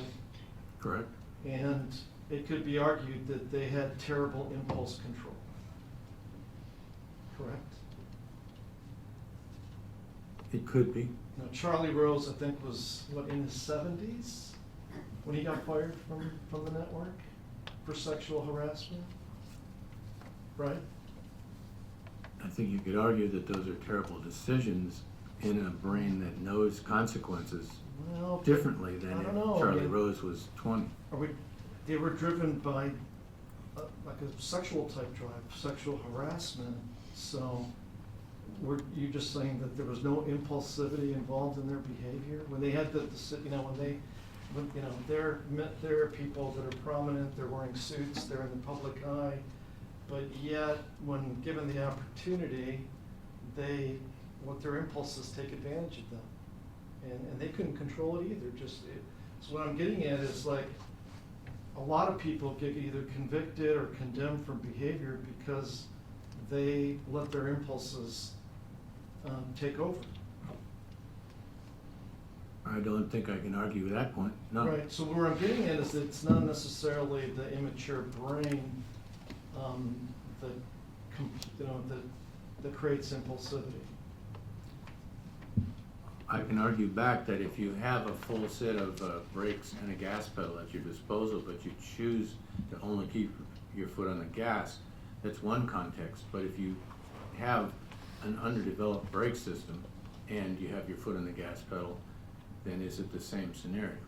Okay. So I am highly suspicious of generalizations, and when I listen to your presentation, I feel like I'm compelled to ask the following questions. Are there lots of good teenagers in this world? Sure. Okay.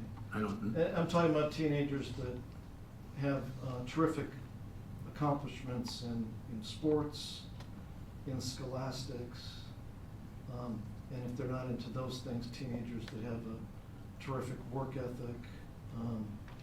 Would you agree that there are a lot of those kind of teenagers, right? I would agree with that.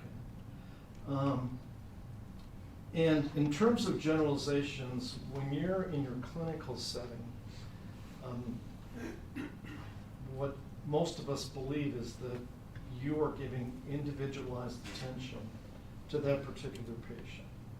I mean, that's why when we envision the role of the psychologist, we envision a one-on-one interaction where you are making professional observations, but you're trying to have the person open up to you, and the whole purpose of that is to analyze the person, right?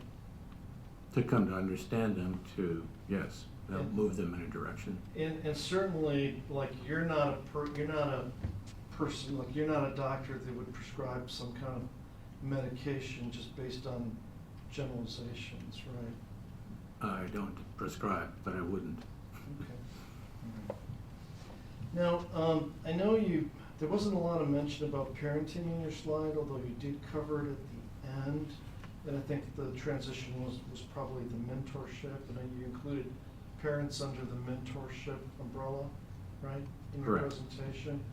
So let me ask you this. You've been asked before probably these questions about nature versus nurture. You gave us, a nice presentation on the development of the human brain and maturation of human beings. But let me ask you some questions about parenting and where should we fit parenting into this picture? For example, just this weekend I was having a general conversation with a lady at a store, not about this case, and she volunteered some information that when she got her stepkids, they were broken and she couldn't fix them. And I wasn't asking questions about this, but some people just like to open up with others. And her theory was that, it's sort of, I don't want to compare people to dogs, but like getting a dog who's like 4 years old, who's never been trained, and then, how can you restart with that particular dog? But I'm certainly not saying that dogs are like people, but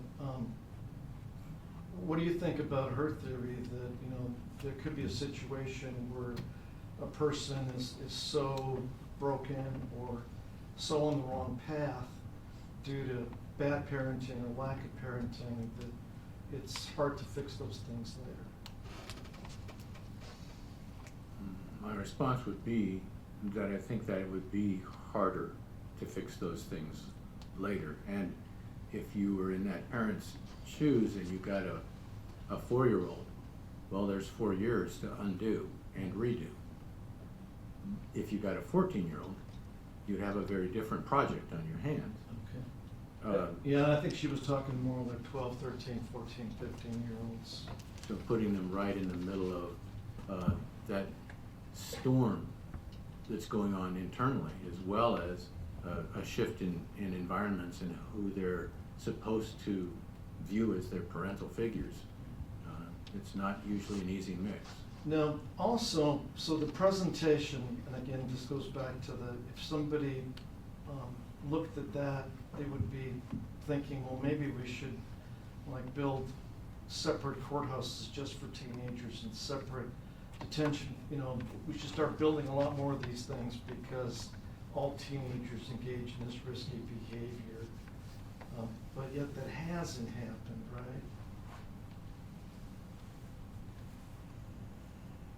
And I'll go into the statistics a little bit later on. Sure. No, I mean, in terms of your statement that there's not been an increase in facilities, or, Yeah. I think that Or is it better that we address that through the statistics? it's probably better to have it grounded in statistics specific to, what aspect you're looking at. Now, the other thing that you did not address in this presentation was the difference between normal teenage misbehavior versus breaking like the morals or mores of society. So when you talked about this impulsiveness and susceptibility to peer influence, not thinking through like the ultimate consequences of what your conduct might bring upon you. You really didn't, I want to talk with you about like normal stuff that teenagers might get in trouble for versus murder, rape, and serious assault, basically. Okay. And this goes back to, again, like we all like are aware of our surroundings, watch the news, etc. And we know that when we watch the news, we rarely hear about teenagers being involved in murder, rape, or serious assault. Right? And we'll talk about some statistics in a second, right? But it's fair to say that the statistics of teenagers being charged with that kind of behavior, it's a very low population group in the United States of America, correct? For some things, yes. Yeah. I mean, No. adolescents are overrepresented in some misdeeds and legal misbehavior as well. Okay.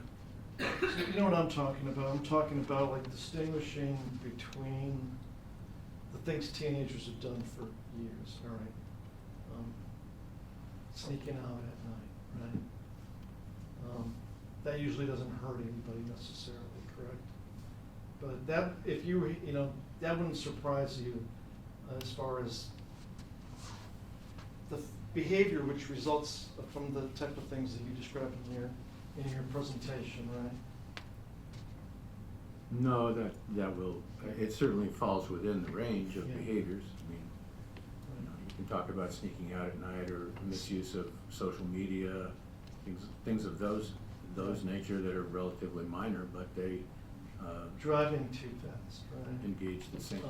We have the controversy of the minor consuming alcohol law, and it goes back between being a crime and being a violation, and, that kind of thing. That's the kind of thing you would expect, right? On a more normative basis, yes. Trying drugs, right? Trying marijuana. That's the kind of thing you would expect too, right? Correct. But when we talk about this teenage misbehavior that society has always forgiven to an extent, we're not really talking about murder or rape or serious forms of assault, right?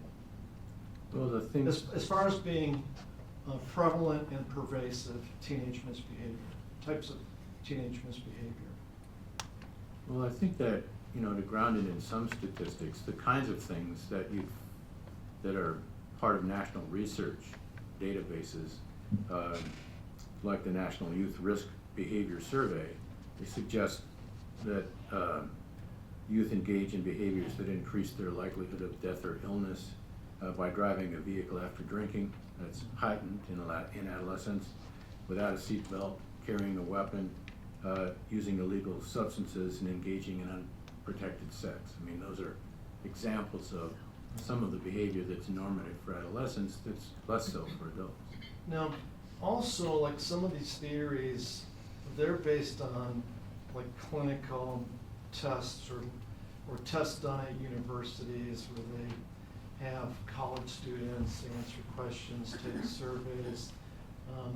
It's not really psychologists or people who study this following teenagers on their risky endeavors, right? Not in real time, no. I think it's researchers that are putting together statistics or looking at the fMRI and then trying to make connections between behavioral statistics on the one side and these functional resolution images on the other.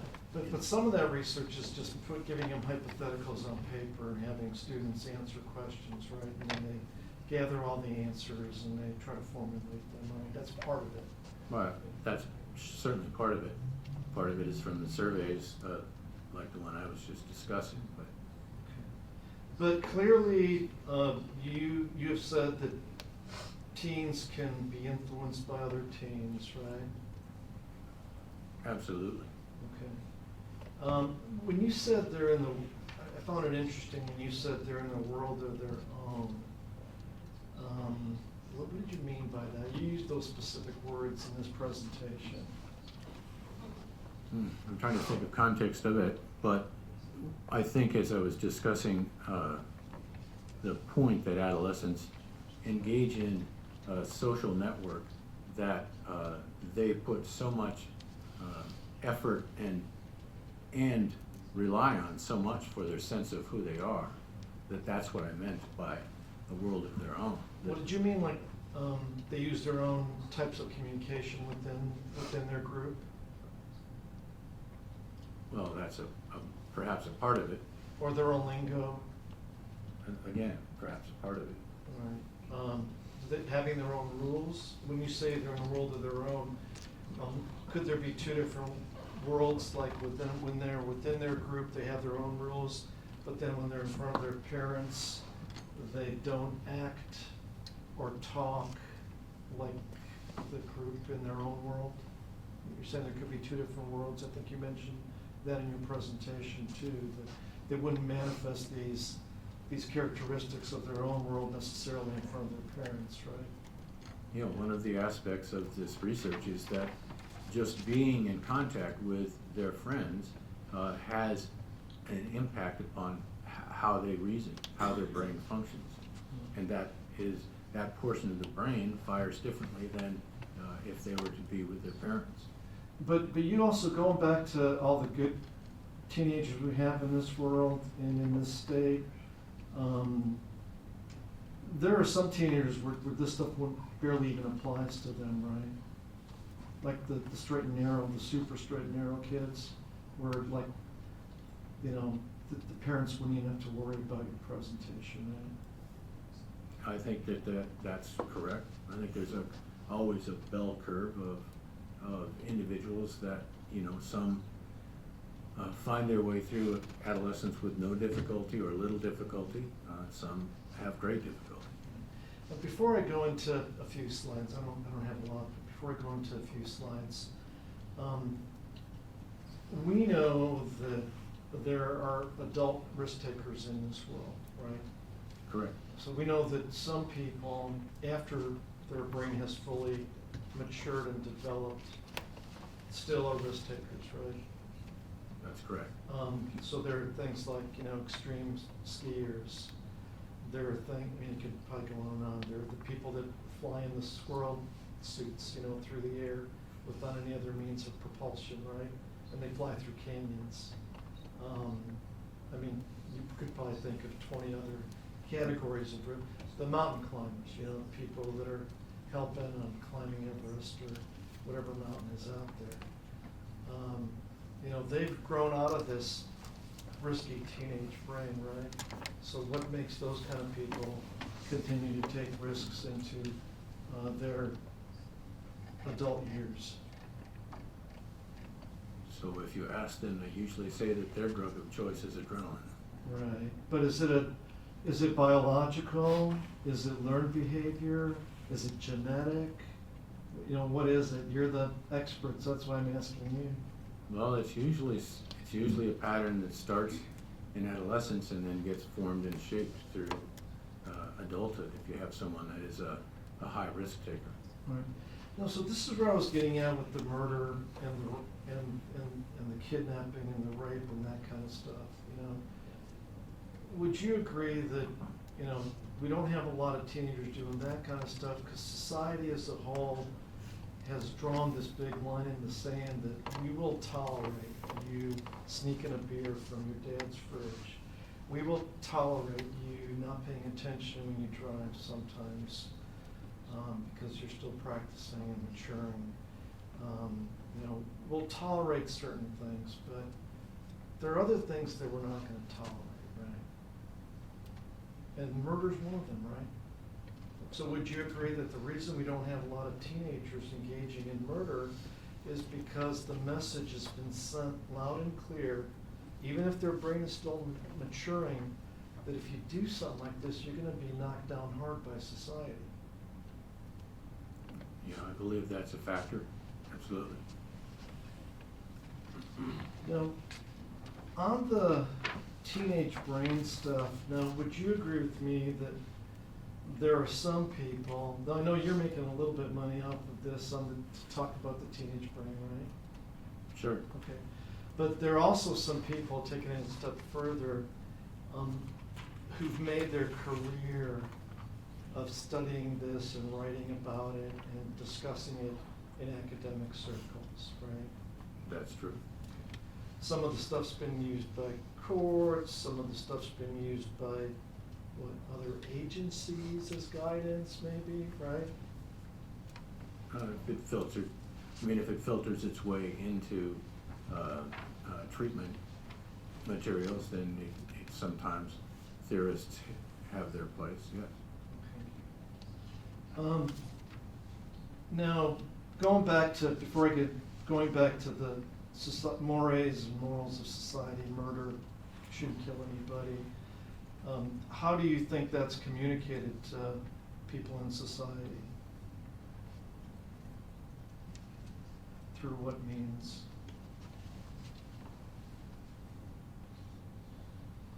Well, I think that it starts really early with something approximating, you know, don't harm anyone else. Okay. Golden rule. Like in the playground or in Right. school? Or what? Absolutely. I understand. Don't hit your sister. All right, now bear with me here. To help people follow along, it's gonna be on the screen, so I don't think but I'm gonna provide copies to you in case you need to have a hard copy of my Exhibit 3, proposed Exhibit 311.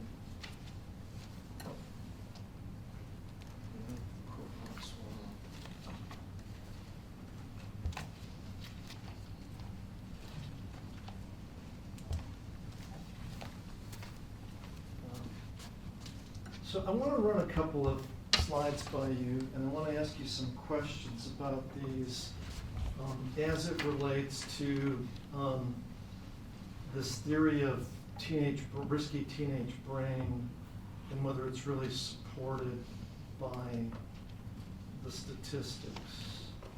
And I'm going to draw your attention to some statistics. Hopefully the screen's big enough we can see that, but let's take a look at the first slide of my presentation. So I don't know, you might be, do you need to get out and take a look at that screen? I know I can't read those words from here, but I have a copy of it here. Turn the lights down a little bit. This one? It might help, but you know, those are screenshots, so they weren't able to be made bigger at all. But I can tell you what it shows. So I pulled this out of the Office of Juvenile Justice and Delinquency Prevention from the internet, and this was tracking juvenile arrest rates and trends. And there's going to be a few of these slides because they apply to different categories, but basically what this chart depicts is the rates of arrest of persons 10 to 17 per 100,000 persons of age 10 to 17 in the United States of America. And then, so on the left side, it's like On the bottom, it's the years going from, until 2016, from like 1980. And then on the right side, it's like, it goes from 0, the gradients are 0, 5, 10, 15. Like how many juveniles in the range of 10 to 17 were arrested during those years per 100,000 people? And also, it compares those various years, obviously, but this particular one was for, or how many of those people were arrested for murder, and the category of murder and non-negligent homicide. Are you on that first page? I am. I know this, I made copies and it doesn't come out good, but, so if you see from this chart, you know, it went, the trends went up until about 93 and 94, when the arrest rates kind of topped out there, where it kind of reached 14 or so per 100,000 were being arrested for murder and non-negligent manslaughter. But then, as the years went by, there was a significant and continuing, especially from the year 2000 to 2016. Well, the big drop off was from 93 to 2000. Do you see that? I do. And then the trend has continued to be fairly low, where it's between 0 to 5 people arrested per 100,000 people, ages 10 to 17 for murder and non-negligent homicide. So here's my question. Has the science stayed the same, this risky teenage brain science? That's been around for a long time, right? This notion that teenage brains haven't matured and developed fully. It's been around since at least 2000. Right. And we know, I don't know, or do you know, that the population of the United States has not gone down in any year in history. It continues to rise. So my question is, like, this statistic would suggest that there's something else at play here, in addition to simply the risky teenage brain, quote unquote, correct? Because we have some significant changes in arrest rates during various years, right? Yes, I see that. Okay. Now let's take a look at the next slide for comparison's sake. In this one, I picked out the stats for all offenses, juvenile arrests between ages 10 and 16 for all offenses. And these are arrests, again, per 100,000 people aged 10 to 17, United States of America.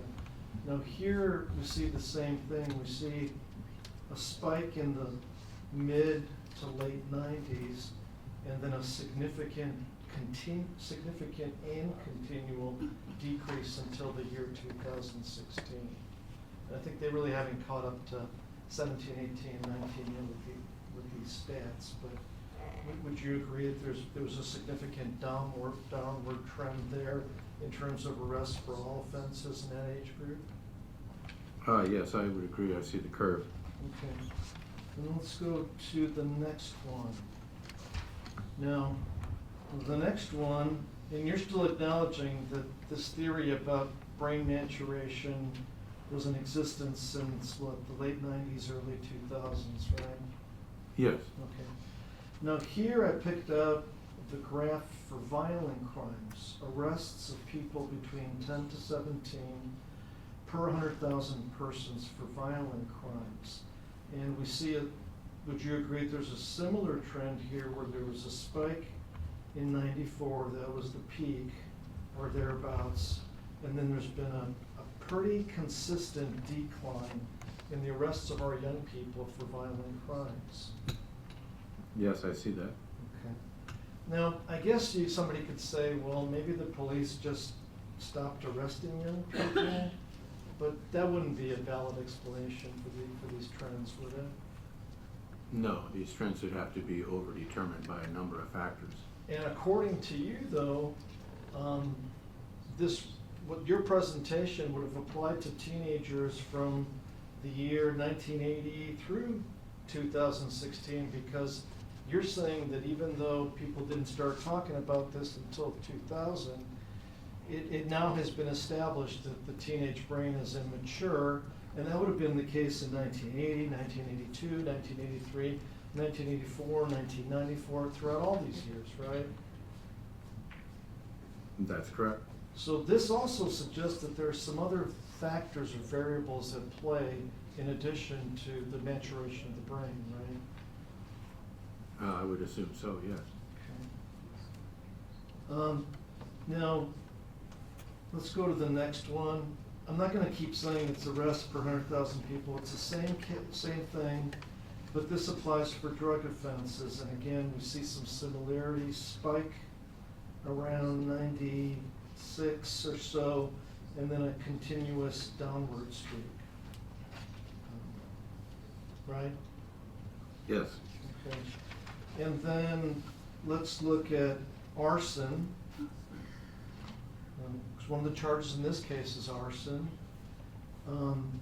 Likewise, a spike in 94, and then thankfully, in terms of arrests, we see a significant downward trend to the point where in 2016, it was only about, 8 or 7 people per 100,000 being arrested for that offense, right? Yep, that's what your chart suggests. Okay, and then let's look at the next one. And this one I picked motor vehicle theft because it's, and you probably don't know that, you haven't seen the charging document. It's one of the charges in this case. And, a similar trend where it spiked, but then it kept going down, but there was a slight uptick later. I don't know if you've been privy to the discussions about motor vehicle theft in Anchorage, and some of the stats that came out. But interestingly enough, there was also a downward spike, but then a recent spike up. I don't know if did you read any of those articles in the ADN or see any of that in the news or not? Yes, I'm aware of the upward spike recently. Okay. And I don't know, I know that since I assume you haven't written articles about this, right, necessarily? No. Okay. So I don't know if you would have really had a need, would you have had a need to review those statistics or not?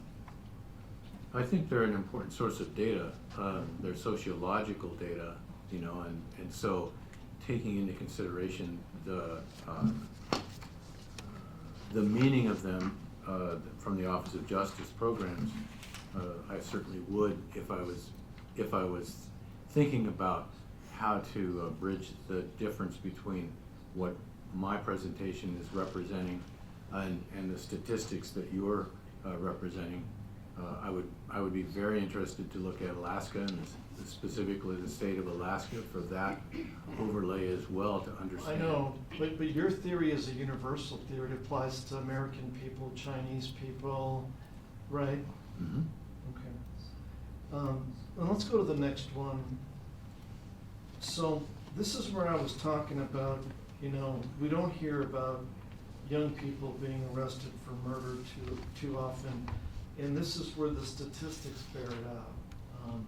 And this particular statistic is for 2012. There were lots of people arrested. 1,319,700 people under 18 were arrested in the year 2012, but only 720 people of that group were arrested for, quote, murder and non-negligent homicide. Right? And then the next one is this 43% decline in juvenile arrests between 2003 and 2012. In terms of statistics, that is staggering, right? Wouldn't you agree? Like, if that has truly been the case, the United States Department of Justice has declared that we had a 43% decline in the arrest of our young people between 2003 and 2012. That is certainly not only scientifically noteworthy, but it's sociologically noteworthy, right? It is, I absolutely. mean, as a psychologist, what kind of things could possibly attribute to this drastic decline in the arrest of juveniles in the United States of America? Is there more information being out there? Is there better parenting in the 2000s than there was in the 90s, or what is it?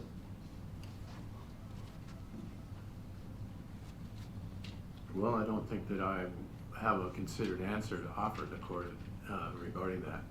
I mean, because my point being, like, the stats show a huge decrease in arrests, but the science you're saying remains the same. Teenagers are just as impulsive in today as they were in the 90s. So there must be something else out there that accounts for this drastic change in arrest trends. I don't disagree at all that it's something else out there that's part of the picture. Yeah. Now I'm going to get to the part where I may ask you to look at some of what your colleagues are saying on this. So can we go to the next one, please? So have you read any of the articles where some psychologists are saying that this notion of the risky teenage brain has been over-exaggerated through the years for one reason or another? Yes, I've certainly read both sides of the argument. And so this, I don't know, do you know Dan Romer? And, I don't. well, he's an academic, and I have a slide later, but basically he works for some place called the Annenberg Public Policy Center at the University of Pennsylvania, and his resume shows that he has studied adolescent risk behavior for over 25 years. So in this article, and this is just, I screenshotted it off the Real Science magazine, but it appears in different places on the internet. And I can give you a copy of the one where it's kind of a better printout versus a screenshot if you need to look at it. And it's got bigger writing.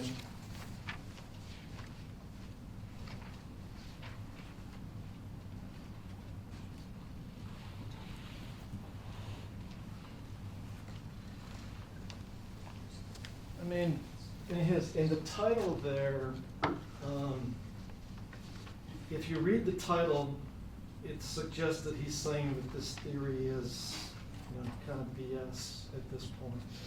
But he specifically explains in his first paragraph, a deficit in the development of the teenage brain has been blamed for teens' behavior in recent years. But it may be time to lay the stereotype of the wild teenage brain to rest. Brain deficits don't make teens do risky things. Lack of experience and a drive to explore the world are the real factors. And then he goes on to say in that last paragraph that I have on the screenshot is, we have found that much of the risk behavior attributed to adolescence is not the result of an out-of-control brain. As it turns out, the evidence supports an alternative interpretation. Risky behavior is a normal part of development that reflects a biologically driven need for exploration. A process aimed at acquiring experience and preparing teens for the complex decisions they will need to make as adults. What do you think about that? I don't think there's any disagreement between his presentation of risk-taking as a normative aspect of adolescence Well, and the fMRI studies that track how that risk-taking occurs in the brain. so you're saying that the way you see his article, you're not really saying that he is totally disagreeing with the science, but he is saying that there's different ways to look at this, right? Is that what you're saying? Well, certainly. I mean, I think that in any of the social sciences, you have arguments pro and con on things. You have different opinions and different ways of looking at things. So on the next slide, he does acknowledge that there is some risk-taking on the part of younger people, and he says, this is a quote from the middle paragraph, he says there is a specific kind of risk-taking that resembles the imbalance that the brain development theory points to. But he says resembles, he says it is a form of impulsivity that is insensitive to risk due to acting without thinking. In this form of impulsivity, the excitement of the impulsive urges overshadows the potential to learn from bad experience, for example. He says, for example, persons with this form of impulsivity have trouble controlling their use of drugs. something that others learn to do when they have unpleasant experiences after using a drug. I mean, do you agree with his writings in that paragraph? His writings in that paragraph, I think, fit in with what I present. Okay. I don't have a disagreement with that. Now, as to my thing about, we have a lot of good teenagers, he writes at the end, but it is important to realize that this characteristic, meaning impulsivity, that this is a characteristic of only a subset of youth with weak ability to control their behavior. I mean, do you agree with that too? No, I would argue that the brain development is universal, and so all youth, all adolescents have to come to an accommodation on the issue of impulsivity and risk-taking, not just a subsection of them. Well, and then he goes on to say, while this risky behavior occurs more frequently among teens than children, it is by no means common. So he is saying, he is suggesting is not as common and pervasive as the presentation, as you would have set forth in your presentation. That's his finding and his opinion, yeah. Okay, so do you agree with that, or you slightly disagree? Disagree somewhat? I'll give you that. Oh, what am I agreeing or disagreeing Well, to? the Which risky line? behavior. Oh, okay. The risky behavior is only manifested on the part of a subset of all teenagers, a small subset. Because he says at the end, the majority of adolescents do not die in car crashes, become victims of homicide or suicide, experience major depression, become addicted to drugs, or contract sexually transmitted infections. It just depends on how you want to cut statistics. If you have an adolescent that has been involved in a car crash and dies, then they're represented from National Center for Health Statistics in a higher category than adults. So, it's how you want to break it down and argue it. Right. So maybe is the middle ground that some teens, while they are not fully matured brain-wise, and while they might have a few wild hairs or wild impulses, the majority of the teens are still able to control those impulses? Is that the middle ground here between you and Dr. Romer? Yeah, I think that the middle ground is what I mentioned, which is that there's a bell curve in which each individual has strengths and vulnerabilities or deficits. And it's just, you can talk in broad terms, but if you bring it down to an individual, you have to look at their individual strengths and vulnerabilities in order to look at what their level of risk-taking and impulsivity is. And let's go to the last slide. And that's like the conclusion where he focuses more on wisdom, and the summary in the middle paragraph there, he says, a dispassionate review of existing research suggests that what adolescents lack is not so much the ability to control their behavior, but the wisdom that adults gain through experience. This takes time, and without it, adolescents and young adults who are still exploring will make mistakes. But these are honest mistakes, so to speak, because for most teens, they do not result from a lack of control. Do you agree with that statement that he makes, or not? Well, wisdom comes from what? Well, Experience. Experience, traditionally experience, intelligence might have something to do with that. Intelligence is a factor. Parenting. So it's not just from one thing, it's overdetermined as well. The word meaning there's a lot of underpinnings to what one would call wisdom. Well, I guess what Romer is saying is like not all teenagers are crazy, impulsive people, right? And I mean, maybe he's just commenting on what we see every day. Like, we were all teens.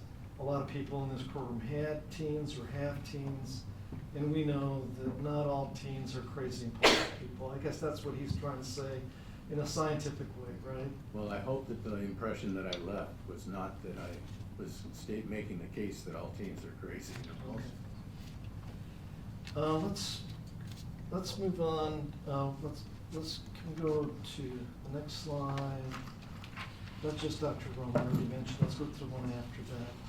Now, can you look at this and tell me if you agree or disagree with that? I'll read it, and then you tell me if you agree or disagree after having enough time to think about it. Quote, "It is impossible to predict whether an adolescent who has committed an antisocial act will grow out of his delinquent behavior as a result of normal maturation, what psychologists refer to as, quote, adolescence limiting offending, quote, or whether his adolescent offending is indicative of a chronic criminal in the making, so-called life course persistent offending." So you're referring to a whole field of research that has to do with the term desistance, meaning, does someone age out of antisocial acts or behavior? And there is a lot of research, starting with Dr. Moffat in Australia, and then having been looked at around the globe, essentially, to try to understand this statement and understand why it is that if you have 10 people who commit some kind of an antisocial act as an adolescent, that only 2 of them will continue into adulthood. 20% are the life course persistent, 80% are not. So what is the explanation for why 80% are going to risk take or engage in an antisocial act in adolescence, but not continue that into adulthood? Well, I'm presuming that some of your evaluations deal with this very issue. And I'll tell you who said that in a couple of seconds here, but I presume some of these evaluations that you submit to the court or attorneys deal with this very issue. Like, is this person going to continue to be a criminal and continue to be dangerous, right? It's very true. The question of risk and how you quantify it is a part of my evaluation. I plucked this from a report written by Dr. Lawrence Steinberg, who was one of the founding fathers of this brain maturation theory, whose work was cited by the U.S. Supreme Court, etc. And he himself said that he can't predict whether somebody's going to grow out of immature behavior, antisocial behavior, or continue on the criminal path. And I don't think he was talking about like a bad seed. Sometimes people talk about people just being born to be criminals. I don't think he was necessarily talking about that, but he was talking about predictability, like whether somebody did something bad just because of his brain not being matured, or are they going to continue down this path of being a chronic criminal? So a couple of notions. One is I'm unaware that Dr. Steinberg does evaluations. He is a theorist, and he has been instrumental in arguing to the Supreme Court some of the things Right. that I presented today in terms of the adolescent brain.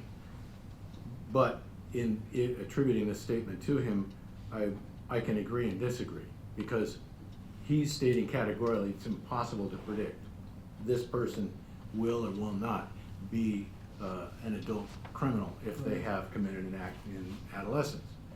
On the other side of that argument is there's a lot of research and thought that's gone into trying to understand what are those factors that you need to be aware of, the risk factors, and what are the scales on the risk factor scales that you need to attend to make an informed professional judgment about that. So you disagree with Steinberg on this one? You'll have to trust me that I plucked this out of his report and I cross-examined him about this in court, in open court, so it's a matter of record. It's a contextual issue that, I mean, if he made that statement, he made that statement. Is it really, or is it doesn't seem to have any context. He's just saying it's generally impossible to predict whether somebody's going to outgrow antisocial behavior and continue on that path. It doesn't seem to be any kind of context when I look at this statement.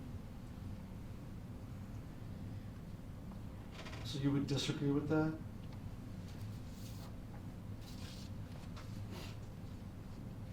I would make the determination that it is possible to make an informed decision about who's going to continue into this life course persistent path by looking at the factors in their life and comparing that against the group of people that are non-life or just adolescent offenders and adolescent limited offenders. But you would say it's an educated guess of sorts when you're making these kind of determinations? Well, I think that what we're talking about is that in the social science it is very, very difficult to make any kind of ironclad prediction about what one individual is going to do in the future. I don't disagree with that statement. That's kind of what goes with the territory. All right, let's go to the next one, please, Sergeant. And that's Dr. Steinberg's, but you know who he is, right? He's one of the more famous names in the science. Okay, let's skip that. So I want to ask you, and this follows up this Dr. Steinberg's question whether you can predict future criminality or not. Now, we've already established, have we not, would you at least agree with me or make the concession that very few teenagers get arrested for murder? It's an extremely small subset, correct? I would not argue that point. Okay. No. And then, there's this question, teenagers, or adults for that matter, you've heard the term criminal psychopath before, right? Correct. Okay. Can teenagers be criminal psychopaths as well as adults? The construct of psychopath is something that was developed in looking at adults at the University of Vancouver by a guy named Nathan Baer and his group. We went down and studied with him in the early 1980s to apply our work to treating adult offenders in jail and learned his process of evaluation for adults. And about 10 years later, someone developed an adolescent version of his adult psychopathy index, and they called it the youth version. So since that time, there has been a disagreement in the literature as to whether you can apply the term the concept or construct of psychopathy to a group that is still unformed, that their personalities are not completely formed. Can you then use a pejorative label like a psychopath to describe them? And for that reason, the majority of people in forensic psychology do not use the psychopathy index youth version. They don't see it as adding anything to predictive ability or descriptive ability of an adolescent. But some people do use that term and apply it to both teenagers and adults, right? But not forensic psychologists. All forensic psychologists? I can only speak for the ones that I read and inform myself. Because my question was going to be, out of the 1,319,700 people under 18 who were arrested in 2012, the 720 persons that were arrested for murder and non-negligent homicide, were some of them possible that some of them were criminal psychopaths and others were not criminal psychopaths? I would not use that construct, personally. But some scientists have already attributed characteristics for, are you familiar with the characteristics like? Yeah, these are just the list from the Psychopathy Index. Yeah, so for example, let's run, and then I'm at the end of my cross-examination here, by the way. Like one characteristic that was written about is the need for stimulation, right? Mm-hmm. Now, and then frequent lying, pathological lying. Is that another characteristic? Again, it's another characteristic. Okay. Lack of remorse or guilt. Again, agreed. Shallow affect. Again, determined from an adult form and then applied downwards to adolescence. Can we approach the bench?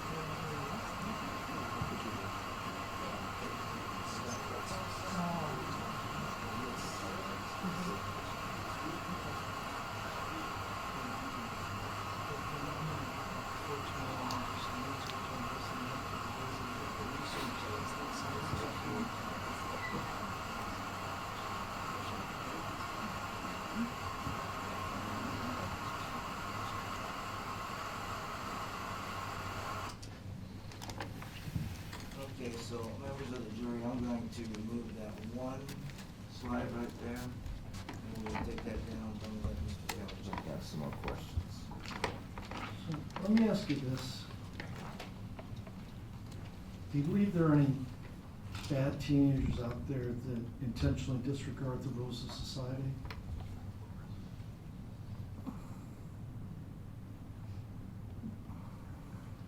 I think that my framework for looking at that concept of a bad teen or bad seed is to say that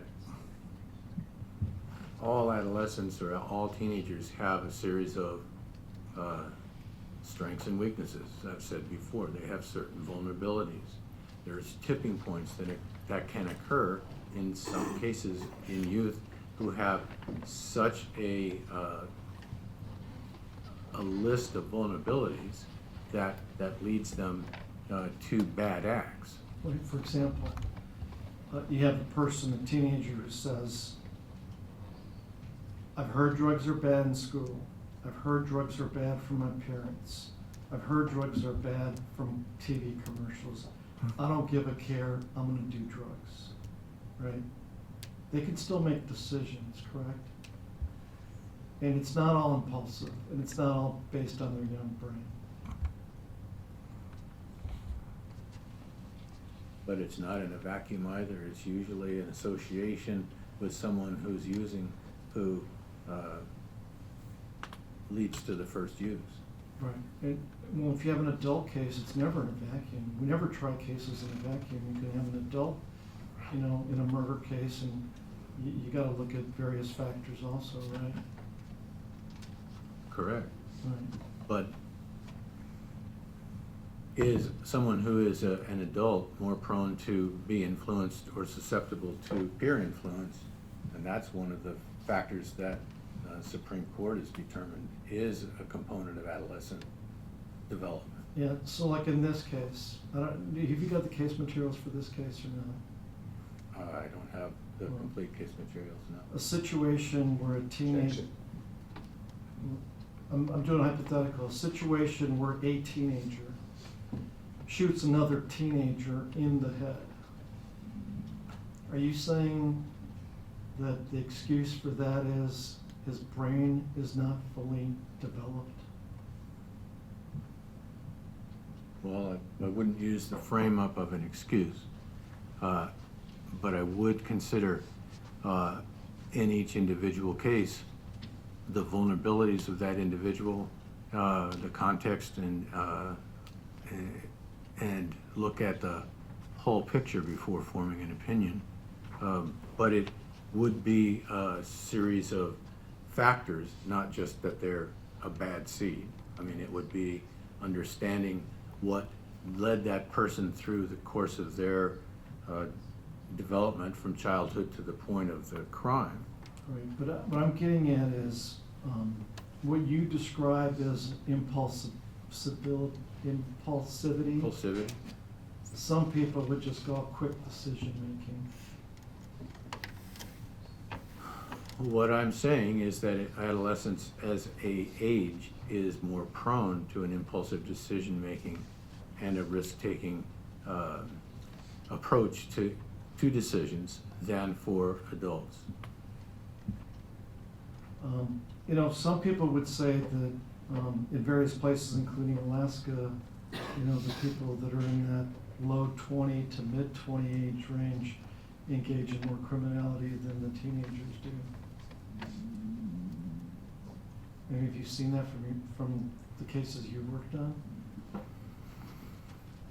Well, it's certainly case by case. There are some individuals who in their 20s engage in a great deal of criminality. But you've been in this business for years and years and years and years, as have I, as has Mr. Provost, as has Sergeant Wiggs, and most of the people that are prosecuted are not in their teens, especially for this kind of stuff. Correct? I would say that's correct. So back to my question, are there just some teens out there that are bad, that just blatantly disregard the law and the rules of society, as opposed to them not having a mature enough brain to make those kind of decisions. That either or construct I can't ascribe to. I've already explained to you that I would look at it as a series of vulnerabilities and strengths and contexts, and have to look at the picture of the individual. But it could be the other way. I mean, could a teenager get to the point where they just don't give a care anymore about the rules of society? I think that's possible, sure. And if a person associates with others that share the same philosophy, that would reinforce that person's philosophy, you know, the peer influence that you talked about? Yeah, I think that peer influence is very important when you're considering behavior of an adolescent.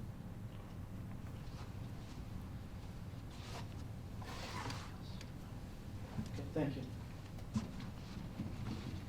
You Greg? I'll be brief, Dr. Smith. Another hypothetical. Regarding these stats of kids who are charged with murder, is it true that kids typically do not act that way in isolation or as a solo person? Is it more likely that kids are acting as a group when they commit crimes? The research suggests that adolescents act more often in a group in committing a crime than adults. And part of what goes with that is the normative adolescent immaturity that in the maturation process, where they're more influenced by peers. There's a whereas when you age out of it, you know, you're not acting in concert with your peers necessarily, right? Yes. And what about of all these numbers of kids who get in that kind of trouble since they're acting in groups? And if you take the example that Mr. Kalachek used, putting a bullet in somebody's head, that's one shooter, and all the rest of them, they're accomplices, right?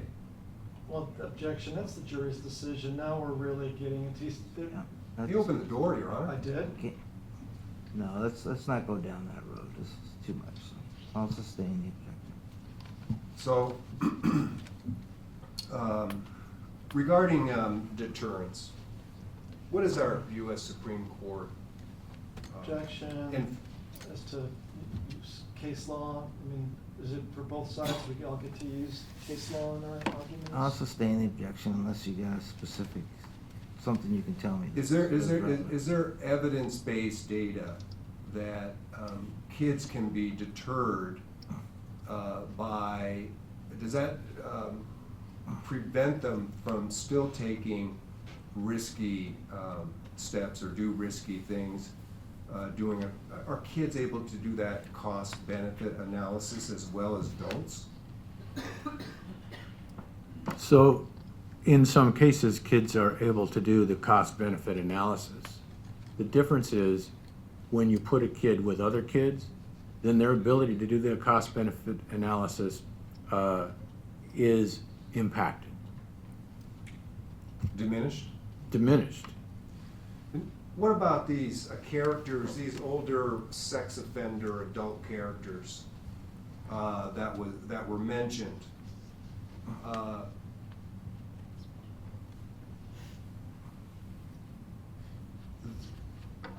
Is it true that the difference between kids and those guys is that they are informed? It's a reasoned, forebrain, cognitive, reasoned decision to engage in that behavior after doing that cost-benefit analysis, and the risk was worth it to them, or they're addicted, a separate disorder. But is a juvenile able to make the same cost-benefit analysis? I know what I'm doing, but I'm going to take this risk and I know what the consequences are gonna be if I get caught. Does a juvenile operate in that manner? Well, I think that what this research suggests is that juveniles are much more short-sighted than adults in terms of the cost-benefit analysis. It's what is my immediate reward? I want to do what reinforces me now, as opposed to putting off reward, instant gratification versus delayed. And what about that common phrase that we hear in all kinds of contexts, being in the wrong place at the wrong time? Are juveniles more likely, because of their peer associations, find themselves in the wrong place at the wrong time, where if they weren't otherwise with those peers at that time, wouldn't have been in the wrong place at the wrong time? I mean, can you just judge a juvenile's character based on that they were present when something happened? Does that define who they are? Well, I'm gonna object as to that question. That's irrelevant. Define as what? I'm gonna sustain the objection. All right, I didn't so- quite understand the question either. As far as the work that you do, that's what you're good at. For example, the instruments that you administer. These are, if you do a forensic evaluation, you apply a number of different instruments that have been validated and accepted by, you can talk about peer review if you want, and how these types of instruments end up being put into practice because they've been tested to be scientifically reliable and valid in courts, right? That's correct. And are there some common denominators to these instruments in drawing, discovering through social histories,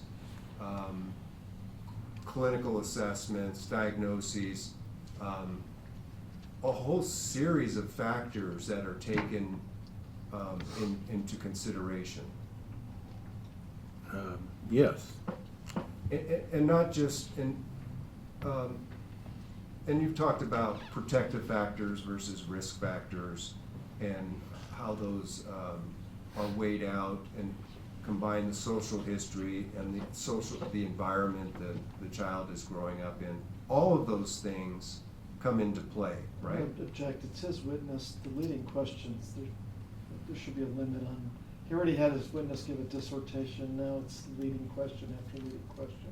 Can you I'll sustain it. I think it's. Can you define it? Okay, I'm moving on. Can you define a child merely by an act that they, a bad act that they were involved in, either as a, is it that simple? Objection as If to you- if- relevance and what does it mean to define a child? I'm gonna sustain it. That Thank seems to you. be for a different day, so.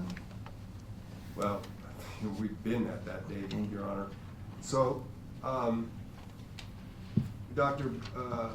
Smith, what has been happening for the last hour and a half or so, is that what you were brought up here to address? Did you come prepared with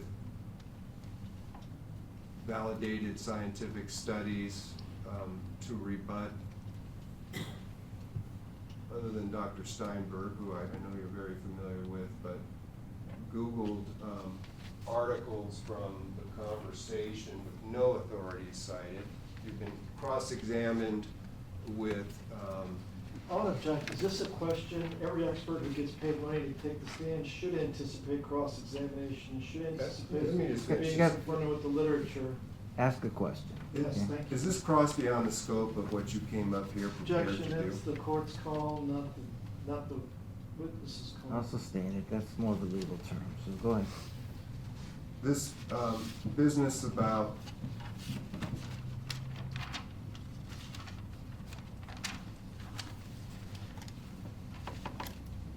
the suggestion that you work for the defense.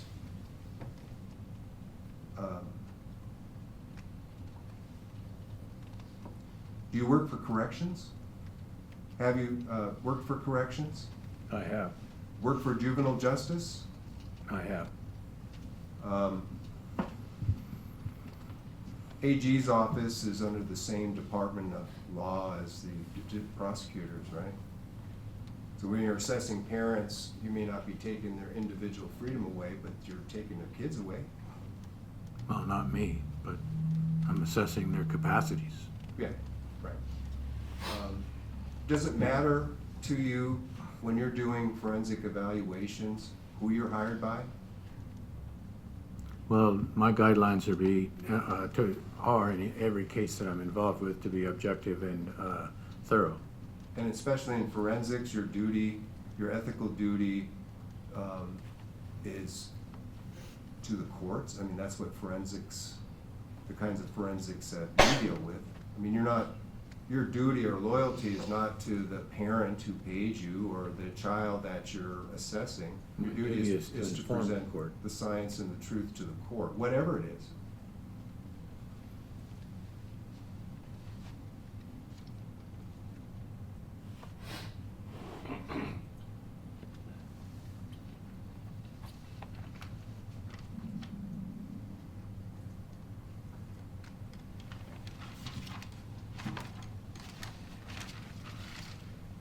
All right, thank you. All right, sir, you can step down. Thank you. This will do it for the day. Sorry it went late, but I think we needed to do this afternoon. So we'll be off record and we'll see the jury tomorrow at 8 o'clock.